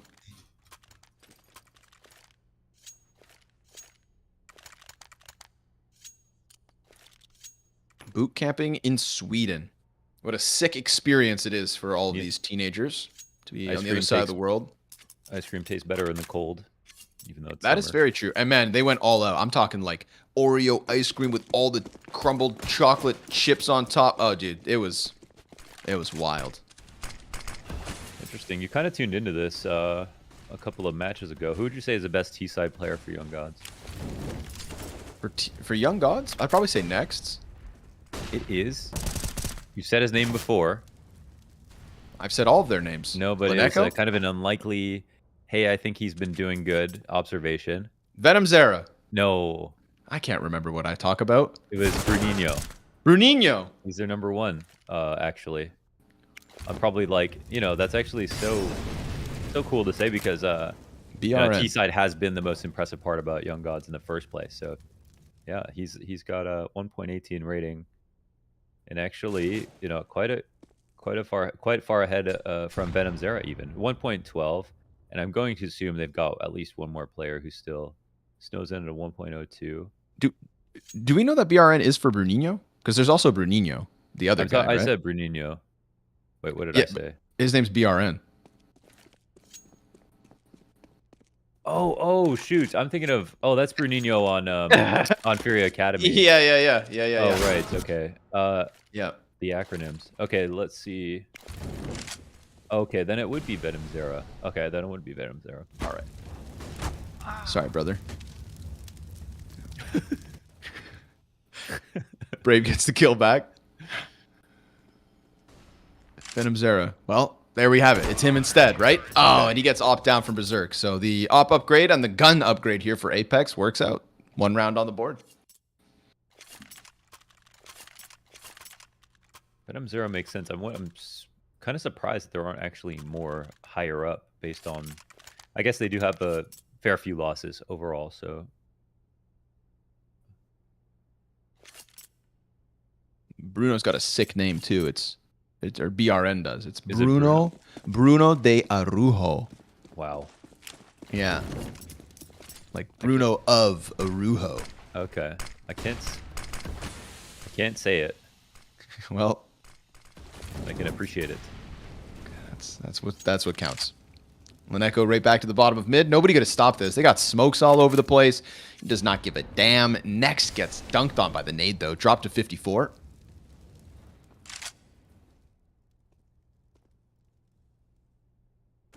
And Tapeware wants to carve a path into ramp. So, smoke to top connector. Mid control still here for Young Gods.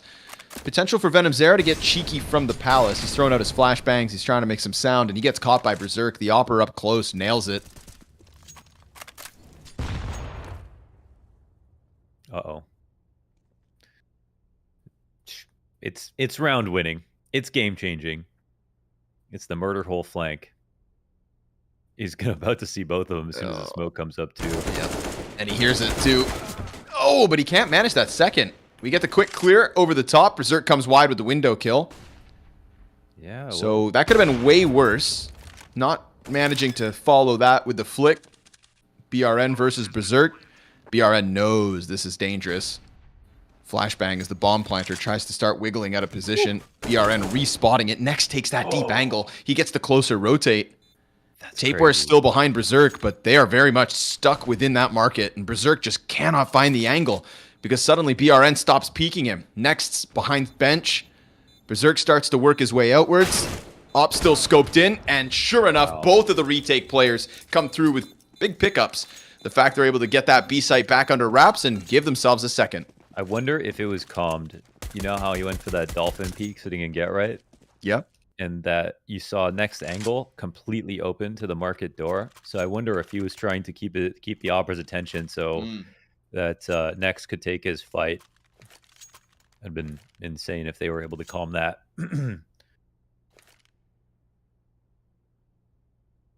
But a good retake, a very good retake. And actually, that's usually just round guaranteed. You get a flank like that early, but he does get the second kill. So, and then the op comes into the window, kind of just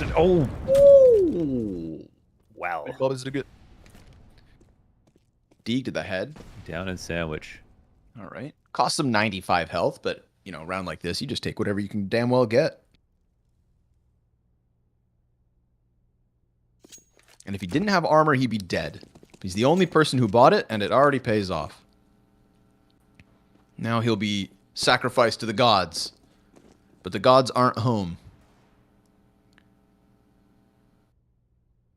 Brave finds the apartment kill. We get this midlurk just walking up. What can you really expect to get from this? Sense plays it passive. Yeah.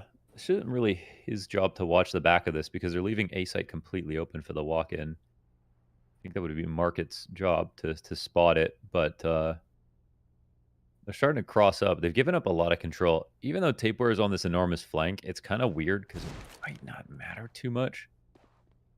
And they've got him to go to B, actually. Oh, my God. Ooh, they got to get the kills now. Oh, no. Oh, no. They actually messed this up. Uh-oh. And Venom's there peeked off Cat as well, so they know they can plant for it. Wow. Molotov to CT to slow things down.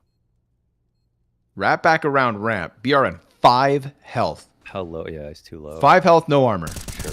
Oh, my God. Does a ton of damage, but loses one of the 2 M4s. And the other players are both now doubling up around the side of Ticket.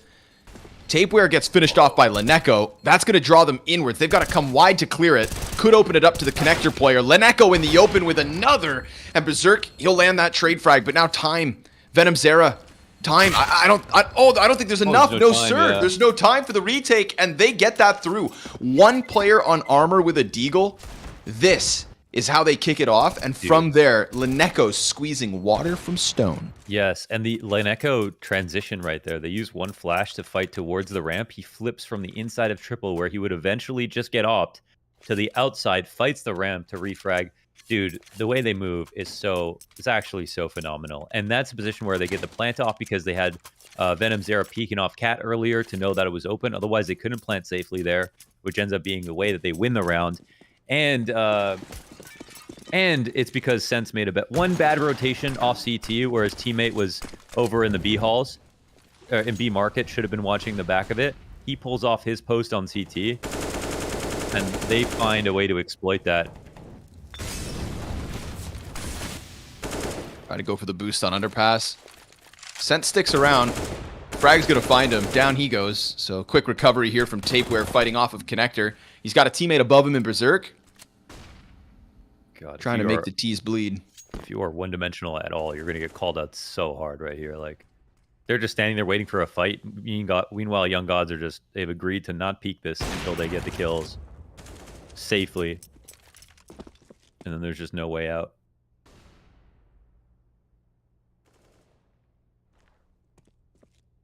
Uh-oh. Uh-oh. Yeah, gun goes empty, makes it sketchy. And that's going to be Brave getting away. Not actually getting away, because he just holds his position, stays inside of the apartments. It's Young Gods to give it up instead. Where does Venom Zera come from that he's clearing the A ramp right now? We got one on connector. Oh, he's scoped. Oh, they keep avoiding him. Oh, they're so annoying, man. I love watching this. Look at this. They just freaked him out so much. He just knows they're everywhere and has to go back to CT and just gets mollied out. They're just good in these squeezes. I think, unfortunately, Apex Rebels, we don't know if they've got the tool set to deal with this kind of stuff. They just lost to Ghosts, right? Yep. Saw nobody, still lose. Yeah, still lose. God. But they're not the first team. They're not the first team to fall to that. That's the fun part about Young Gods. Yes.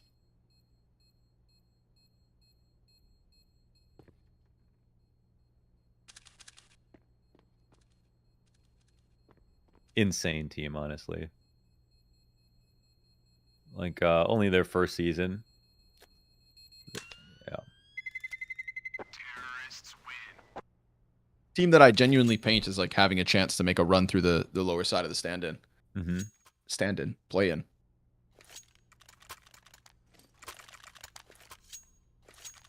Like this versus Furia Academy could be a really sick matchup. We get, the Brazilian team from both groups. Oh, yeah. Excuse you me. guys and the 4-season vets having their best season as well. Yep. Just doing the region proud, but unfortunately only one of the 2 Brazilian squads will have a chance to go on. So they're going to have to, cannibalize one another.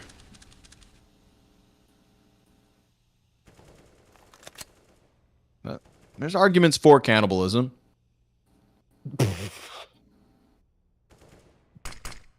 Go ahead. Maybe on an eco. I need some runway. You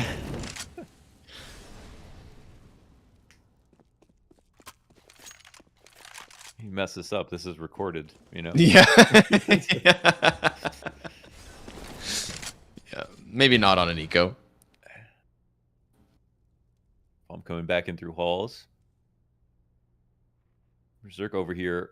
Sometimes we've seen him walk into a bad fight. I've seen him do this on Mirage. But he has a decent angle, but he is getting spotted. Snows and moves right into it. Boost here off a cat, and Sense will find one. But now they know there's 2 cat. And I think they found every last CT at this point. They just got to kill them all. They got Lineko deep in the CT spawn. The double FOMIS push, and Sense too haphazard about that. Second one is his. Last bullet connects. Lineko shuts down any hope that the Apeks Rebels had at that 3v3. Tapeware's just got to concede it. Sick push. Yeah, sick push. 15-3, man. Lineko's been amazing this game. He has a 1v2 on the pistol. All of these mid-round plays and the post plants and stuff. Yeah. Really humbling the Apeks Rebels right now. Tapeware last up, swinging. Oh, this goes a little bit too high. That AK is so sick. What? Black Slate with the Stockholm Hollow Godsense. It must be cool playing for an academy team that has a main roster attending majors. Yeah. Because then you get your sponsors. You get your sponsor stickers. Mm-hmm. Apeks Rebels don't quite have that luxury just yet. Young God's going to flex it on him. No buy here. Just that one saved AK. Desert Eagles all around it. Half of them armored, half of them not. Snows into the top of the totem pole towards top mid. And bit of pressure here from BRN. Molotoving out the van, trying to press up close to the smoke. He's got a CT right next to him, though. That's Brave, just crouching on the side. Desert Eagle spams. Good for the damage, good for the kill. Trying to hang on to that weapon, but Brave, he's got long arms. Grabs it and gets back.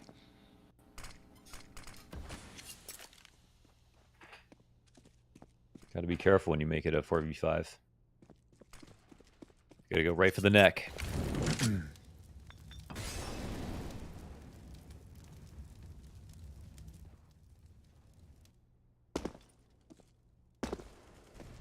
Looks like they've kind of put this together, and VHW will have some pressure on him. No molly coming down off cat. It's a free frag here for Snowsin. Fine being patient. Bomb gets dropped forward. A little awkward. We can kind of keep an eye on it. Now Snowsin's slightly overstressed. Great deagle shots coming in this round, man. Oh, and they'll fully punish, yeah. Let's go. Oh my god, VHW. What are these deagle shots? Let's go. That's a little wake-up call from Apeks Rebels. The half's not gone. The map's not gone. Neither is the series. One AK from Tapeware, and it's the Desert Eagles that come through. That VHW shot right there sent the bomb forward. VHW got 1 kill in the pistol. Hasn't done anything since, and now he gets that deagle to ice out this one. And I think VHW actually does have, we could sit here and criticize the things that we should be critical of in the shortcomings of Apeks Rebels, as like their tactics and team play maybe. But I do like watching VHW shoot straight. It's individual mechanics that I look forward to when Apeks Rebels take to the server. So nice to see him get this deagle. Time to turn it up a notch.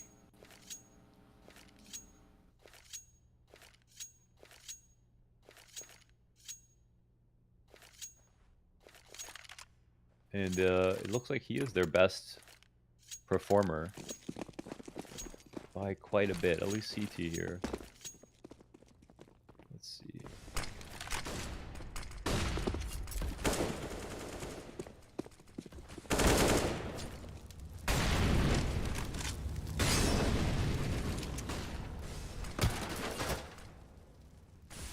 Yeah, he definitely doesn't have like remarkable stats, but it's not really possible to do that with like a, you know, having only one map. But compared to his teammates, he is way farther ahead.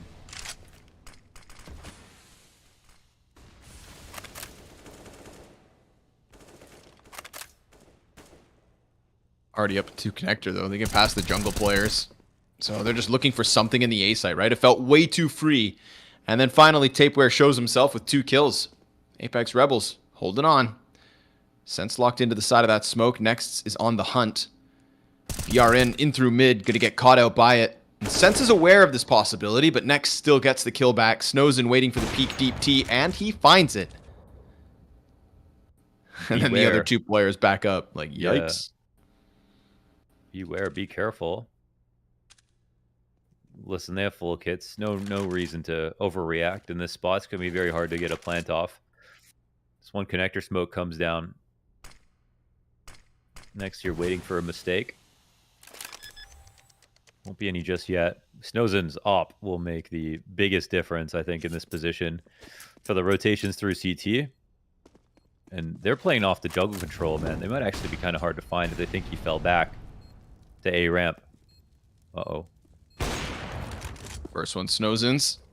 Next, gonna keep his head down, but can't. Tapeware over the top of Ticket with it. Snozen gonna miss a shot, and he is stuck in this corner. Berserk scoped in on him, trying to bait it out. Little bit of spam into the arm. Uh-oh. Missed op shot. That was Snozen's chance, and then Berserk comes back with it. Snozen had to hit that one. It's the only extra shot he was gonna get off. Yeah. And they stick the defuse for their 4th. Yeah. Oof, we hit that. That was close. He got the shoulder off. That was a very hard shoulder peek to pull off. But yeah, okay, so the let's see. So like unlike Eternal Fire, who have players kind of all over the list, all in the bottom half. I mean, they all, you know, they didn't have a great season overall, whatever. Apeks Rebels have 4 players in the bottom 8. Oi. Yeah, with VHW being the outlier, the closest player to having a 1.0 rating. So a considerable margin there.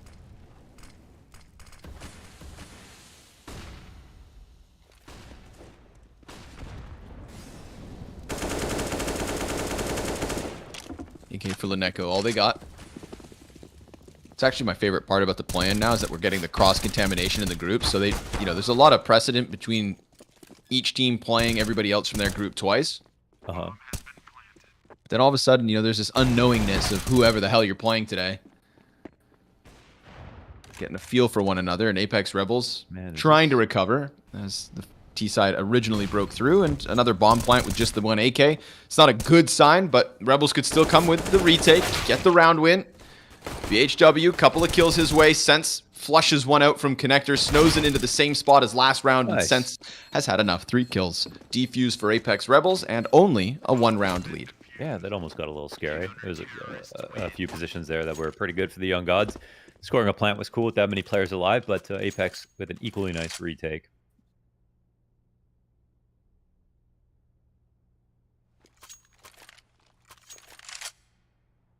Actually, unfortunately, I can make this worse. Should I make it worse? Yeah, go for it. Okay, so the bottom 3 players are Biscuit, Slap, and Ronnie. They have 1, 2, and 3 maps played.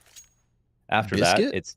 Yeah, I don't even know who that is. So after that, it's Tapeware, Berserk, Sense, Weird Aim, then Brave of the bottom 5. Okay. Out of all of the players. So I made it worse.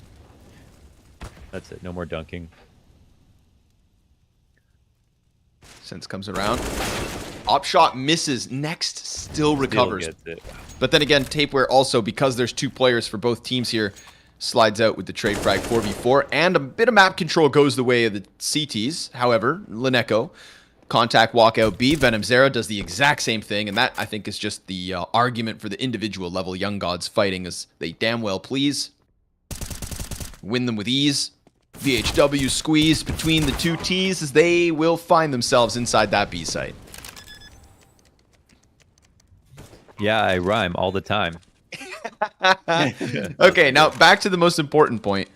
Who the hell is Biscuit? Dude. You can't just say, yeah, Biscuit, and then who the hell is Biscuit? We casted the entire season. There was never any Biscuits. So he played against Eternal Fire Academy, or he played against Prospects, and they lost 16-14. And this was a game that started at 3:40, which means it might have been one that we didn't cast. So he specifically came in to avoid us. All right. Yeah, he heard you talking so much smack about Apeks Rebels. I said, I don't want to get the worst. They keep looking for who's the worst and putting them under the spotlight. Yeah. Well, we still found you, Biscuit. Yeah. With your one map. We could have glanced by, but now we've talked about you for 5 minutes. All right. Call that a crossfire. Another for the gods.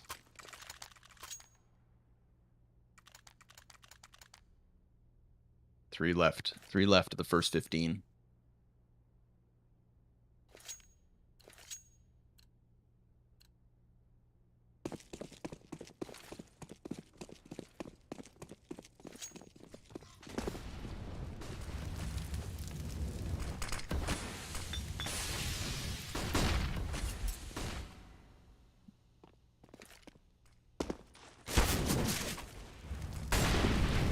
Ooh.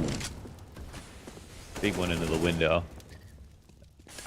What will they take this? No, they won't. They won't go in there. It's too far away.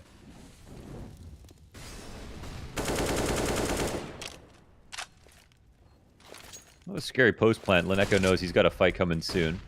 Maybe he shouldn't be all the way out here, but he has been non-stop winning his duels, so ooh. Key one on sense. Venom Zera over top. Waiting for those headshots to be presented. VHW tried to get something going in connector, but his back's exposed to next top mid. And Brave with the save. That is 8 for Young Gods T side. Oh, a spot like that. I mean, Lineko's just the first guy. You know, Lineko doesn't play there if they're not 5v4. He's just like early contact. If I get a kill, it's over. And then they re-smoke Khan and he's still alive and they kill jungle and there's no more rotators coming in through the window. Then they can't hit a shot top triple either. So all it took was Snowzen getting 1 kill and them just pouring out on the A site. Wasn't even an A player they fragged. I'm not sure if we saw multiple CTs go out mid or if they were playing standard, but they're getting faster and faster. I feel like they're getting comfortable. You can't lose rounds to Apeks Rebels and then not just slow down a bit. Smooth out the protocols, recover. And now just get through what's left, which in this round is the solo M4 from Brave. Currently positioned inside A site as they go for the 2-man ramp push. They're going to find the bomb. There's always a chance that Venom Zera comes back and shoots him in the head. Actually, the CT's split up, so now Venom Zera, he could just get executed if he doesn't have that internal timing that tells him there's a player right behind you. And because he's looking forward, sure enough, this is Tapeware's every single day. Oh my god, he's going for the knife. Yeah, Tapeware, let's go. Hunts his prey. Get some money. Get paid, baby. Meanwhile, they do lose control of the bomb. That was, of course, Snowzen to catch the other, but a P250 frag from VHW. What? Fast one from Next. Another dink. That P250 worth its 300 bucks. Next, still able to fight back. Tapeware comes wide out from the market. Oh my god, Snowzen sends him spiraling. 36 health for what's left of Young Gods, but this is the 2 guys in the clutch. This is the Young Gods formula for 2vx wins. Brave, that M4 save from the last round could be so valuable as he pushes up past Cat. Next, he's got 2 HP, and yet there it is, 13 kill on the board. 9 rounds, Young God. Yeah. Don't know how it gets left up to them, but they're the two best guys to leave in that situation. The right and left hook. So, I mean, we had the 3-round streak from Apeks in the middle there, but at this point, it's been pretty solid overall for the Young Gods. I like the 2-op adjustment here from Berserk and Tapeware. Could probably split up, I think. Take an aggressive angle. Yeah, flashing right through the smoke. And, ooh, that's Tapeware gone. DHW trying to cross back into the site. Sees a bunch of bodies, but can't manage to hang on to anybody. Ticket peek from Sense. That's the 1 kill that goes the way of Apeks Rebels. And BRN just going to wait and wait towards B. Yeah, they're still lurking B. That's crazy. He knew about Lineko. Just couldn't stop him. And that is so clean from Lineko. BRN will get caught by the last CT, but that's just going to open the floodgates on the A site. Planting on default, taking over Ticket. Next, still within mid-window, puts a smoke for Brave to deal with, and he has to flash through that, so he announces himself and gets tapped down as double digits secured here from Young Gods. A 22-7 half out of Lineko. Amazing from Lineko, all the way from the clutch on the pistol to all of his mid-round moves. Actually, such a wonderful half from Lineko from so many different angles, apart from just the straight-up kill count. Got to appreciate that. He's the elderly player on the team, shall we say? The IGL, the experienced vet here. He's 25 compared to his very young roster, and is IGLing and doing an incredible job of IGLing. I will say that. But now he's also shown that he is a very comfortable fragger as well. And when I say moves, I mean really hard to make moves. Really key kind of rotations, micro adjustments. Calm, patient play, high risk positions over and over again. So doing a lot as an individual, proving a lot.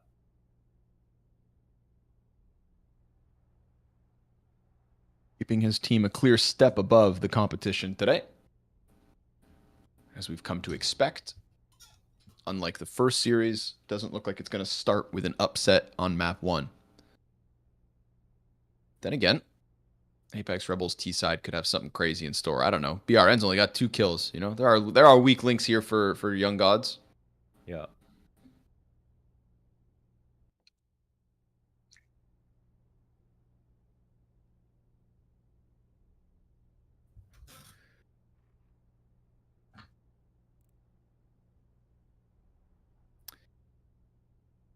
I would feel a lot more charitable towards Apeks Rebels if they kind of showed any really, really good improvements or changes. Not even just improvements, but changes. I think that's one thing we haven't really seen from them.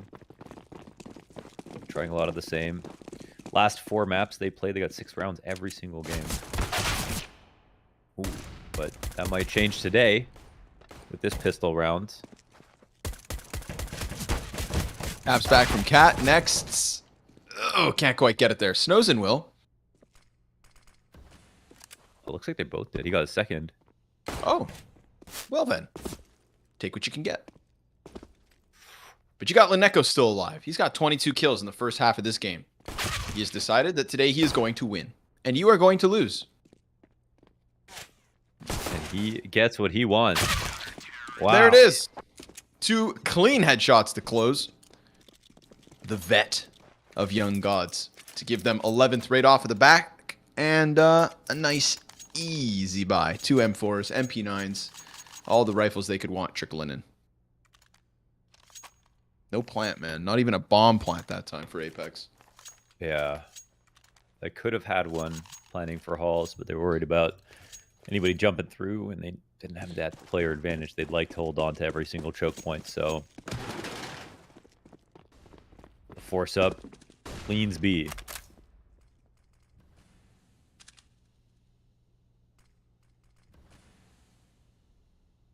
Oh, actually, underpass. Wait, are they all the same guy? Is that normal? Yeah, all season. Wait, they've always been the same guy all season. You can choose? Maybe it's probably in server settings. Surely, right? Standardized models. Oh, I did not even know about this. Now they just look hilarious to me. Yeah, that's why, dude, that's why every time there's 5 people side by side, they're all identical. It just makes me laugh. I never noticed that. Yeah, they're like one big blob. This whole month I didn't notice that. Just that was the first time. And they were all my you saw those favorite shiny ones. heads. They're all Moses, dude. They're all yeah. Moses, yeah. Yeah, funny stuff. So are all the CTs the same guy? Yeah. Which guy are they? Well, I mean, with the CTs, I feel like it's, you know, it's not, it's like It's less the SAS noticeable. guys. Yeah, it's the SAS guys. You know, but they're all the same one. My mind is blown. How did I not? So on every map, are they all the bald guy? That I don't know. Okay. I don't know.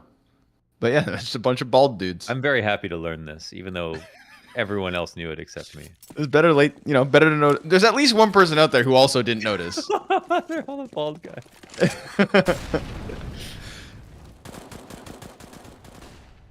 Just a pack of midlife crises. I think that's the plural of crisis. Ooh, this is a dangerous spot for Lineco. He's got This teammates. is the kind of game where they can forget. Oh, God. Next from stairs. A little bit of damage there for Berserk. Oh. Venom Zera comes out from the ticket. Flashbang off of jungle. Next to sides. Wow. He's had enough, and he stomps down the last 2 kills. Sense catches Venom towards ticket, so it is a couple of kills for Apeks Rebels, but it's a 13-5 nonetheless. I think they were about to clear stairs after this, and then I believe, so next goes there, and I think Venom Zera maybe takes out the guy who's about to clear ticket, and then they just go up top stairs and just start farming. And they're just literally like just running through all the smoke specific that Apeks used to, you know, if they were going to go for any kind of mid control to stop them from that specific push. But they need to be stopped by force. Smokes are not real walls for the young gods. No money again.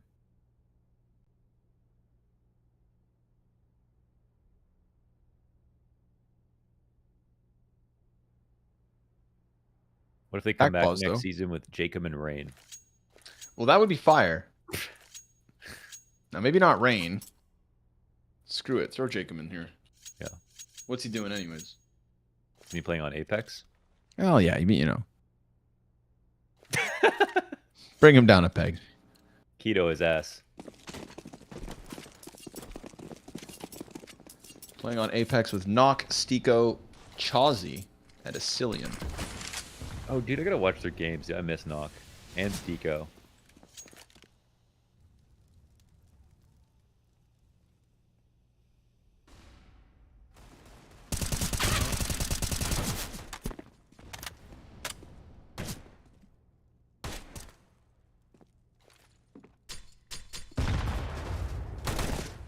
Jumping tech. Sense nails it. Next brings it back. There's the tapeware Deeg. So a little bit of life in these pistols towards mid. That's a man advantage. It's an M4 picked up for tapeware. It is. Mistake that could be punished. They're Deegs, man. They've got that going for them. This was a touch messy. Careful Venom Zera, though. You never know with Venom Zera. Maybe you do. Doesn't know how low they are. It's quite far. Gives them this one. Wow. I thought that was like a checkmate right there. They're looking into underpass. They've got one kill at or looking at the top mid, but then top mid gets his frag. Underpass. Watcher only gets one. Couple of rough sprays. Definitely not worth the hunt in a position like this. So little tidbits of HP left over, but that is enough to keep fighting.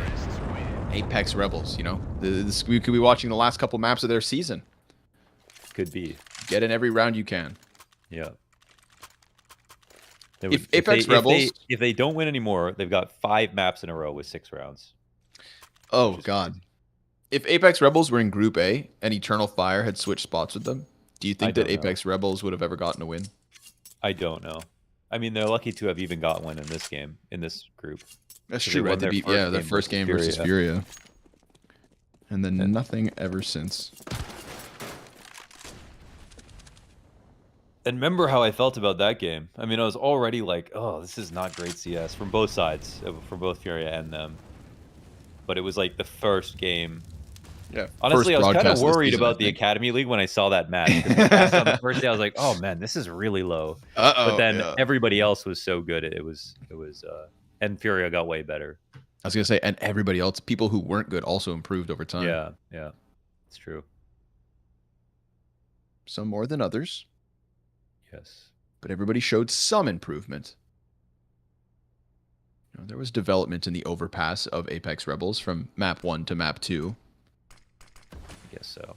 Fine. A little bit less from 2 to 3, and we'll find out because now we get another overpass after this. Yes, one. That's true. You know, overpass next should be interesting. Because Young Gods haven't played it at all.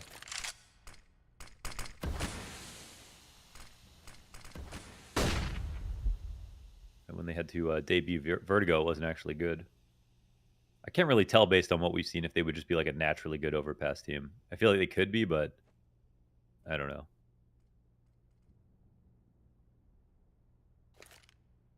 Interesting spot here. I think Brave will clear it. Oh, but he'll still die. Ooh. Oh my god, he almost gets away with that. Venom Zera, quick little headshot, pops up. Good trade from Berserk. He's going to have to jump down with it, though. Sense gets one over on the A side. Okay. Berserk it. Oh my god, what's happening here? Yikes. Ring around the rosy. Sense is still worried about the A player. Doesn't realize Snowzen actually had him locked in. And the time expires. So Sense will get his exit. But it is 14 for Godsent. They needed that kill inside of the B site. It had to be the Opper. You know, Snowzen would have then been cut off from the murder hole. So that one kill is what definitively decides that Young Gods get 14 and Apeks Rebels sit on 6. Yeah, we're next play with a lot of activity. And he's actually tied up with Leneko in terms of kills. Both been absolute powerhouses. Even though BRN is 4 and 13, they really have not needed him this game. That like everything else has gone so well.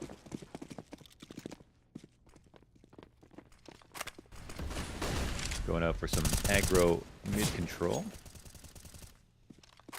Ouch. Off the cross.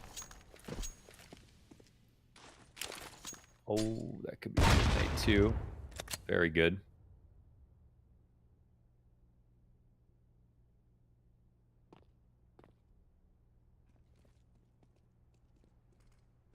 Oh, he's just listening to him. Ready for it. Pops it. Next, nice and clean. Really siphoning the life out of Young Gods. Yeah. Out of Who's next? Apeks. Yeah. Oh, yeah, excuse me. That's how they stay so young. Oh, Vomus from underneath. You know, didn't time it with the flashbang, unfortunately, so Brave just walks out into a fully prepared BRN, and that'll give him a chance to improve his score. 5 and 13 now. But he doesn't need kills because Next and Leneko is doing everything. They've got 49 frags between the two of them. And Leneko looking to chomp down a couple more kills here as the connector players trickle up into the A site, trying to pinch in through window maybe. Playing this one down to the wire, 30 seconds left over. Leneko activates off of the cat play. Hey, that's a good way to draw him out, but we still have Next deep on the ramp. He's going to give him a little bit of space to work. Ooh, finds VHW. The little that's left of Berserk shouldn't be long for this world, and sure enough, Next 3 kills on the round. Goes deep into the ramp, doubles back, ends them all. Snowzen's going to steal a defuse and give Young Gods 15. Have you ever bought a hoagie, gone to the park, and just watched people? I have no clue what a hoagie is. It's just a sandwich, like a sub or... Oh, okay. People yeah, watch. I don't mind people watching. Just watch them walk around. Yeah. It's kind of relaxing, isn't it? Yeah, it is. I feel like it reminds us that you know, none of us are actually main characters. Yeah. We're all side characters. We're all NPCs to someone. We're all NPCs. We're just faces walking by in a crowd. Yep. Some faces, you know, maybe more recognizable than others, but just as insignificant. The king and the pawn all go in the same box at the end of the game. Yeah, true.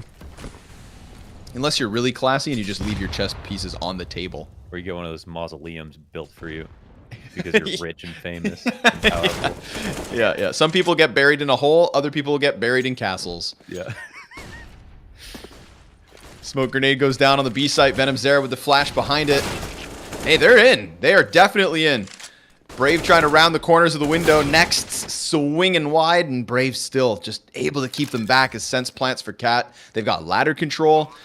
And Young Gods, not the most amount of money, so just going to let this one slip by. Give Apeks Rebels a 7th. A nice, clean, and very quick B hit to keep the game going. Some little tempo changes, pretty good. Oh, they break the spree of 6 rounds. I got 7.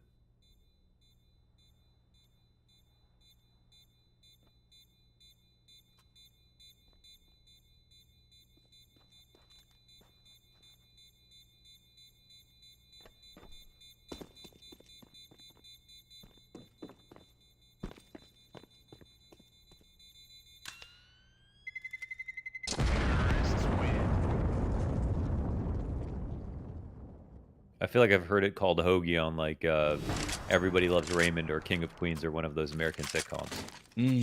I remember in like Boston. I don't know where exactly. When we were in Antwerp, we had this conversation because we were having the soda pop or we were having the soda pop debate, and then we had the hoagie sub debate as well right after with Lydia and Taylor. Oh yeah, Lydia's Italian. Yeah. So. Hoagies. Soda. Soda is definitely like that one's just no point even arguing. It's a good one. Oh, wait, you say soda? Soda, yeah. Soda is the way. I say pop. We say pop. Yeah, I know, because you're Tirana. It says pop on the signs, like in the stores and stuff. Well, pop. The establishment is wrong. Pop. Join Abed in the morning. Oh, Snowsent. Could it be the beginning of the end? We'll see. BRN up in the halls. I feel it. This is BRN's round. Executes the bomb carrier. He's got no support, so he gets cleared out from the corner. Meanwhile, everything else goes the way it should over towards the A site for Young Gods. That's Snowsent with 2 op kills. The quick wrap from Underpass. VHW going deep. Goes down. And now poor Brave. Be brave, be bold, be gone. That is 16 for Young Gods. They go ahead and pick up Mirage. A convincing fashion on a map that we knew they were going to be competitive. So I would say par for the course in terms of expectations. At least it's not a 5th game they lose with only 6 rounds. Today, the Rebels got 7.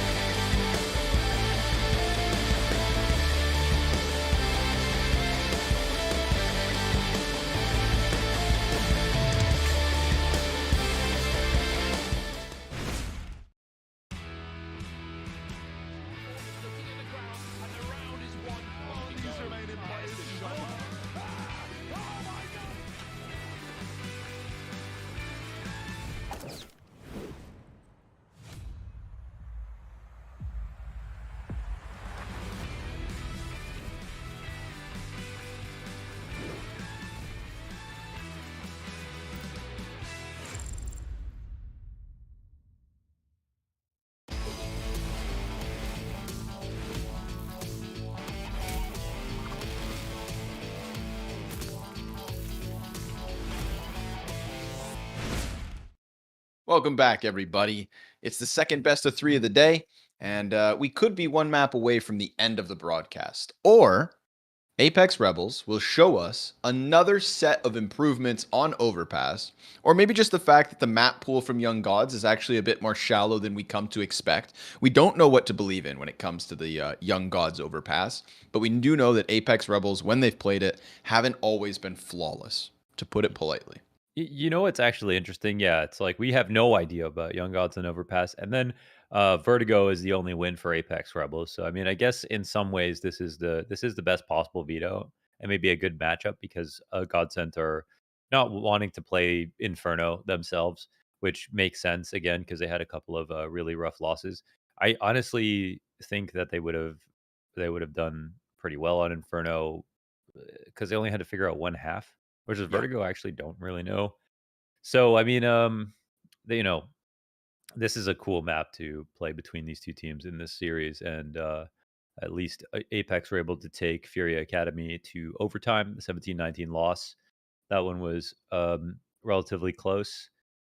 And I guess in their what was it, the Vertigo match they played versus Navi Junior, they got 12 rounds in that as well. So all right, let's see what's prepared. I mean, surely young gods know that they had to prepare one of these two maps for this veto. I'm just excited that we get a new look from Young Gods. We get to learn more about them because that was kind of the whole ongoing situation with the season, right? The regular season was every time we get a new map from any one team, it was all meant to lead into the play-in, so that once we did get to best of threes, we would know what the depth was, what the strengths and weaknesses were. But they never, ever, ever had to play Overpass. So now here we are in the play-in, where games absolutely matter, where elimination's on the line, and it's something fresh. It So is something fresh, do you yeah. have do you have faith in it? Do you think? I mean, the fact to me, like, I know there's maybe no actual correlation here, but any team that can have such a good T side on the likes of Ancient, I think should be able to piece together Overpass as well. Is that crazy? I don't know. I think there's like similarities between maps, but sometimes I don't know if it's so much like the maps, a natural taking to of the angles, or some individuals being particularly good on it. I have a hard time figuring out exactly what teams have in common sometimes with other with different maps in the pool. So I guess we'll see. I guess we'll see. I really think. I think the only thing is just the fact that this could be a 2-0 simply on the basis that Young Gods have better individuals. Their players are more aware. Their opera is better. They're just they're a better they're a better creative team. They just have more awareness, man. I think that's the big thing. Like when they play some of their best CS, I don't even know how you would stop it. Sometimes it's pretty crazy how they're so careful around certain angles, but know exactly how to be aggressive, and so much clutch between these players. So maybe their individual level could take them over the edge. Apex will try to put up a good T side here. I think that's just in general where they need the most work. And their CT side of this map was decent. I mean, I think they had some good setups, so they can look forward to that. And I guess in terms of matchups, like Young Gods, they struggle more on the CT side, Apex on the T side. So maybe there's some promise here in the first half. Let's find out, shall we? Snozen gonna take some of that individual level and stick it right to the head of Berserk. Next gets aggressive down in connector. I'm so curious to watch Next on this map because I think he is actually my star for Young Gods. I know sometimes the Lineko can take over as the IGL. Sure, Snozen's got some op prowess on him, but I just love Next's ability to just be in those critical moments and deliver. Although, while he has the flank here, he actually misses his chance at the back of the head. BRN picks up that slack from connector. So man advantage here for the CTs. Front-facing Bathrooms push comes through from Rebels. Brave wants to close that distance, and Lineko knows that it's a matter of time before he wins or dies. And so drops bomb, tucks back behind truck, predicts that the long push comes through, confirms it, and his teammates will come running over to try and keep this one back. VHW had a 1v1 in sight, but Lineko is just simply too sharp today. He is. He's having a very good day of CS when it's really the most important day to have it. If you could pick a day in the season. So, with that, I mean, they have a good setup. I mean, it's triple on stairs, so they can punish either A side or B side aggression with a flank. That's where next comes in, and Snowson takes first contact. In setups like this, sometimes you see that people forget about the site, right? They'll play aggressive positions on A, but they'll play rotators back through spawn. But Leneko was there, prompt and ready to make sure that nothing tricky could happen. Oh my goodness! So they actually run through this molly. Number one, so if you don't put it out, then it's not an audible for the CT side. But it is only Glocks. Just those stinking Glocks. All the way they go. Now let's watch them get slaughtered.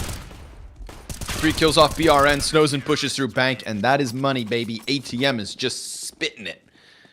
Godsent 2-0 start. Yeah, they're printing. No losses. Now let's see. Our first Young Gods rifle round on Overpass versus Apeks Rebels. Apeks Rebels will have no op to work with here. Just 10 rifles on the board. What will their CT setup be? How much Overpass have they been practicing? I kind of want to see Snow. You know, like, my favorite thing is CT side, A site, aggressive op plays. And I think it's going to be really cool to see if Snowson gets to throw that at them. You know, he's a very energetic player. Starts popping off when he's getting those big impactful rounds, and see if he gets the chance to shine in this second map of the series. But BRN tucks behind smoke. T-side causing a bit of a ruckus. BRN's ready for it. CT's throw a nade. They got a molly. Flash comes through. Sapeware gets blinded. Venom's Arrow, that's from the B site. But BRN actually gives his back over to Sense, so the refrag's right there for Apeks Rebels. All options still open. Berserk comes down from Connector, so trying to congregate into the B site. VHW has already exited Monster. Leneko waiting for him to press up close into him. Brave goes wide. Brave goes down. Leneko double kill again. Doesn't matter which site. Leneko solid holds, and Venom's Arrow right there with him. So individual levels, again, from Godsent, simply too much to handle. Yeah, and they got really lucky with that kill on BRN as well. I don't know how he didn't know that there was a CT or a T right behind him who was working out of the door. So there were some gaps in awareness right there, and still Young Gods win. And Apeks, they just didn't do enough work. I think they, first of all, they got to molly the stairs behind that smoke. If they didn't clear that out properly. They started fighting out towards short without clearing stairs at all. And BRN just sat there patiently. So, you know, I think again, it's fair to be more disappointed when Apeks Rebels make a mistake like that, because this is where they're taking the map. It's Young Gods who we just haven't seen play it. Try again on the pistols.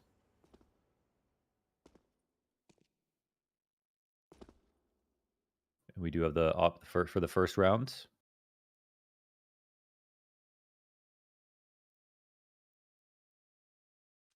Whoa, interesting spots. Are they going to transition into the boost? Is that what they're doing? Contact into the boost in CT. Really passive anti-eco. Can be dangerous to do this, absolutely. It's crazy. They're all in rotator spots right now. No one's in a steady position except for BRN. Ooh, baby. 2 kills from it. That's the bomb stop for a second. Next looks to pick up the mantle. Gets him in the open. Continuation spray. And a wide peek. USP's out. Trying to tap back Sense. I mean, this could be economic damage, but Snowson, he's going to get that last kill locked in. So absolutely nothing here from Rebels, barring the BRN kill. But him pressing up into the smoke really sucks the life right out of it. Yeah. Was it that his own? I didn't catch it. I'm not sure, but it looked. I mean, it looked like a really great one-way for him. So hopefully that's the case. Berserk op up, and we'll run it back. Let's try again here for Apeks.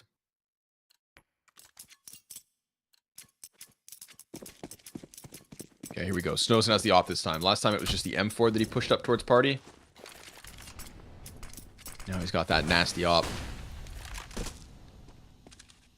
Yeah, he wants to fight, but there's actually nothing here for him. They're defaulting stairs, so there'll be an expiry time on the mount. Like Snowson can stay here, and they molly him back. He is being covered for the time being. Oh Ooh. my god. All right. Did they blow the door open? They did. Yeah. So just a lot more damage here for next.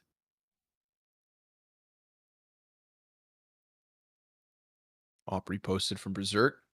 So bits of space given over. Cons theirs. BRN toying with top connector. Ooh, swings out with the flash. Nice utility here from Venom Zera. Gets traded right away. A little bit of a burst there from Apeks Rebels. Kind of trying to face A-Site for a second, but then they'll go into their util. Right now they're looking for Snowzen. Next will come in behind them. That might actually draw attention away from him, but if they don't respect that he could be top bathrooms, he will just walk into a free kill here. So they're walking up long, and Snowzen is peeking this, and they don't think he could be here. Sense still looking. Next. Ooh, gets caught. Walks back a second. T's already on top of them. We get this wrap back around through connector, so it's going to be the 3v2 on site. Berserk with the bomb plant. Sense with the deep spot. Leneko comes through. Caught off guard. Didn't see it coming. And Berserk locks in the kill towards bathroom. So Snowzen on the 1v2 retake. We've got Apeks Rebels pressing into the A site. Despite that 5v4, they have managed to put themselves in such a winnable position. Bombs planted over on truck. Snowzen sees the one outside bathrooms. Oh my god. He's looking for the second. Just kind of ignored Berserk for a little bit. I saw him. No?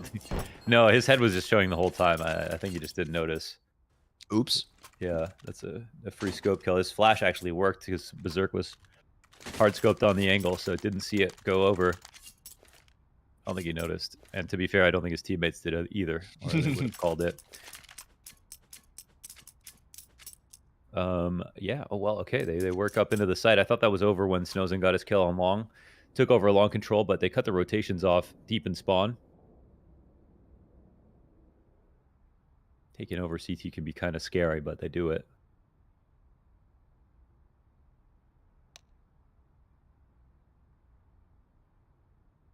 Four v 5 win.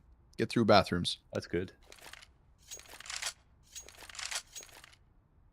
Now convert. Don't let it be the one-off. Don't let it be the economic reset. Their T-side win percentage is 30. I mean, they have 4 maps. They have 30% Okay, on T-side, yeah. So, I mean, we know why.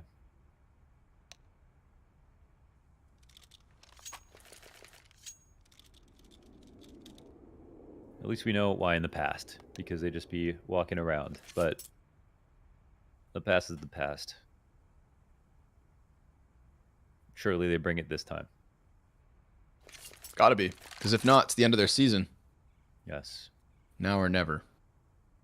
And I would say, like, if anything, right, we've seen them try to play over. If they even give us anything in the plan, it should be a win on the map that they have played more than any other. They trained it, they practiced it. Mm-hmm. Now use it to extend this series. Quick little Zen break. Whoosah. This is visualization. You must picture yourself winning in order to win. Yes. Wow. Enlightenment was reached. Levitation has been achieved. I saw... What is that in the background? Is that jellyfish? What's that? Sorry. Go back a camera, man. I thought I saw a jellyfish hanging from the wall. From whose wall? Not Berserk's.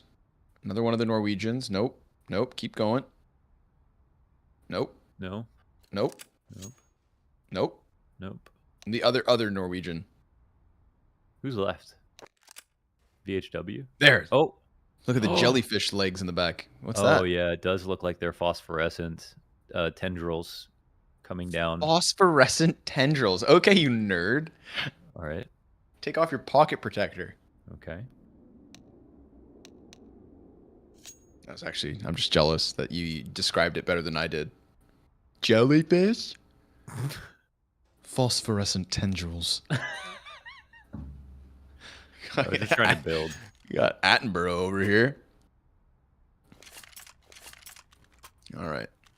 Everybody's locked back in. Next tech pause, you can talk about your Harry Potter, whatever. Okay. Because I am kind of interested. Okay.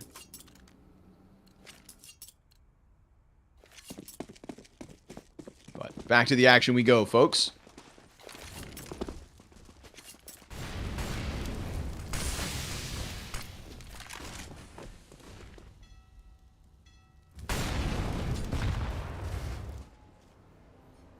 Ooh, deep one.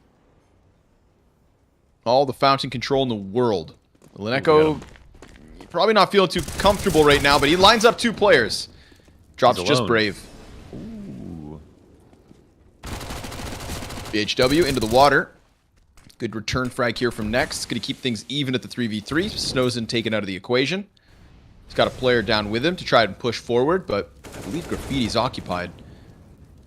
Oh no, it's Sense actually on the other side of the half wall.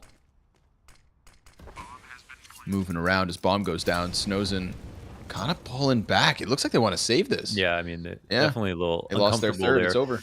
With Leneko sitting half wall, getting blinded, no Heaven player behind him, no Pillar player as well to help him. If one gets blind, then they had a second chance at it. They were a little bit heavier towards the A site, and 2 rotators coming down through connector, I think, exemplifies that. So they gave it a shot on the hold, but a lot rested on him getting kills. I don't think that was the best spot to be in if he was alone. Yeah, played peeled back before. And Apeks keep it super simple. I mean, they used... I think they only used the nose flash to get into the site.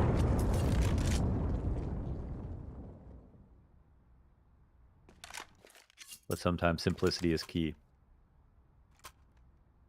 I believe the expression is, keep it simple, stupid. Yeah, kiss.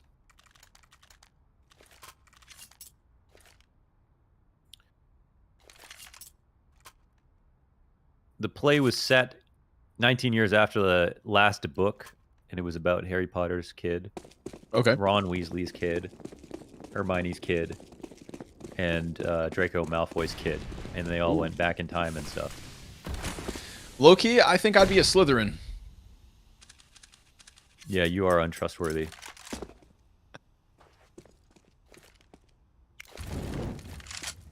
For the record, I think... Gryffindor. Yeah, you'd be Slytherin. Yes. Yeah. Yeah. Yes. Because I'm untrustworthy.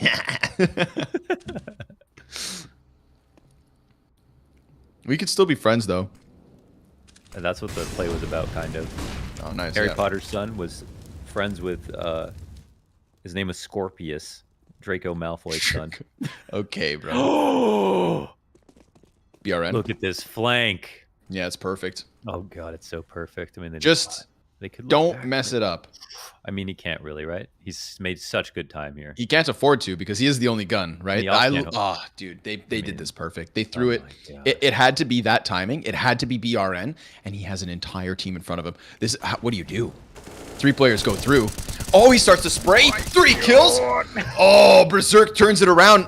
And in the meantime, we do get 2 frags back the way of Young God. Snowzen could still end this. He's aiming low. But it's a distraction, and the USP is in heaven, so Sense recovers. Brings it back with 2 kills of his own. Those first players who went into that smoke managed to walk away with frags. Yeah, that's crazy because he could have shot sooner, but he also got 3 frags. So, I mean, basically they shouldn't have been fighting at the same time as him. Ultimately, he just kills them if they're exiting. So, kind of messed that situation up. It couldn't have been a better flank. Imagine how one-sided that would be otherwise. And Apeks, they could keep going back to B if that's working out so well right now. I mean, that was a nightmare situation, and they still got out of it. Snowzen into connector, trying to push that off into a different spot. Gotta be careful on the double scopes, man. Oh, okay. Well, gotta be careful when you fight your death in HD. Saw the bloodlust in Sense's eyes. Berserk comes wide, down long. Spray here from Venom Zera, just the 1 kill. And Leneko, because of this pressure, kind of sticks around for a second. Can't go bolster the A site. But with bomb back in spawn, you know, Apeks Rebels, they're going to have an entire world of map control, but no ability to commit just yet. That's a good point. Enough time to get to where they need to be, but it's really on Young Gods to, I think, kind of gamble blindly here. It's going to be too slow and to get back map control, make a decision that way. So it looks like they'll actually trail over towards the B site, let A be taken.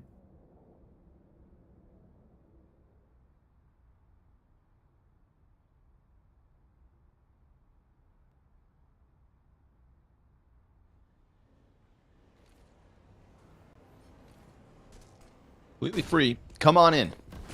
Apeks Rebels going to tie this game off of the back of an open A site and just keep those 2 guns from Next and Leneko up.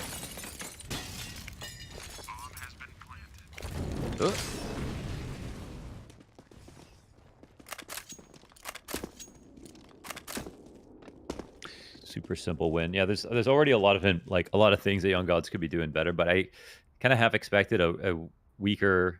I think it comes with the territory of them trying how creative they are on T side, that they do things atypically on the CT side, and then they end up having some flaws with the way that they look and approach things, and things look kind of gambly sometimes.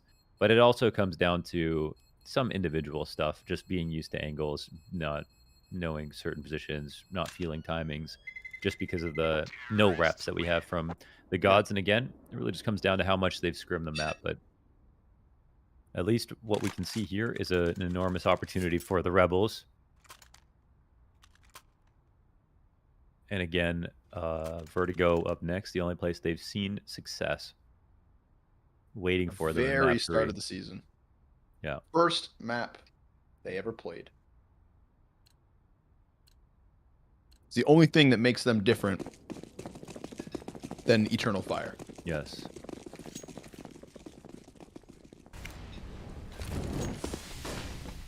Two M4s, of course, saved in the last one. Could be the bailout. But for now, Apeks is going to go back towards long. Now, in previous games, we've seen them really play for the long A contact. Just get out there early and then walk all the way to the bomb site before the CTs know what hits them. That could be the perfect solution to this round. There's nothing there to stop it. Even Snowzen, who's rotating up on like an emergency protocol, it's just the Desert Eagle. At least Young Gods are playing proactive enough, fast enough to figure this out. But there's a difference between figuring it out and stopping it. Okay, so here's the thing, right? I mean, if they full exec in this spot, then it's still going to be very uncomfortable for the CT side. But if they try to do their walkout thing again versus all these pistols and don't molly out specific locations like they've been lacking, they will just lose. I mean, it's very possible. And right now, the rotations are all in place. So, Next goes down. And the stairs player might go down, but now they know that the rest of the CTs are probably here, right? Seeing a big flank come in and stairs. And all right, here we go. Mollies come down. 2 smokes plus the molly. Still got some deagles here, but both of them get owned. And so Leneko's M4 in from bathrooms. 2 kills already. Opera's up next. And the Opera's where it ends. So we've got Apeks Rebels with a lead. 5 terrorist round wins. Young Gods, back-to-back active flanks. At least they're not afraid to try and make something happen in these lesser weaponed rounds. Yeah, and they shouldn't be, especially if they're playing vanilla, but their setups aren't super polished, then maybe they should try to keep finding a place to push.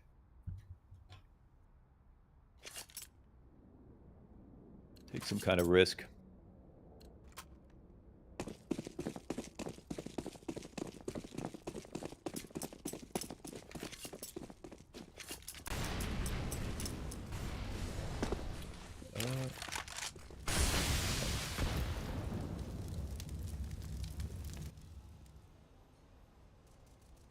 Is your stream up? It's very blurry. Mine stopped. 1 second. Mine is back. Ish. E.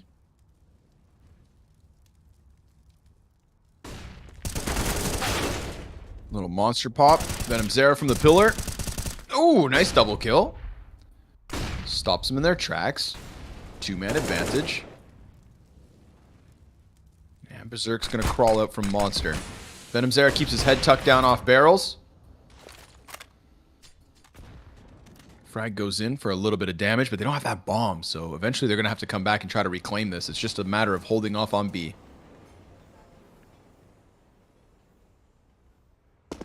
Ooh, they tried to pop Monster again? Okay.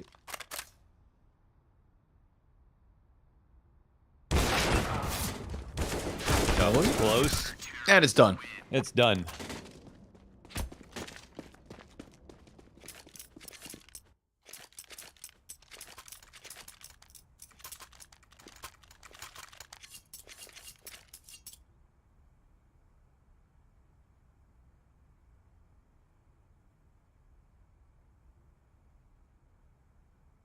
Back paws off the Rebels. Moment the game's tied.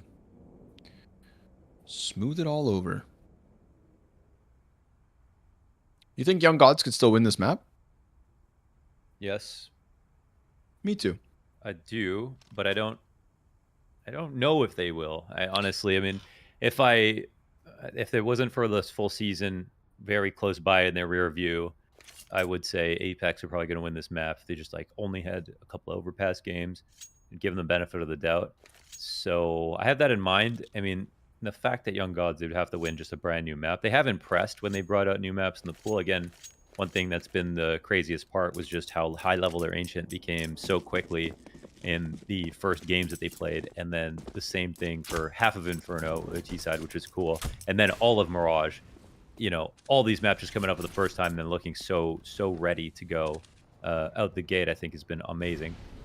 But this doesn't mean that it's always going to be good. And Inferno makes me wonder, you know, how good are they all the time when they're preparing new maps? Because they looked very kind of how can I say, out of touch when they played their CT side of Inferno, to the point that I wonder what kind of demos are they watching for their setups. And I could kind of see that same energy right now here on the CT side of Overpass. Some good ideas, but also some fundamental things where I'm like, that's a little strange.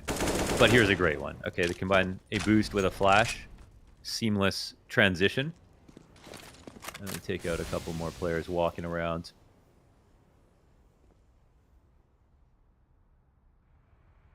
Added layers.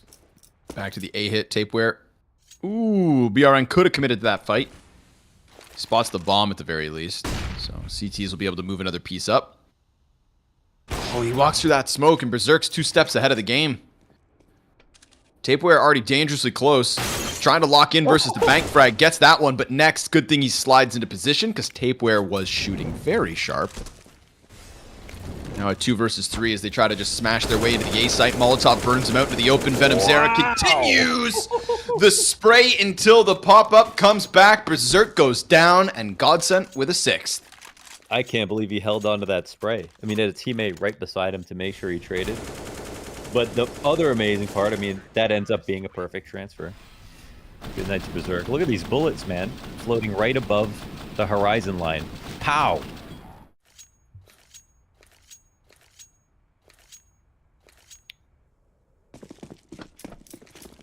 Venom Zero by the numbers. Best player on the team. One of the most unbelievable halves of all time he has presented us with his recovery from 0 kills in 13 rounds to top fragging and having the lowest deaths. Never before seen.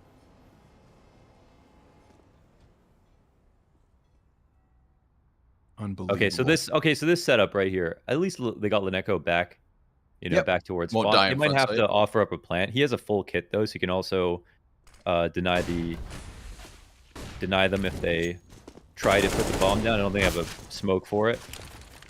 And they've just jumped it, so this might be even more difficult for them. Yeah. See ya. Bomb gets stopped, corners get cleared, Pete gets owned. And we've got Young Gods pulling ahead. A little bit extra on this CT side now, you know, and Apeks Rebels have taken a couple pauses, can't quite figure this one out. That was an interesting pathing, but they should have. I think they used their only smoke. They used their only smoke right there to get in the site, and if there were anybody on the right side of Monster, where there probably shouldn't have been, if there was multiple players, then they wouldn't be able to see. But they had no way to fight any utility coming in to get the plant at least. So buy up again. It's already becoming a pretty competent half here for Godsend, even though it's 5 straight for Apeks in the middle of this.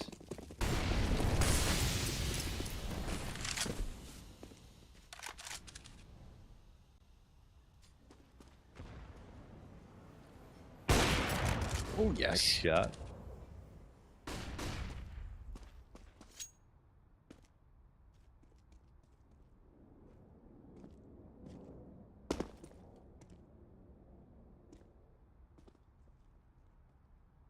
Now, immediately the response from Young Gods, go get something back. And there is a good default here from Apeks. I mean, they are holding everything adequately. I think Brave is going to miss this. Have they gotten into stairs? No, they're playing above it. Okay. They smoked the end. I think if they go A, they're in a decent position, but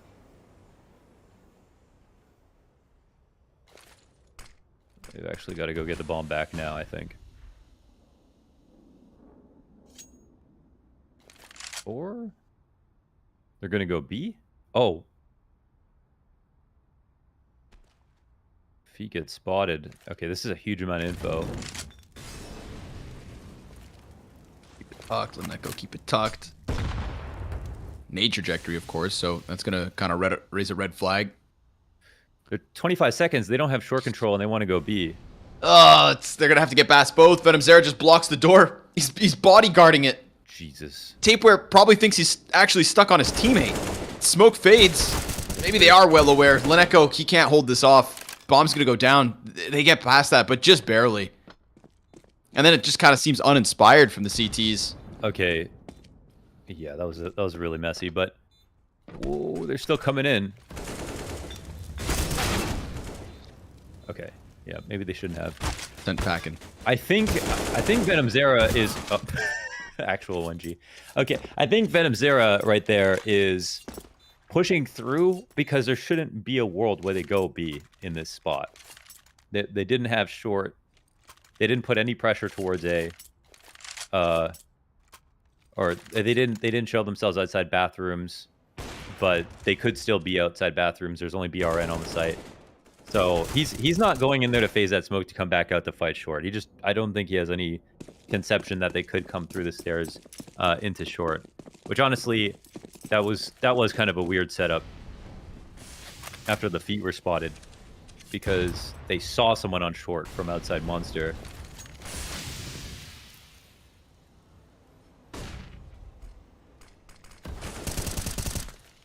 I'm saying we need haptic feedback so we can feel people in smokes. Yes. I'm all aboard. Good flash. Flash, yeah. But BRN can't get the kill. The nade will do great damage. Second flash. There we go. Next layers them. A third flash. Keeping him back with the smoke as well. Is he an alchemist? Like, is he just making these on the fly? Ooh, berserk. Done. Yeah, imagine the first time somebody saw gunpowder for their first, the first firework you ever saw in your life. Holy hell. That has to be the Wizards. Did the fireworks DLC drop before guns? I'd assume so. Oh, berserk with another. Yeah, definitely. Because the first gunpowder was actually used to launch arrows further. The Chinese invented gunpowder. Oh, cool. Yeah. Ooh. Tapeware drops down silently. Nice. Very nice. Just slides into BRN. Clears out what was a very problematic connector, right? With that continuity of the flashbangs, the smoke grenade, the kill that came with it. Now Leneko, not quite sure which direction to go, will choose correctly. That last kill, drawing the bomb up. But the bank player should have Leneko dead to rights. Yes, sir. Wins the duel up close. And so we're all tied up. T-side from Apeks Rebels, 7 rounds on the board. Berserk's doing a good job finding these openings. He has peeked up into Snowzen a couple of times now on these rifles. They're playing it dead silent, as they usually do. But now they're getting 7 rounds. They're looking for 8. They've got a really bad buy here from Young Gods. Most of the good tactics have been over towards the B site. They are having troubles of locking down inside of the bathrooms, I would say especially. They're never using the Gob B smoke outside of Banana. They're not boosting that side. Snowzen is not winning his op duels.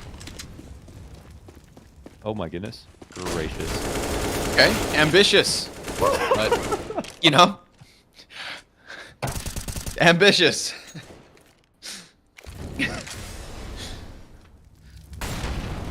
It's their first overpass. It is their first overpass game in history. I have never seen that before, I won't lie. Listen, if they weren't there, wow. Leneko genius.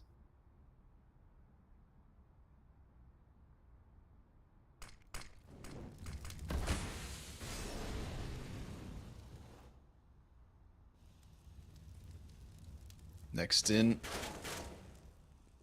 They're getting closer and closer, and they sweep him away with the peek around from barrels. Snowzen Scout 1v5? I don't think so. Apeks Rebels looking for that 1-round lead going into the CT side. I'm quite curious to see what Young Gods will have on offense. I don't know if it's going to be the most elegant T side, the most complex T side. But I do have faith in Young God's ability to just put themselves, shoulder to shoulder and get the job done. They had really good T sides on a bunch of different maps. Their CT sides have been victims to comebacks multiple times.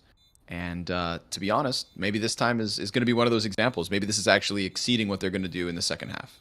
We'll see.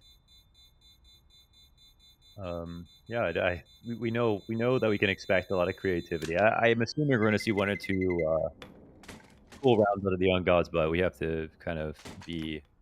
And there are good things to say for sure about first of all, in CT sides in general for Apeks on specific maps. Overpass is one of them. That's something good. The Wolf's comfort is clear, especially compared to Snowzen's right now. So this will, I think if Young Gods do this, that'd be pretty serious. Like I don't know what I would say if Young Gods could win at this point, because it's a close game, but they clearly don't look super comfortable. They've done some stuff that just feels like, it's like a weird thing to do. They probably wouldn't do that again in their next match. And it should take a lot for them to pull this off on T side.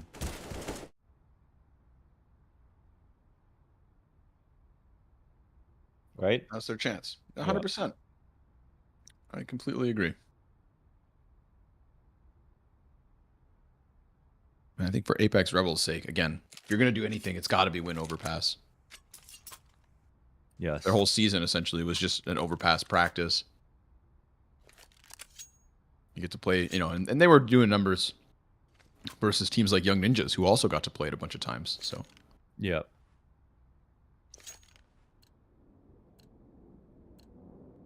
I think Young Gods won 3 pistols so far in these last 2 maps. A couple of clutch rounds.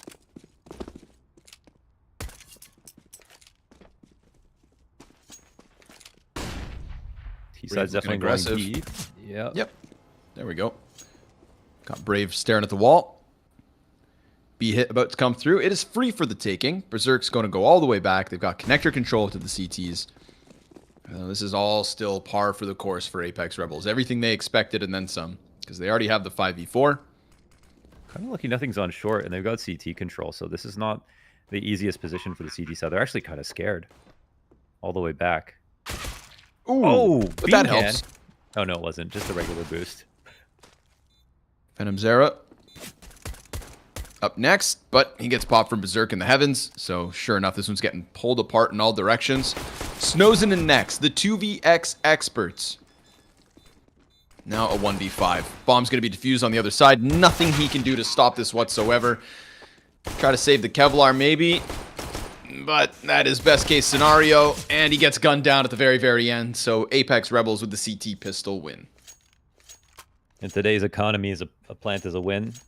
So they just don't get a lot of kills, which actually helps. Every kill's a nade, basically, into the second round. So I don't know. Will they just buy next?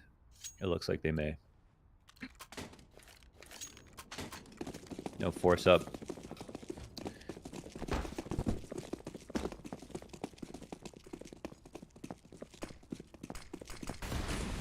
Single smoke. See these T-side ideas. Or not. The Neko dead already. Walk out from Monster. Gets spotted. Next still alive for a second. Venom Zera. He's trying to fight the guy deep in playground. He also can't afford to lose that bomb. Just in case the plant can go down. Tech 9 pops around this corner. Gets a couple headshots. We got money in the back pockets from Young Gods. But now VHW's here. Smoke to block off short. T's just sit and wait.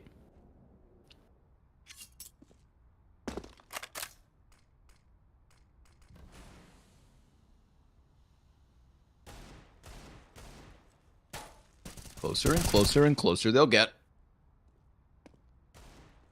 Brave finds it. There it is. Now that 1 kill, the 2 kills that the T's are looking for. Now you just got to finish off Brave, and he kind of gets pulled between 2, but survives the test. Peeking from connector, and that's the end of that. Apeks Rebels, double digits. CT side gets away with 3. Clean.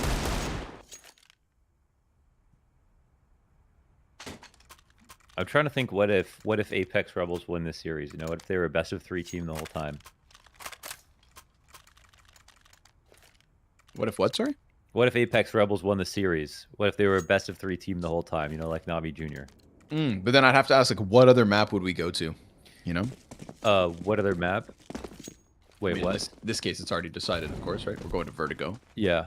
But I think they're a best of 1 team because I think Overpass is their... Overpass is where they can win. No, Vertigo is literally where they won. At the start of the season versus, you know, like, if that game was at the end of the regular season, maybe they didn't. Yeah, I'm just being a joker. Okay, wow. Oh, wait. Mauled him here. Nice timing from Tapeware. Wall bangs on the side. And Snowzen will try, but the 2 kills aren't going to be enough here. Apeks Rebels, 11-7. Clear away the guns. Tried to keep it simple, but they just get smashed immediately inside of that smoke, and it takes it all away. So Young Gods back into that awful formula of half buy, real buy, half buy, real buy, both netting them about the same, which is really nothing. We're going to Vertigo, Launders. It certainly feels like it. We have yet to see what the T side has to offer. It should be hard, and it looks challenging. And that first half I don't think, inspired confidence so much in the preparation here for the gods. We've seen crazier things happen, but maybe not today. Half by flash comes in. Lots of players here to hold on the exec. Where it gets to the barrels, since it's got the cross, and it's just a meat grinder inside the B site. A little bit more from Snowzen. He gave us 2 kills last round as well, but the player already out from heaven. VHW ends it. 12. Quickly. Surmising a CT lead. We've got considerable damage on these past 2 rounds and 5 players in total, so we keep the money somewhat honest, but it does feel like one of their last chances. Snowzen will pick up the AWP. And Young Gods, they tried a very simple B rush that kind of looked a lot like what Apeks Rebels were doing, with just kind of a nose flash and charge out. It didn't work too well. I think some teams, they do things that they're good against. You know, like that makes sense. Or I should say they do things that they're bad against, actually. That makes sense.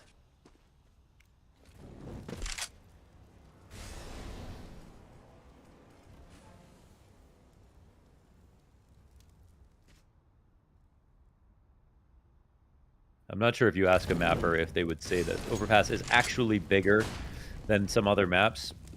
I've had this conversation a couple of times with mappers, but the fact that it feels bigger is clear. And there are a lot more long angles here for the op in high action positions. So that's what can slow you down a ton when it comes to taking map control. Berserk will be the tip of the spear. Looking for some action. He doesn't get blind, so now he can stay open, but shot isn't missed, but it only goes through a wall. Sense will drop 1. VHW goes down. Repeak? Nose has been done over Berserk. Yeah. Oh, that's risky. Yeah. Oh my gosh. Yeah. That's my favorite smoke bug. Oh, they're gonna go back to the little weird interaction. Oh, B-Water's pushed.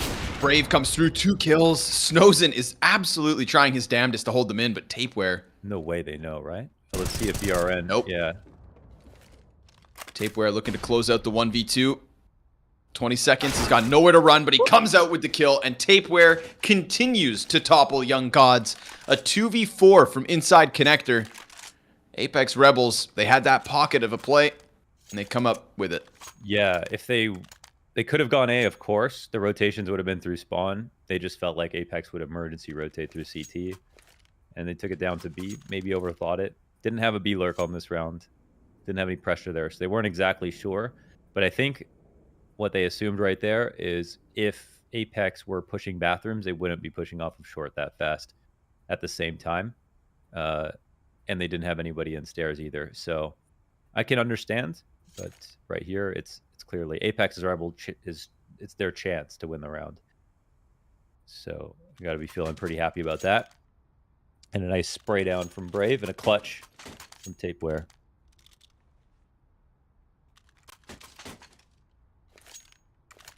First tac pause called here from Young Gods. Got to try to figure this out before it all comes to an end.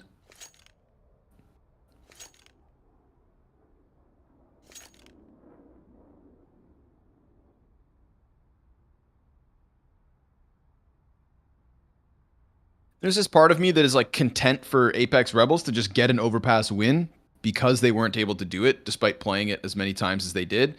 But then I have to keep reminding myself, like, this is literally the first official we've seen from Young Gods on this map.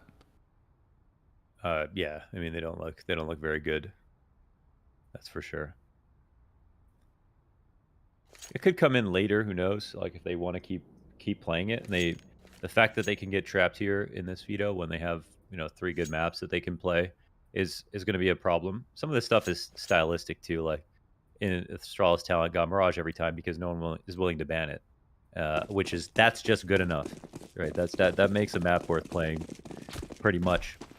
So, yeah, funnily enough, just with the maps that Apeks do play, they got Young Gods into an interesting spot. Like, they were technically happy to try Mirage as well, I think. Like, even though they didn't win it, they did play it a lot. Yep.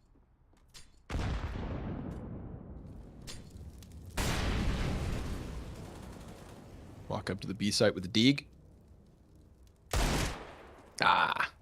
Brave's in like a weird spot, falling off boxes, so not set up to succeed there. Let's push bathrooms instead. Right into Berserk we shall go. Rank the numbers here in round 21.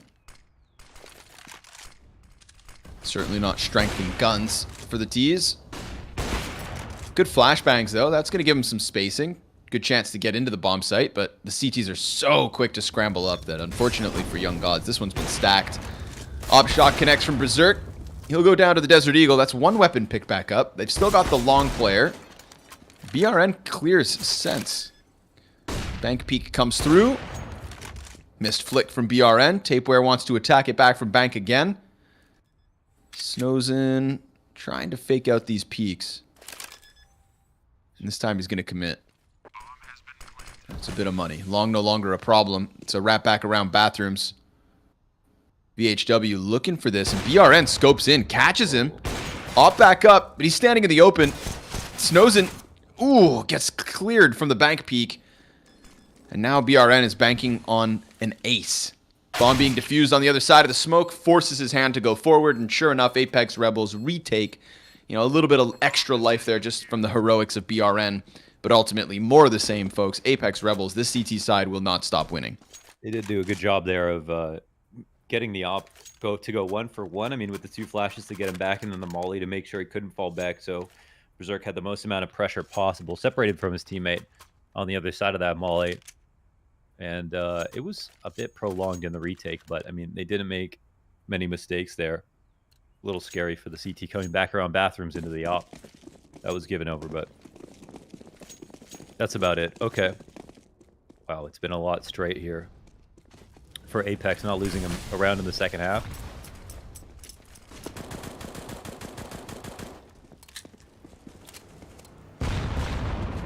Oh, dunked on. There we go. A little bit of game plan coming out of Young Gods. The artillery barrage into the back B site. Tapeware ahead of all the action. Gonna get cleared here by BRN, who wins. It's Tapeware again. Good from these pressure positions in short water. Remember that 1 versus 2 he was able to clutch back and, well, again, takes away man advantage into the 3v3. We've got Berserk in a bit of a pickle. Players on both ends of him, but he picks up that fight into the connector. Leneko hoping to catch him off guard from tree. Will do so. Trades back and forth, continues. Bomb gonna make its way up towards A site. VHW a little bit timid on it. Slow to the call to the action.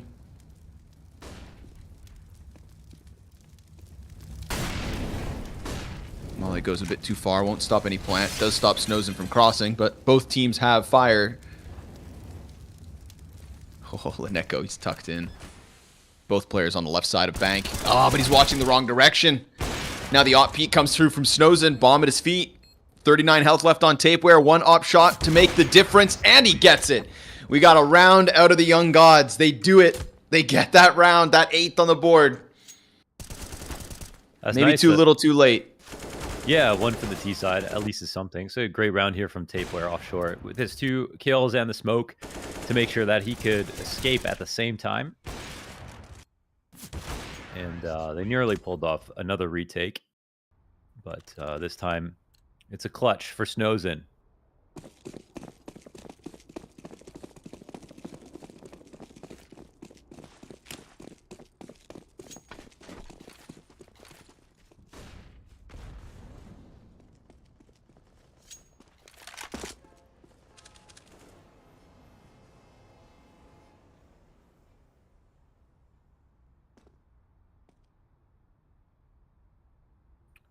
How much do they believe is the question.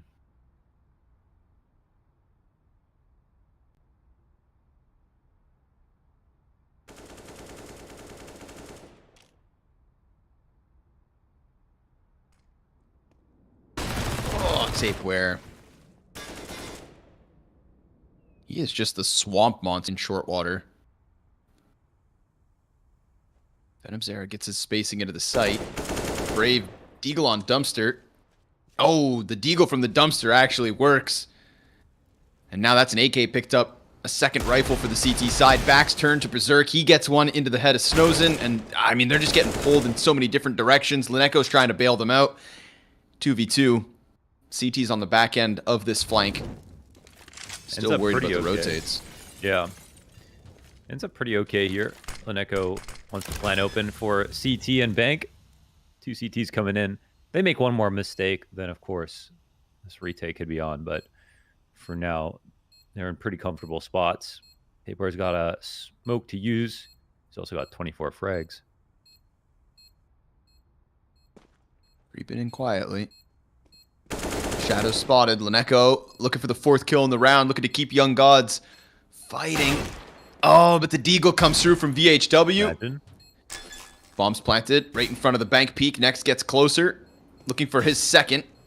VHW into the AK. Doesn't have enough time. Didn't get the chance to fight that one. And so it's a 9th for Young Gods. Bomb pops.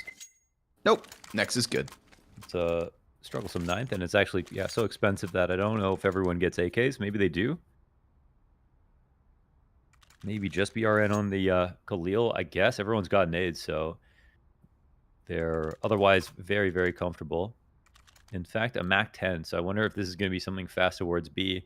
There isn't anything on the other side for the CTs. They'll be saving for next.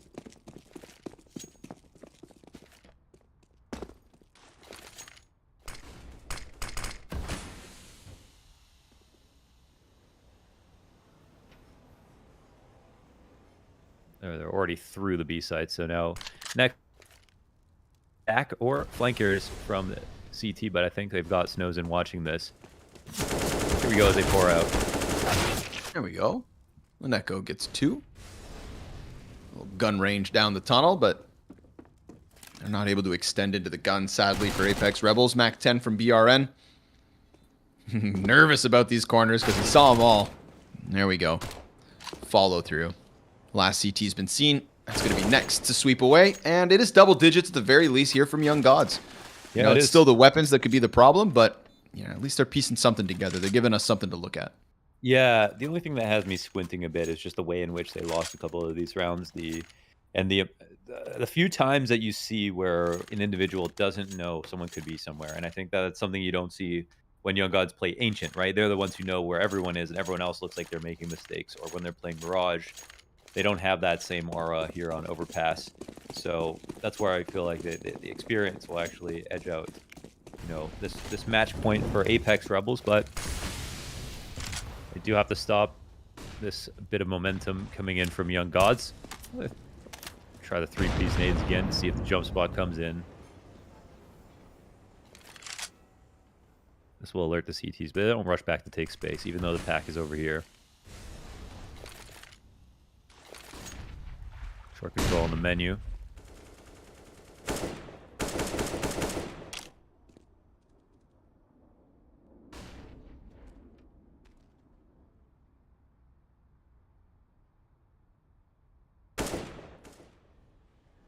Nervous. Understandably. They know they're not within their realm of expertise. A couple rounds away from a loss and having to defend on Vertigo. Flash above connector, they pop out. Trying to get drawn into the op. Flash makes a move. VHW ready for the side peek. I think these are one of those setups that could be tough to unravel if you're not a capable overpass team. VHW goes in, 2 kills for him. Opper's still alive. ERN takes down the rifle, but Berserk still has his position, and we have 30 seconds on this clock. Sense needs to lock in mid. Lineko comes around the corner. Shadow advantage there for the CT. Berserk and Sense. Once VHW goes down, these other two pick up those pieces, and sure enough, 5 map points.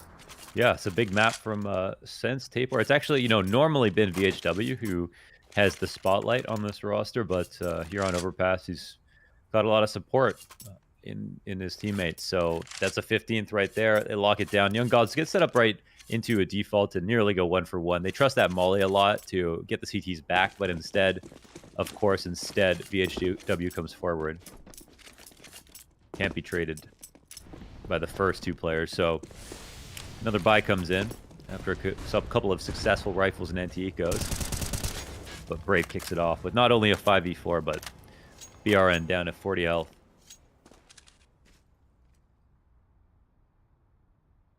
I've tried this a few times, and Apeks have nailed the timing on spamming them as they're running out.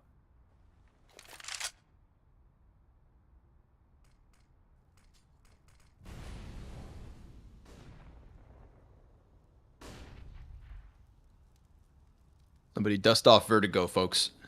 This one's going the distance. Unless the 4v5 with a half-health BRN can pick up the slack. You know, and again, to contextualize it all, first match from Young Gods on a map that Apeks Rebels have played repetitively and never actually picked up. Now, finally, they get a team that they can bully on it, and they're just fed into the crossfire here. Another good rotate from Apeks Rebels to get ahead of the little bit that's left between Snozen and Nexts. Ooh, Nexts jumps around, gets another. Ready for the dumpster peek, but it's the close position of Sense. And then the op of Snozen goes down empty. 16 rounds for Apeks Rebels. It's been a long season and a long time since we saw them in victory lane. But they go ahead and pick up this one win, this one map over top of the Young Gods. This series isn't over, folks. We'll push it to Vertigo, and we'll see you soon for that 3rd map to decide who's gone and who goes on.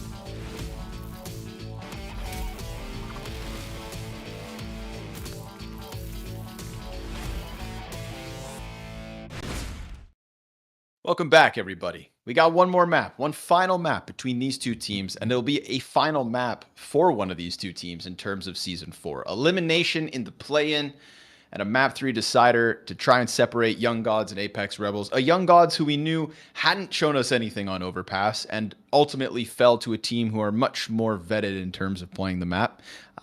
Now we move on to Vertigo, the only map that Apeks Rebels was able to pick up during the regular season, but that was at the very start of the season, what feels like ages ago, versus Styria Academy, if I'm not mistaken. And they haven't really been able to, yes, versus Styria Academy, and they haven't really wanted to play it, I think, much since then they got 16-1 by Astralis Talent on it. So that's a mark. The thing is, Astralis Talent, obviously quite a good Vertigo team, so no surprise there. In some sense, they beat Navi. They played versus besides Mirage, and they have done quite well. So I don't know. I mean, there's not great stats here for Young Gods on Vertigo either. They took Eternal Fire to OT. It took them to OT to be able to beat Eternal Fire on this map, and they lost to Spirit Academy 9-16. So I mean, I don't know. Like in terms of reps, plus they're tied on wins. They played kind of close to Navi Junior, kind of close, and they beat Fury Academy and kind of close to Prospects before the Academy League. So I think, yeah, somehow this has actually been a really great veto for Apeks Rebels, considering even playing Mirage is somewhere that wouldn't have been out of the realm of a decider that they'd be somewhat comfortable on just based on reps. Whereas Godsends, I don't, they want to play Mirage, but they really want to also play Ancient, and they don't get that opportunity. So I think, what was the other ban that they took out? I think they chose not to play Dust 2, I believe, which also is Young Gods took out Inferno, Apeks Rebel took out Dust 2. right. Vertigo left over. So yeah, so that would have also been. Actually, I don't know. Young Gods also lost on Dust 2. Map pools are such a big problem. Wow, thinking about this, you could be as good as you can be great on one or two maps, but that won't matter too much. So okay, on Vertigo, at least there'll be, I think, equivalent level of confidence, and I think both teams can probably see themselves winning at this point. And they've both literally seen wins in the regular season. They are not standout Vertigo teams, so that is one thing. But I think, based on the season we've seen, this would be an incredible disappointment for Godsend. And in some senses, similar to, the Ninjas taking out Spirit Academy. But I don't think you feel quite as bad losing to Navi playing as well as they did in that last series. But they don't have a choice. They gotta play a map that's a little bit up in the air. So maybe this is an opportunity for Apeks Rebels. We'll see what kind of CS they bring to the decider map today. That we shall, right? It just feels like it would be a true shame to see what Young Gods did to deliver throughout the regular season, and then not to get them playing Ancient versus somebody in the play-in. But like you said, map pool really is truly the biggest issue, and this one somehow, some way works out for Rebels. So this I think has been it's been offered to them. It's not a total handout, but it's there for the taking. Young Gods got to show us depth. We didn't actually get to cast you and I that game versus Eternal Fire that ended in overtime. So it's, a very small sample size for us and the Young Gods knowledge on Vertigo specifically. Let's just hope that the T side's got something packing. Let's hope that maybe Leneko can offer us another standout performance. He's been playing very well today, trying to be like the heavy lifter. 25-year-old Leneko with his Young Gods all around him. Next, Snowzen, Venom Zera, BRN versus the Apeks Rebels. VHW taking a quick little peek down the ramp. It's going to be very fast from Young Gods. They know what they want, and that is an A-site hit. Venom Zera, 2 kills. Tapeware, a double. Back and forth, and it leaves Brave on his own. Taps the first, but Venom Zera, a little pop-off as he gets himself that 3rd kill. 1, 2, and 5. Kicks it off and ends it. Damn, dude. That was just such a crazy sequence at the end. I think it was like 1 bullet for the last 3 players in a row. Anyone could have won that. That cross-market placement was so close to taking out Venom Zera, but the peak was equivalently nice. So, well, another pistol 1. I think that's actually 4 out of 5. for Godsend or Young Gods in this series. Solid on him. Mac 10 money. Ooh. Team kill. Not ideal. Head that bomb elsewhere. Get out of here. How much do you lose for the team kill? I'm just going to guess 300. No, it's not. It can't be actually. Okay. I think. I know there actually are edited amounts. Like I think if you team kill, man, I think this has changed before. Where I swear there was a point in time where if you team killed, you actually didn't get money. Or I don't know what it is. I wonder if it's like $100 or. $100 would have been my second guess. The thing is that if it only costs you $100, then it's better than giving 300 to your opponents. That is true. That is to say that, you know, that's if they died, if they would have died. But that's like in Dota, you know, if you've got someone poisoned, you want to kill them so that the opponent doesn't get the kill. Sure, man. They're getting chased down by Pudge, rotted, you know what I'm saying? You play No, Dota. I don't play with Dota. Me. You played, you're a nerd. I mean, that part Sorry, I won't argue. You smell like socks. Yeah. All right. You don't have to tell everybody. You play League of Legends? Nope. You've played one of these two games. You have. I play FPS games and racing games, Launders. I've definitely played both once or twice, all right? But it doesn't count. I wouldn't consider myself a Dota or League player. I don't like MOBAs. You got to think too much. You can't, you know, I'm a FPS kind of guy. I need to be in the head. First person only. Be in the head. I'm inside your mind. Mind freak. This is my favorite setup in the game. It is fun. It's a good one.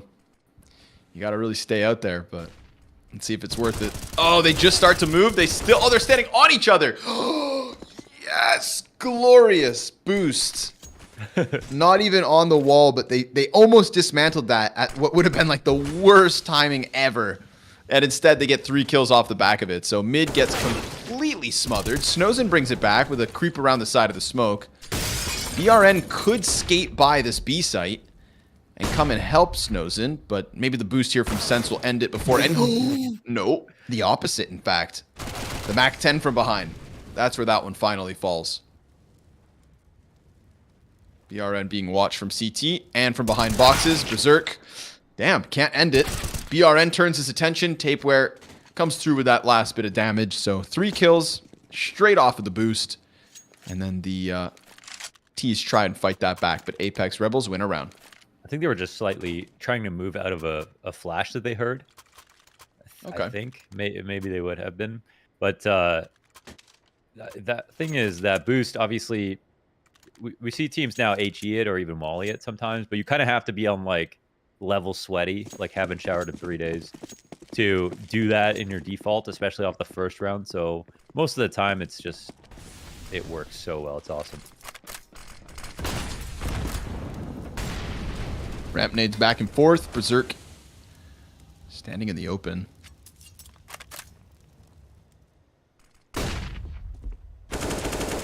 Little peek around from VHW.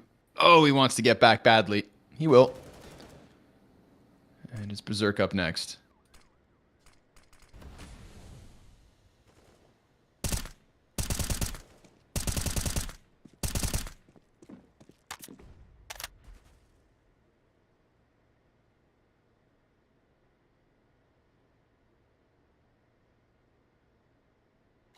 Minute mark by the time all the nades subside. Flash serves as the pop for 4 Ts to come around that corner. They try to run this up, but they're met by more utility.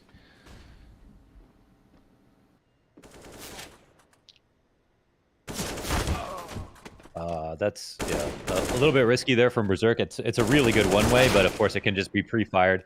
Very nice from Snozen to take him out, but 3-on-3, 3-on-2. Sense, I think he's been spotted. Yes, Shoulder sir. on the side of the site, yeah. He's just dead. Next keeps it locked in. Bomb plant. Nothing can stop that. Brave. Smoke flash kit. Famas.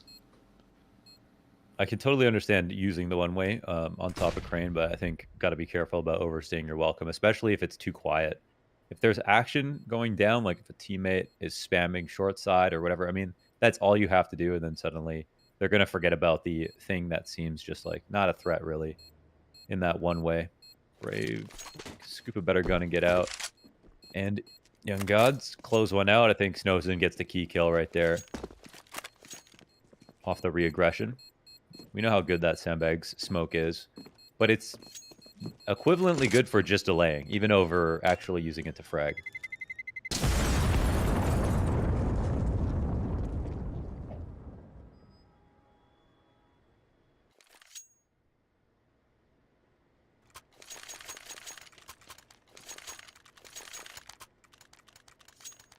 Very fast start here. 1M4 from Brave. Bit of a curse to win that one. And think back to it, right? 3 kills to start it. So 5 versus 2. The mid hold, not last round, but the round prior and round number 3. And even that 5 versus 2 still came down to only 2 players left over. So yeah. Cash gets swiped away from Apeks Rebels.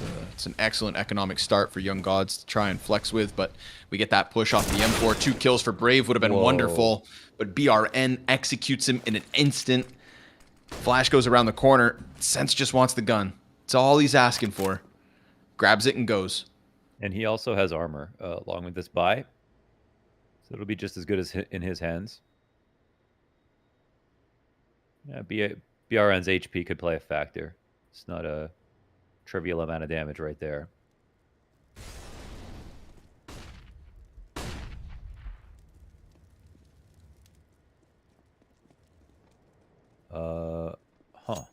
Okay. Well, that's undeniable that many CTs have started to run away from the A site.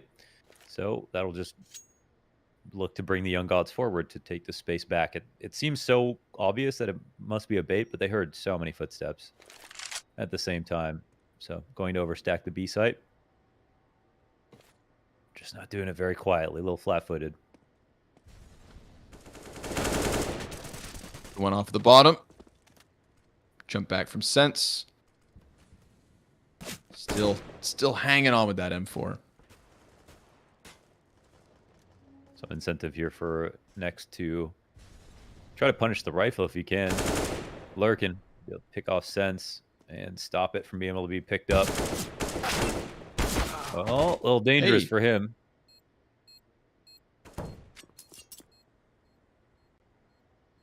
There we go. Berserk One gets gun the AK. turns to 2. VHW comes and grabs the other. And they'll hold on to those ones allowed by Young Gods. 4-1 T-side lead. Crazy how that one USP kill is 2 guns instead of 0. Yeah. So they'll hold their ground as Young Gods continue to win a couple early. So much cash as well stacked up here from Young Gods, just playing more so with their own economy in mind than trying to clear out what was left of the Rebels. Who will buy here, sure enough? Any opt for Berserk? Nope. Gonna go 5 rifles, plentiful grenades, a little bit of cash in the back pockets as well, so X factors for later rounds maybe. That's interesting. Did he have money? Could they afford it? I wonder, actually. Yeah, he had like 5 point something. Okay. Take the AK instead. They would have had much less nades. But then again, he still has 3,000, so. Chalk it up to a stylistic choice.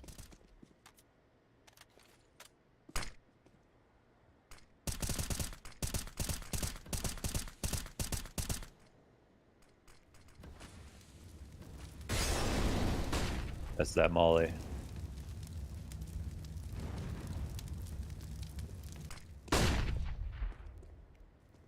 Brave just sitting back, giving them a couple extra corners to work with. And now we get 2 players pulled off of the A site to come clear elevators. So thinking about the B split. Yeah, they've threatened it. They're really scared of it, actually, and it is actually just a total fake. Tapeware is not careful. Is there not someone scaling beside him? No, I guess not. Down here spotting. We've got to turn that corner in a couple seconds. Flash will do it. Tapeware will call in for assistance. But he's Brings the got to mid go guys up the back. ramp. Oh, that's huge. And next waits on B. So Trade Oh, back and bad. forth for the tease. Venom Zera gets the headshot to Tapeware. Berserk. Yeah, that flash. A burden. Not a boost. VHW runs out. Get the Molotov on, just in case the plant's trying to come through. But we've got 20 seconds left over, and we've got VHW in a spot where he could definitely throw something at them. One flashbang left here for Apeks Rebels. One flashbang left for Young Gods. Bomb goes down. Boost for Berserk. Trying to tap at Leneko. That flash gets Venom Zero off of the bomb plant, and he tucks back into short. So they get themselves into the post plant with man advantage. Nice headshot comes through from Leneko as he decides to try and shave one off. And it looks like that right there activates the evacuation protocol. Eject. Eject. Get out. A seat goes through the roof, and they pop the parachute. They're Did that gone. actually happen, by the way, off a spring? Is that a thing? I think it's like your a... plane was crashing and just like shoot the sheet. This. I mean, I don't think shoot it's the like, tear out. I don't think it's a spring, man. That's Not like a just Looney that's like a cartoon thing. Yeah, it's just a big spring. It's definitely like it's definitely Jetpack? probably like a... If I had to imagine, it'd be more like a picture an airbag. An airbag. You think an airbag throws them through the roof? Yeah, man. Have you ever seen YouTube videos of people putting airbags underneath things and then having people sit on top of them? No, I haven't. But now I've got a rabbit hole to jump into. Yeah. Classic mechanic joke. Put an airbag underneath a tire, have somebody sit on the tire, blow up the airbag, sends them 15 feet in the air. Oh my god! What if they just die? Well, that's haha, bro. Content. That's true. Yeah. Clip it before he hits the ground. Well, that was a good round right there. I mean, they just do a little bit of a. All they did was basically threaten the mid B with that smoke. That was enough. Apeks Rebels believed it. They came over to mid. They found a way to loosen them up on the A ramp real easily. Grease the wheels. Pump the airbag.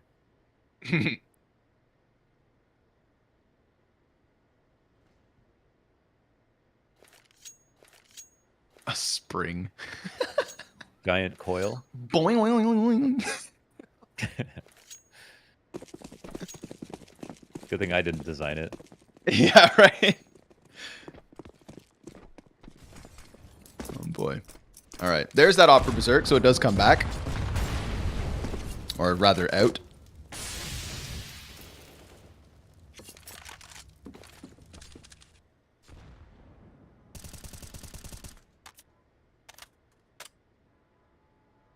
Oh, there it There's is. his head. Nice shot.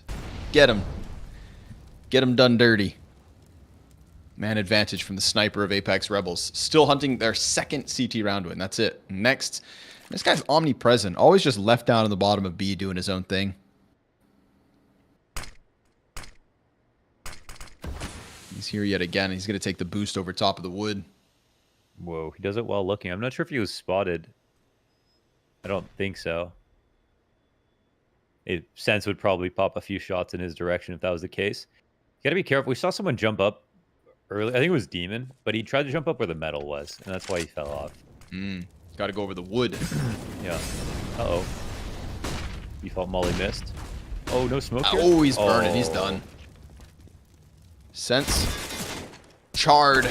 And Brave. Slain. Venom Zera. Gonna make the space they need. Keep it 3v3. Tapeware trying to find that planter, but it's the boost over the side of the smoke. Nicely done from Venom Zera. Throwing himself at it. 5 kills to his name so far this map. And yeah, there's BRN catching the last one as well behind. So Berserk better hold on to that AWP. It was critical in getting the 5v4. But from a 5v4 to a 1v3, Yeah. Young Gods take a 6th. It's always risky to play quad without a smoke. It's also, yeah, you don't have to have it yourself. I mean, your teammate can smoke you as well. But I think they threw an excellent flash to the point that I'm not even sure he knew he was on fire. Which, if I was going to be immolated, I wish I would be blind too. Yeah. I'm burning.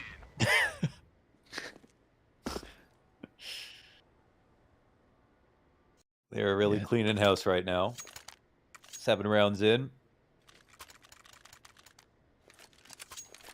Another loathsome save here for the CT side. Whose hand is that? Snowson doesn't know either. It looked like it could have been Snowzen's hand.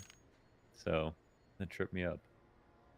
From the vlogs I was watching, looks like they've got a bunch of support staff. Local Swedes from Godsent And then also, Cool. you know, more Portuguese, well, not Portuguese speaking, more Brazilians with them. They're doing a great job. Yeah. They're doing, a great job. Again, that's the thing. You can't just send a pack of teenagers to the other side of the world and hope that everything works out. You know, it's nice to see that they've got. It's a very professional environment. Y'all speak Swedish or English? Yeah. We're gonna find a good spot for you. Yeah. Here's a hotel. Qualify for playoffs, would you? Yeah. Yeah. No, it is nice. But just from how much they've done in this one season, so which isn't even over, which is not over. Inaugural season for Godsent.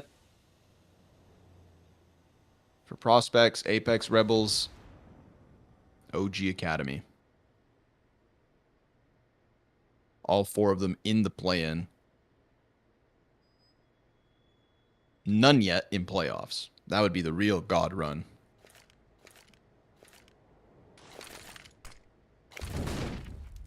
Berserk's op, of course, the only thing we're really leaning on here for the Rebels. They're doing sweat molly every time now. It's good. Look at this thing. What are we looking at? The rebar. Towards mid. Ooh. Wow. Strawberry rebar pie. Yeah. Brave over the top. There we go. Finish off what was left of next. Again, he's always down tetanus there. From rhubarb. Rhubarb. I hate rhubarb, just for the record. I need to get that off my chest. I'm not a huge fan. Of my opinion or rhubarb? Of rhubarb. Okay, excellent. Here comes the op. It gets into position at that dangerous 30-second mark. AK in the hands of Brave. Oh my god. Okay. Forces him out. Tapeware, Berserk, both with a kill. Tapeware with a second. Now it's just Lineko. We're talking a 1 versus 3 here. He's pressing up. He's got that opera close, and Berserk lays down the law. Okay. They win that. 1 op. And Apeks Rebels take a second round win. Yeah, that lean towards short side. They molly Berserk, but he comes forward into default. Like, oh my god. 3 seconds until he dies doing this. But he's got so many teammates watching the other side. That's just his only duty, is just to make sure they can't split him. And he pulls that off. They also come through with that jumping tactic and a wild eagle kill in the end to slow things down.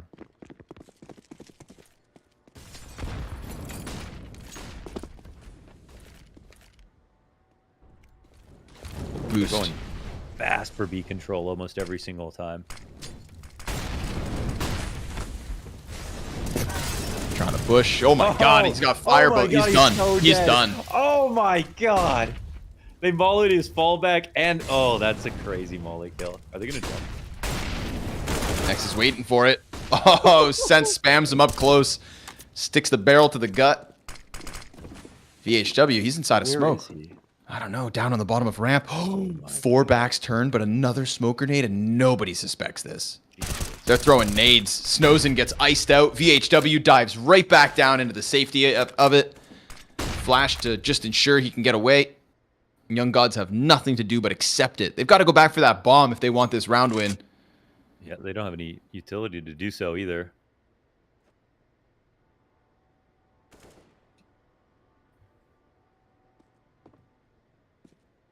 But it's such a good position for Apeks. There's no reason to not give this up. I wonder if they try to hunt him.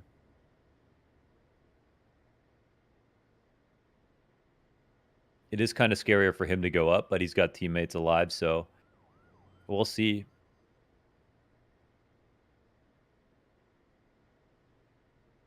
And VHW finds the timing. 20 seconds, really nice from him. Oh, Lineko kills one in spawn. Little scary, but look how quick VHW is. Yeah, make sure that nothing else falls by. Sense comes back around, gets the back of Venom Zera. We've got 3 for the Apeks Rebels. Sweet. Yeah, nice not play bad there, at all. VHW. Yeah, nice to see him just kind of throw himself into the mix, take a huge risk, and a huge payoff. I can't believe they got that molly kill. That was so insane. They actually dumped 2 mollies, and he has the whole area to run around in, but it's like the perfect spot. Hit him in the head with the first one. Nowhere to go. Eternal damnation.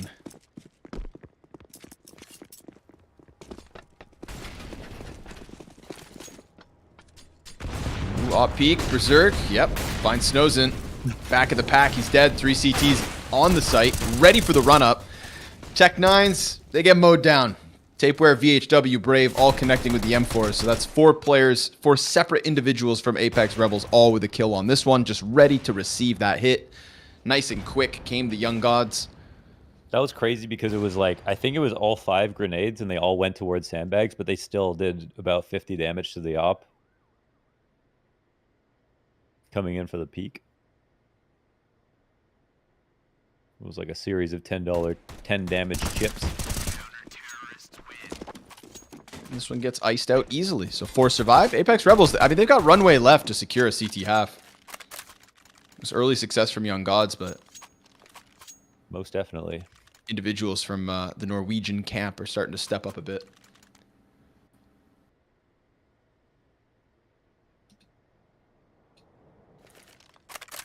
We've never been to Norwegia. Not yet. The day will come. Yeah. Sure of it.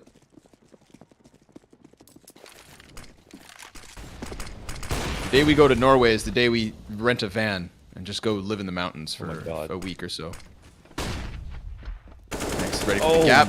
Oh, wow, Berserk. He just jumps across. Now.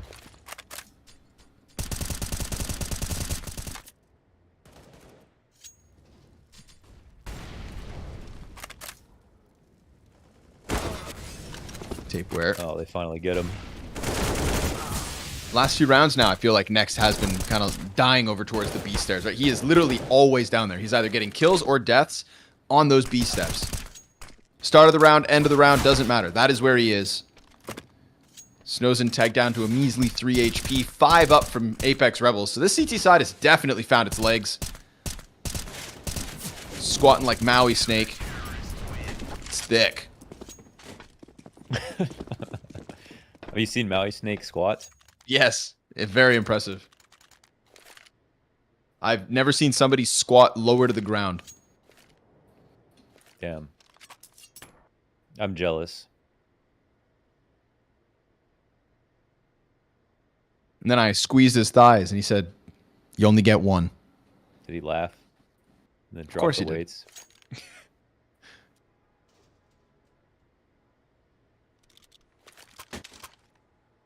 Mousy. Gone but not forgotten.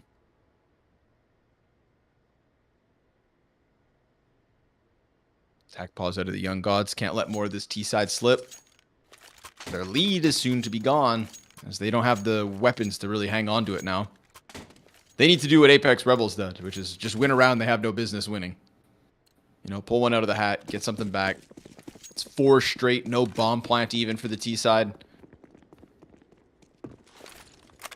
Underhanded frag. Nah, you take that kind of damage. 30 versus Nexts.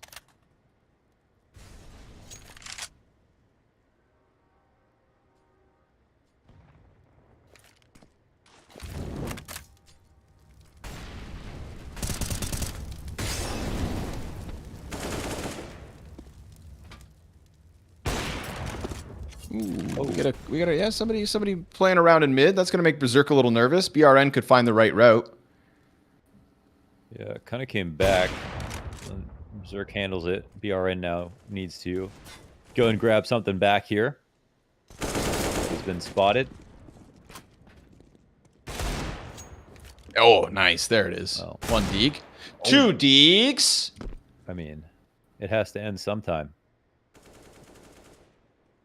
Yeah, once all the rebels are dead. Elevator up. BRN, hands on an AK. Oh my finds God. another. He's doing everything. Whoa. 3 kills into the round. Where's that bomb at? Oh, damn. Right in between the CTs. These are some fun angles to clear. 35 seconds. Oh my God. Oh, that's another one. Wait, VHW went up the ladder after the molly went down. They didn't know he was here, though. But they could potentially run for this bomb to go A if they wanted to. They gotta run. They gotta run now. They gotta go. Yeah. I don't know if they try this, but I mean, with the amount of choice, time, go. honestly, just knife out because you're just going to lose. No other option. Where's the CT at? Oh, man, he stops for the smoke. They don't have time for this. They don't have time for that. Yeah, that was... They missed the plant, right? Oh! Oh my god! I thought for sure they missed that timing. Way. Now, there's not much health left, but BRN, he's already behind sandbags. This would be a robbery. I just called for them to win a round they have no business winning, and BRN, he comes through huge. 2 Deegs over the top. After Lineko sets him up by going to the right side of the smoke right here, they kind of lost track of the BRN peak from over construction. 1 Deeg deep. 2 Deegs on the next peak. AK upgrade. The headshot here over the boxes is crisp. And then even next, just finding that side shot into tapeware for the easy either. I mean, milliseconds on that plant. That's crazy, man. I can't believe he had even stopped to throw that smoke down. It looked like he was in 3 seconds or less, but well, they not only get the bomb plant down, but they do it safely. Hot damn. Yeah, that's a 7th. Oof. That was Apex's ticket back into the half. You know, really impressing here ultimately with the series so far, and the fact that they are looked at as the weakest team here to be able to beat the Young Gods. So deep CT control with this smoke. Does Apeks at least have enough money to still buy? Pretty costly mistake.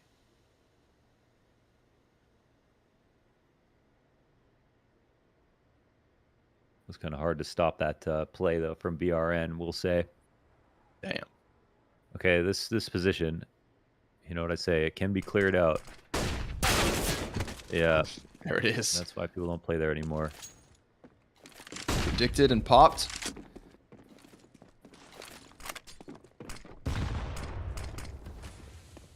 Short side held by Berserk. That's going to give him a little bit to hold on to. If Tapeware can lock in his kills, but he can't. There comes Berserk back at it with the op. Uh-oh, the re-peek. Can't manage the third. Venom Zera ready for him. 2 versus 1 to close out, to give Young Gods 8 on the T side at the very least. And to bottom out the bank accounts, majority of the Apeks Rebels. Brave. Huge retake attempt. He's got the kit. He doesn't have a smoke, though. Has an incendiary. Could throw that over towards short. Taps the bomb first, tries to get the peeks out. Venom Zera comes up from ramp, dies, and now that Molotov could block off short side. Snowzen, he's going to peek out with it, gets the kill. And he hangs on. That's going to be 8 for Young Gods. Oh, let's go back and get the op if possible. Oh, had a chance to run into it, but just didn't want to die. That would have been silly if he died with the time. So it doesn't matter too much for them. They pull out a huge one right there, that clear into deep CT. They tried so hard to deny the push, but they were also willing to come back and kill him. And that's the little bit of Apex's Rebels money gone now. So losing to that eco, and then the subsequent rifle round, and here we are back on the Eagles.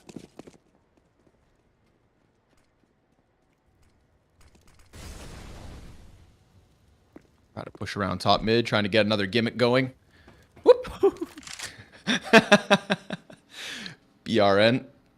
Little cipher like those weird little sea eels. Sea eels? Yeah, like the sea snakes. They like They're come out of the bottom of the eels. No, that's Arr. No. Sea snakes. They like pop out of the sand, and then if you get close to them, they just back down into sorry, I gotta interrupt you, but eels and snakes are 2 different animals. Okay. Which one is it? Sea snakes. Sea snakes. Okay. I don't know if that's the technical jargon, but they are like snakes and they live in the sea. You know most snakes can swim? Is this like some elaborate Maui snake joke or something? Or... No, I'm just saying most snakes can swim. Most snakes can swim. Most people don't picture snakes in the water, but they can just slither through water. Like Jesus. Yes. Exactly. Yeah. HW's got the Deeg. Bomb's halfway gone. We got no kit on the play. You didn't get your kills, so now you shouldn't get anything other than a face full of lead. Peeking back around the elevator, trying to make up some kind of a cost here as we'll go into the final round of the half. But it's Young Gods with 9, shooting for a 10th. VHW, dead man walking. Yeah. Bomb blows him up. 1 more to go. Yeah. I wonder how real this game is going to get when we switch over. How intense will it be? You know, 2-1 will be a mark on the record, even if... I mean, for Apeks, it would just be insane. They get through, that would be crazy. And they could do it. But for Young Gods to get through, at this point, I think it'd be mark on the record. It'd be more questions about best of 3, their map pool, what it's going to be like in the future. They're going to have to probably develop, like, a really strong another map after this. But, I mean, so far, so good on Vertigo. They definitely don't look bad. But it does feel like they were close to losing this half. Made one mistake, had a stroke of luck in another regard. Oh, Berserk. A shot. One down off the ramp.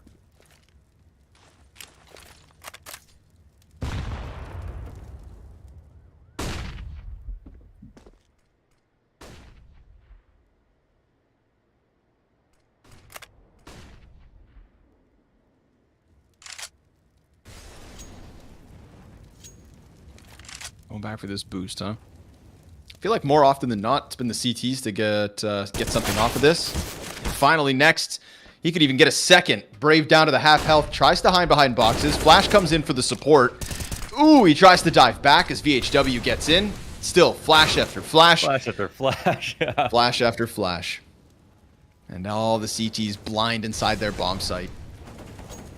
Tapeware making the jump. Oh, he gets it, but then he gets caught by Venom Zera, pushed up already towards green. Berserk in the 1v4.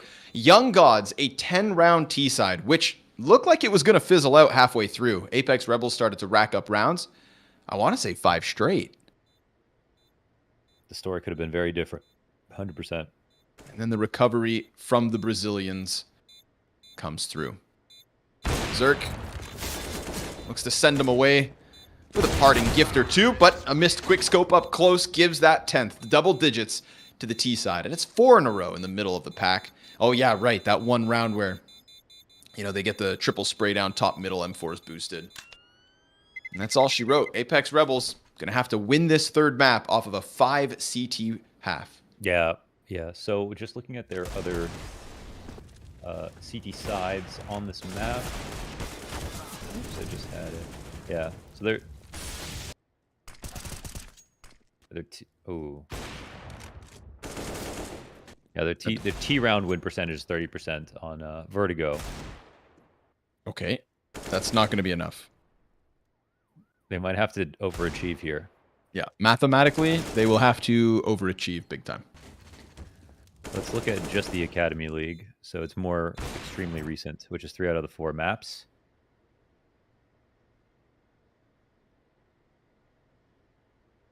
Well, they got 1 round versus Astralis. They played the full T half on T. Yeah.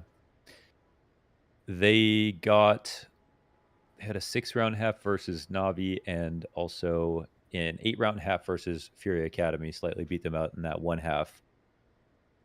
That was the first game of the whole thing.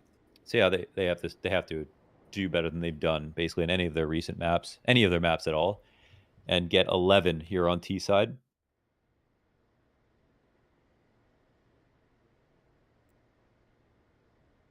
But to be honest, if there's any team that throws a good CT side, it's the Young Gods. That is, yeah. They can win any T side round and throw any CT round. It's the 2 most entertaining parts about them. That's what they've taught us. Touching the trophy right there. So close.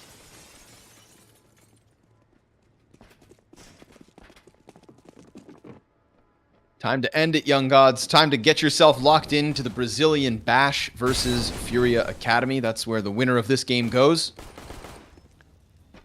An eventual road to Astralis talent in a best of 3 for playoffs. They're going through it. Next tries to press in. Venom Zera. He's down after the 1. It's VHW with the double kill. What? Nice tap back from Leneko. 2 versus 2. Low health on Leneko. He's cleaned. Snowzen back at it. Dives down into the cover and then gets killed by Sense. Dude, mirrored pistols with this crazy back and forth inside of the A site for both these teams. Apeks Rebels picks this one up. They split them. That's what's important. This is the second of 6 pistols that they've won over Young God so far in the series. Couldn't have come at a better time, of course. And they definitely have been struggling on the pistols, so okay. Time to put some pressure on. I mean, it is high stakes here, so this team's looking to win, and both at this point they can both see themselves crossing that finish line. So I think when it becomes real is when the pressure really builds. Well, then diamonds are created, and so is the SUT. But who's what?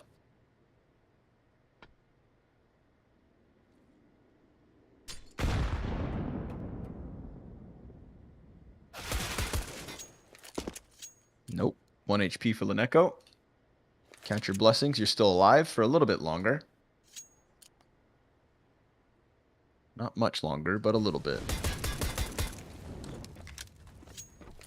Does the USP even shoot through that? Yes. Okay. I just said it loud, but I'm not sure. I think so.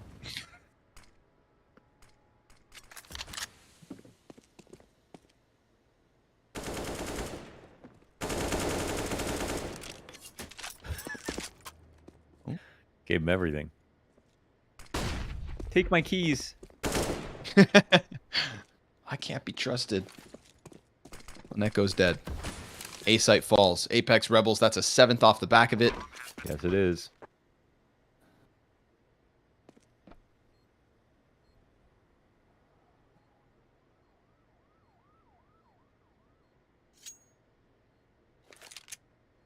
The young gods know they've got nothing to offer us here, so they'll just sit back and concede it. Not even saving armor at this point. Just Young literally gods. USPs. Just denying them the SMG bonus. Young Gods 40% CT round win percentage.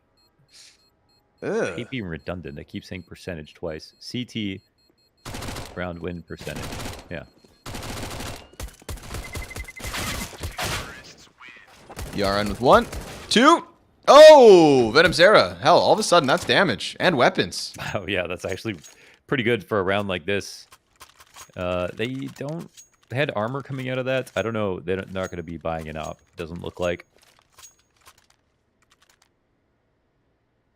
So yeah, that's some guaranteed full buys. Lots of utility.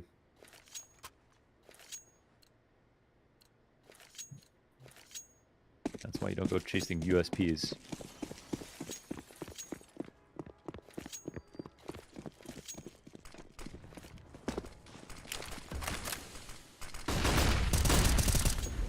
So, next keeps the Galil. VHW has to pay the price of even sitting down in the bottom of ramp. They do sweat molly too.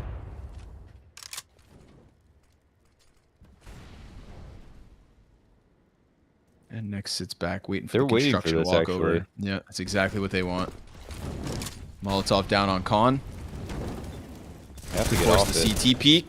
They want them to come fight. That's where Snozen's also able to help. Apeks Rebels playing right into the hands of Young Gods, BRN, and Snozen. All the kills so far. That's 3. Yo. Yeah. Brave to come over construction. That one gets caught. Bomb dropped, and it's Oh my perfect. Flawless round out of the Young Gods. They were just in all of the right spots for exactly what Apeks Rebels wanted to throw out of the gate. Yeah, seriously. Like what we saw from Apeks in that position was like Berserk trying to go all the way around, like check that side. And that's how BRN won the round, right? They forced the Opera to look into CT, then Heaven, then CT again. Then BRN, after he got the kill on Snozen, came up to Heaven, got 2 deagle kills. So that was like Young God showing how to do it properly. Really expectant of a mid-wrap in that situation. It's not often you have a CT setup like that. So very nice play. Great call. Wow. Blind spray.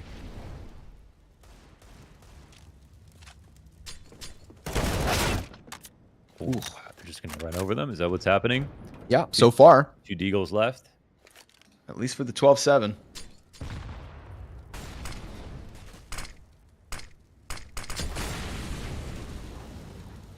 Tapeware waiting for the gap. Want somebody to come challenge. Ooh, the Neko gets by. Deagle's not going to give it to him, so we're looking at 5 up here for Young Gods as they take a 5-round lead.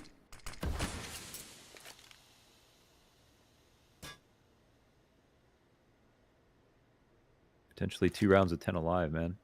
Oof. Apeks are going to have their work cut out for them.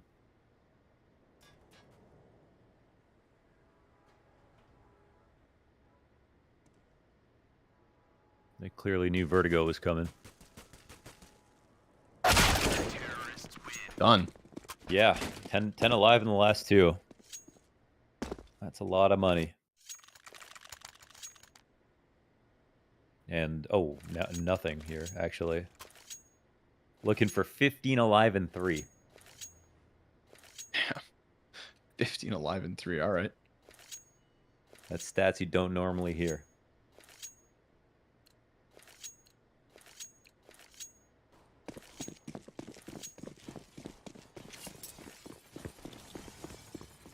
Just the Glocks from Apeks Rebels, so it should be 15. Monumental CT start for Young Gods. You know, both teams having to statistically overachieve in the second half, right? Young Gods need better CT sides. Apeks Rebels definitely need a better T side. And there's at least 1 kill. So 14 alive by the looks of things. Where just hopes he can catch someone off guard, but Venom Zera going to react to that very quick. Snaps into the head. Gives him a little extra. And then... numbered.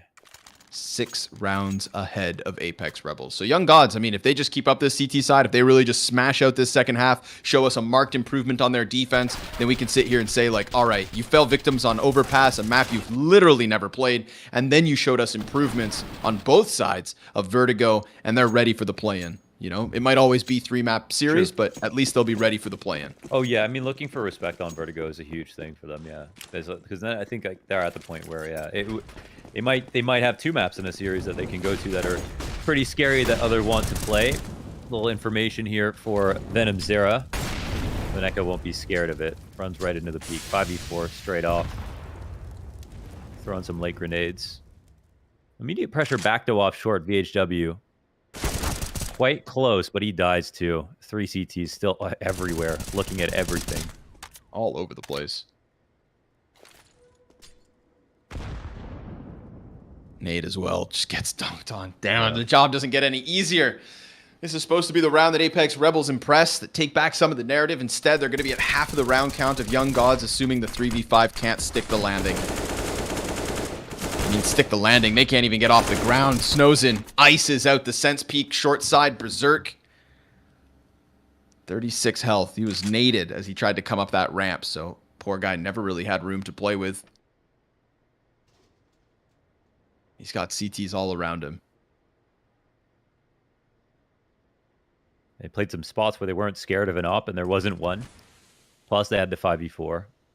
And as funny as the spot looks from Venom Zera, it's a really nice position, top of the double. But okay, well, be a free death. We'll see how close he can get. No, Snowzen has him covered. Of course, they have that covered. They're prepared for anything, and they can taste victory now. 14-7, just unbelievable amount of players have survived in the last few rounds. They are crossing the 10K mark after recovering from the pistol loss, and the investment is here for Apeks. But I think they'll have to borrow some money to get a real buy. That's a lot of Galils. They're going to go with 1 set of utility. To be honest, they don't use a lot of utility. So honestly, just get some guns. They went really light on that one, walking up the ramp.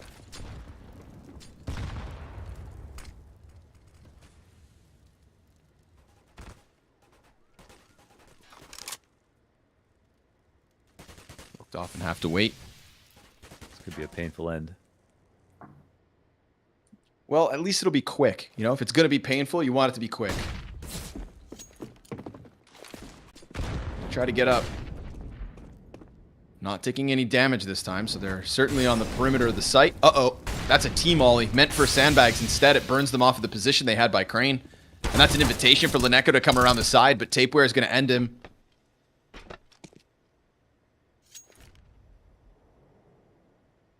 Bit of a fumble at the start of that. Flash into short. There's actually nobody here. T's all taking a bit more of a passive angle, kind of welcoming Young Gods to come for the aggression. Look at this spot from Berserk. Nice off angle. Snozen's going to win the fight. Expectant of the peek in the backside. That's going to be Tapeware also down. And now man advantage drawn back by Young Gods. Two Galils. Smoke double flash.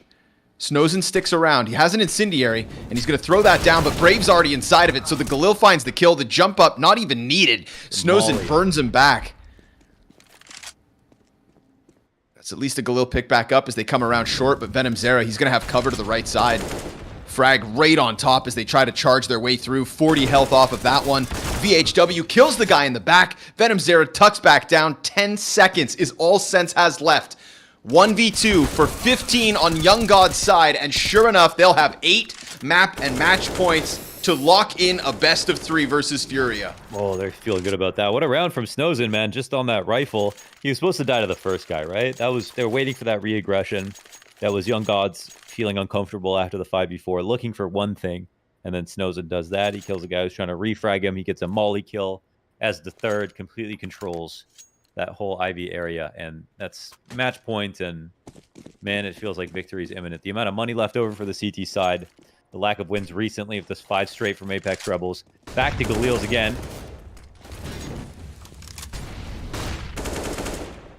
We haven't really seen any compelling ideas.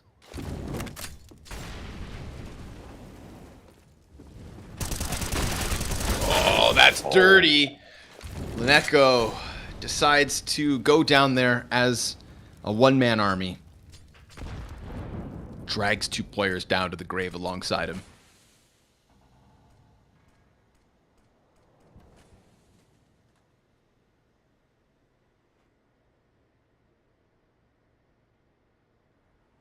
Now all 3 CTs are coming for the fight. Yeah, they're going to take this one away definitively. Gonna force the issue, force the gunfights, and force Apeks Rebels out of the tournament, out of the season. Sayonara, Rebels. It is the Young Gods to survive this test. And ultimately now we can look back at this series and just say Overpass needs work, but everything else, impressive from Young Gods. I mean, yeah, the Mirage was actually incredible. It's impressive for a Rebels to be able to take like a second map win, to do it on Overpass, as well as Vertigo at the very least in this best of 3. I think that alone is something of an upset, even though the Young Gods didn't exactly look super comfortable on Overpass. Like, the players on Apeks are all kind of at the bottom of the season, groups aside. And so for them to take it is a good win. And so we'll say that. But ultimately for Young Gods, I don't know. If this last map was close, then I think it would be more of an asterisk on, well, the fact that they went 2-1 versus a team that's at the lowest when we're trying to see how far they could potentially go. But this last map isn't very close. It's actually quite a statement game. And I think that other teams might be a little bit worried about playing. This is their best game right now that they have on Vertigo. So I think other teams might be worried about taking them here in the future. 2 16-7s across the series. Mirage and Vertigo clearly locked in today. We know their Ancient is next level. And then we also know that Inferno just needs work on one half. So that right there, right? The 4-map pool that Young Gods could technically use to maybe cause some upsets as they continue on in the play-in. Leneko, awesome day today. Across the first 2 maps, definitely. And just what you bank on, right? Because we've seen the promise out of everybody from the side of Young Gods, but for it to be in the most pressured game yet, their first season of WePlay, and it is Leneko, the oldest player, the in-game leader, to lead by example, show them what it feels like to get a win in a critical elimination game. And now I feel like gloves off going forward, right? So this is a team locking in a best of 3 versus Furia Academy, a Brazilian bonanza tomorrow to decide who continues on. And I think that's really exciting. This is what we wanted from the Young Gods, right? They showed us promise throughout the regular season. Apeks Rebels, unfortunately, just came up too short. They're not competitive. They haven't been competitive. They got their Overpass win, something better than just winning on Vertigo at the start of the season. But ultimately, that's that. Apeks Rebels gone. Their first season, of course, but not the season they would have hoped for. We look back at today's schedule, a 6-map Counter-Strike bender. We did it, Launders. 2-1 Navi Junior, 2-1 Young Gods, an upset to start the day, and then expectations met from Young Gods as they send a message to the bottom half of the bracket. Yeah, commiserations to both Spirit and to Apeks Rebels as well. But yes, it is ruthless here in the play-in as we get close to the end of the season. And I think, yeah, Navi Junior, unfortunately for Spirit Academy, played the best CS they could have possibly played today, I think, and beat a team who were looked at as the favorites. So setting up expectations for the future is what these matches are about, but also just staying alive in the tournament. Because the closer you get to victory, the more we'll talk about you next season. That's kind of how it'll go, I think. And the farther away in the past it'll feel if you get knocked out, in the first or second round, no matter how good your group stage went. Okay, OG Academy versus Navi Junior tomorrow. Ooh, Obviously, these games are going to be really good. I think. this is sick. Yeah, this is really Yeah, good. because we had to test an upgrade, like a higher test, I think, for Navi Junior versus a team. Map pool for OG Academy will come into question. No, there's a world where Navi actually can start winning series because it's just Yep. they have a lot of maps they know. I mean, they have a lot of maps they know. They're rebuilding it with their players. But if Frozen keeps getting better every day, if Demon can improve his anchoring, then I mean, the world is their oyster. This is the cool part, right? That we get to, again, that's why the plan's to me kind of my favorite part of this segment, because Gauntlet Match 3, it's actually not TBD. We know that at the top of Gauntlet Match 3 is going to be Young Ninjas, and then the Gauntlet final will be Fnatic Rising. So either OG or Navi going on to take on those two teams, right? It's progressively more and more difficult. I think the Young Ninjas game could actually be less of a challenge than OG Academy if Navi are able to pull out that win. Maybe we'll see, because we also don't know about this rotating door of Young Ninjas. I think there's still a little bit of a question around that lineup. But if Fuzi's in the server, they'll have problems. Gauntlet B. Match 3, that'll be Prospects, and then final is going to be Astralis Talent. So whichever Brazilian roster survives the head-to-head tomorrow, I think that they've got their hands full every step of the way to try and get themselves into the playoffs. That's a tough road if I've ever seen one. So again, folks, it's 2 best of 3s every day from now until Sunday. And that's when we're going to crown our other 2 playoffs teams. Who is joining Mao's NXT? Who is joining Big Omen Academy? These are the questions we'll be asking each day. So make sure you guys come back tomorrow for OG Academy versus Navi Junior first and foremost. And then we'll end the day with that Brazilian bash. Scrawny and Launder signing off. Catch you guys tomorrow.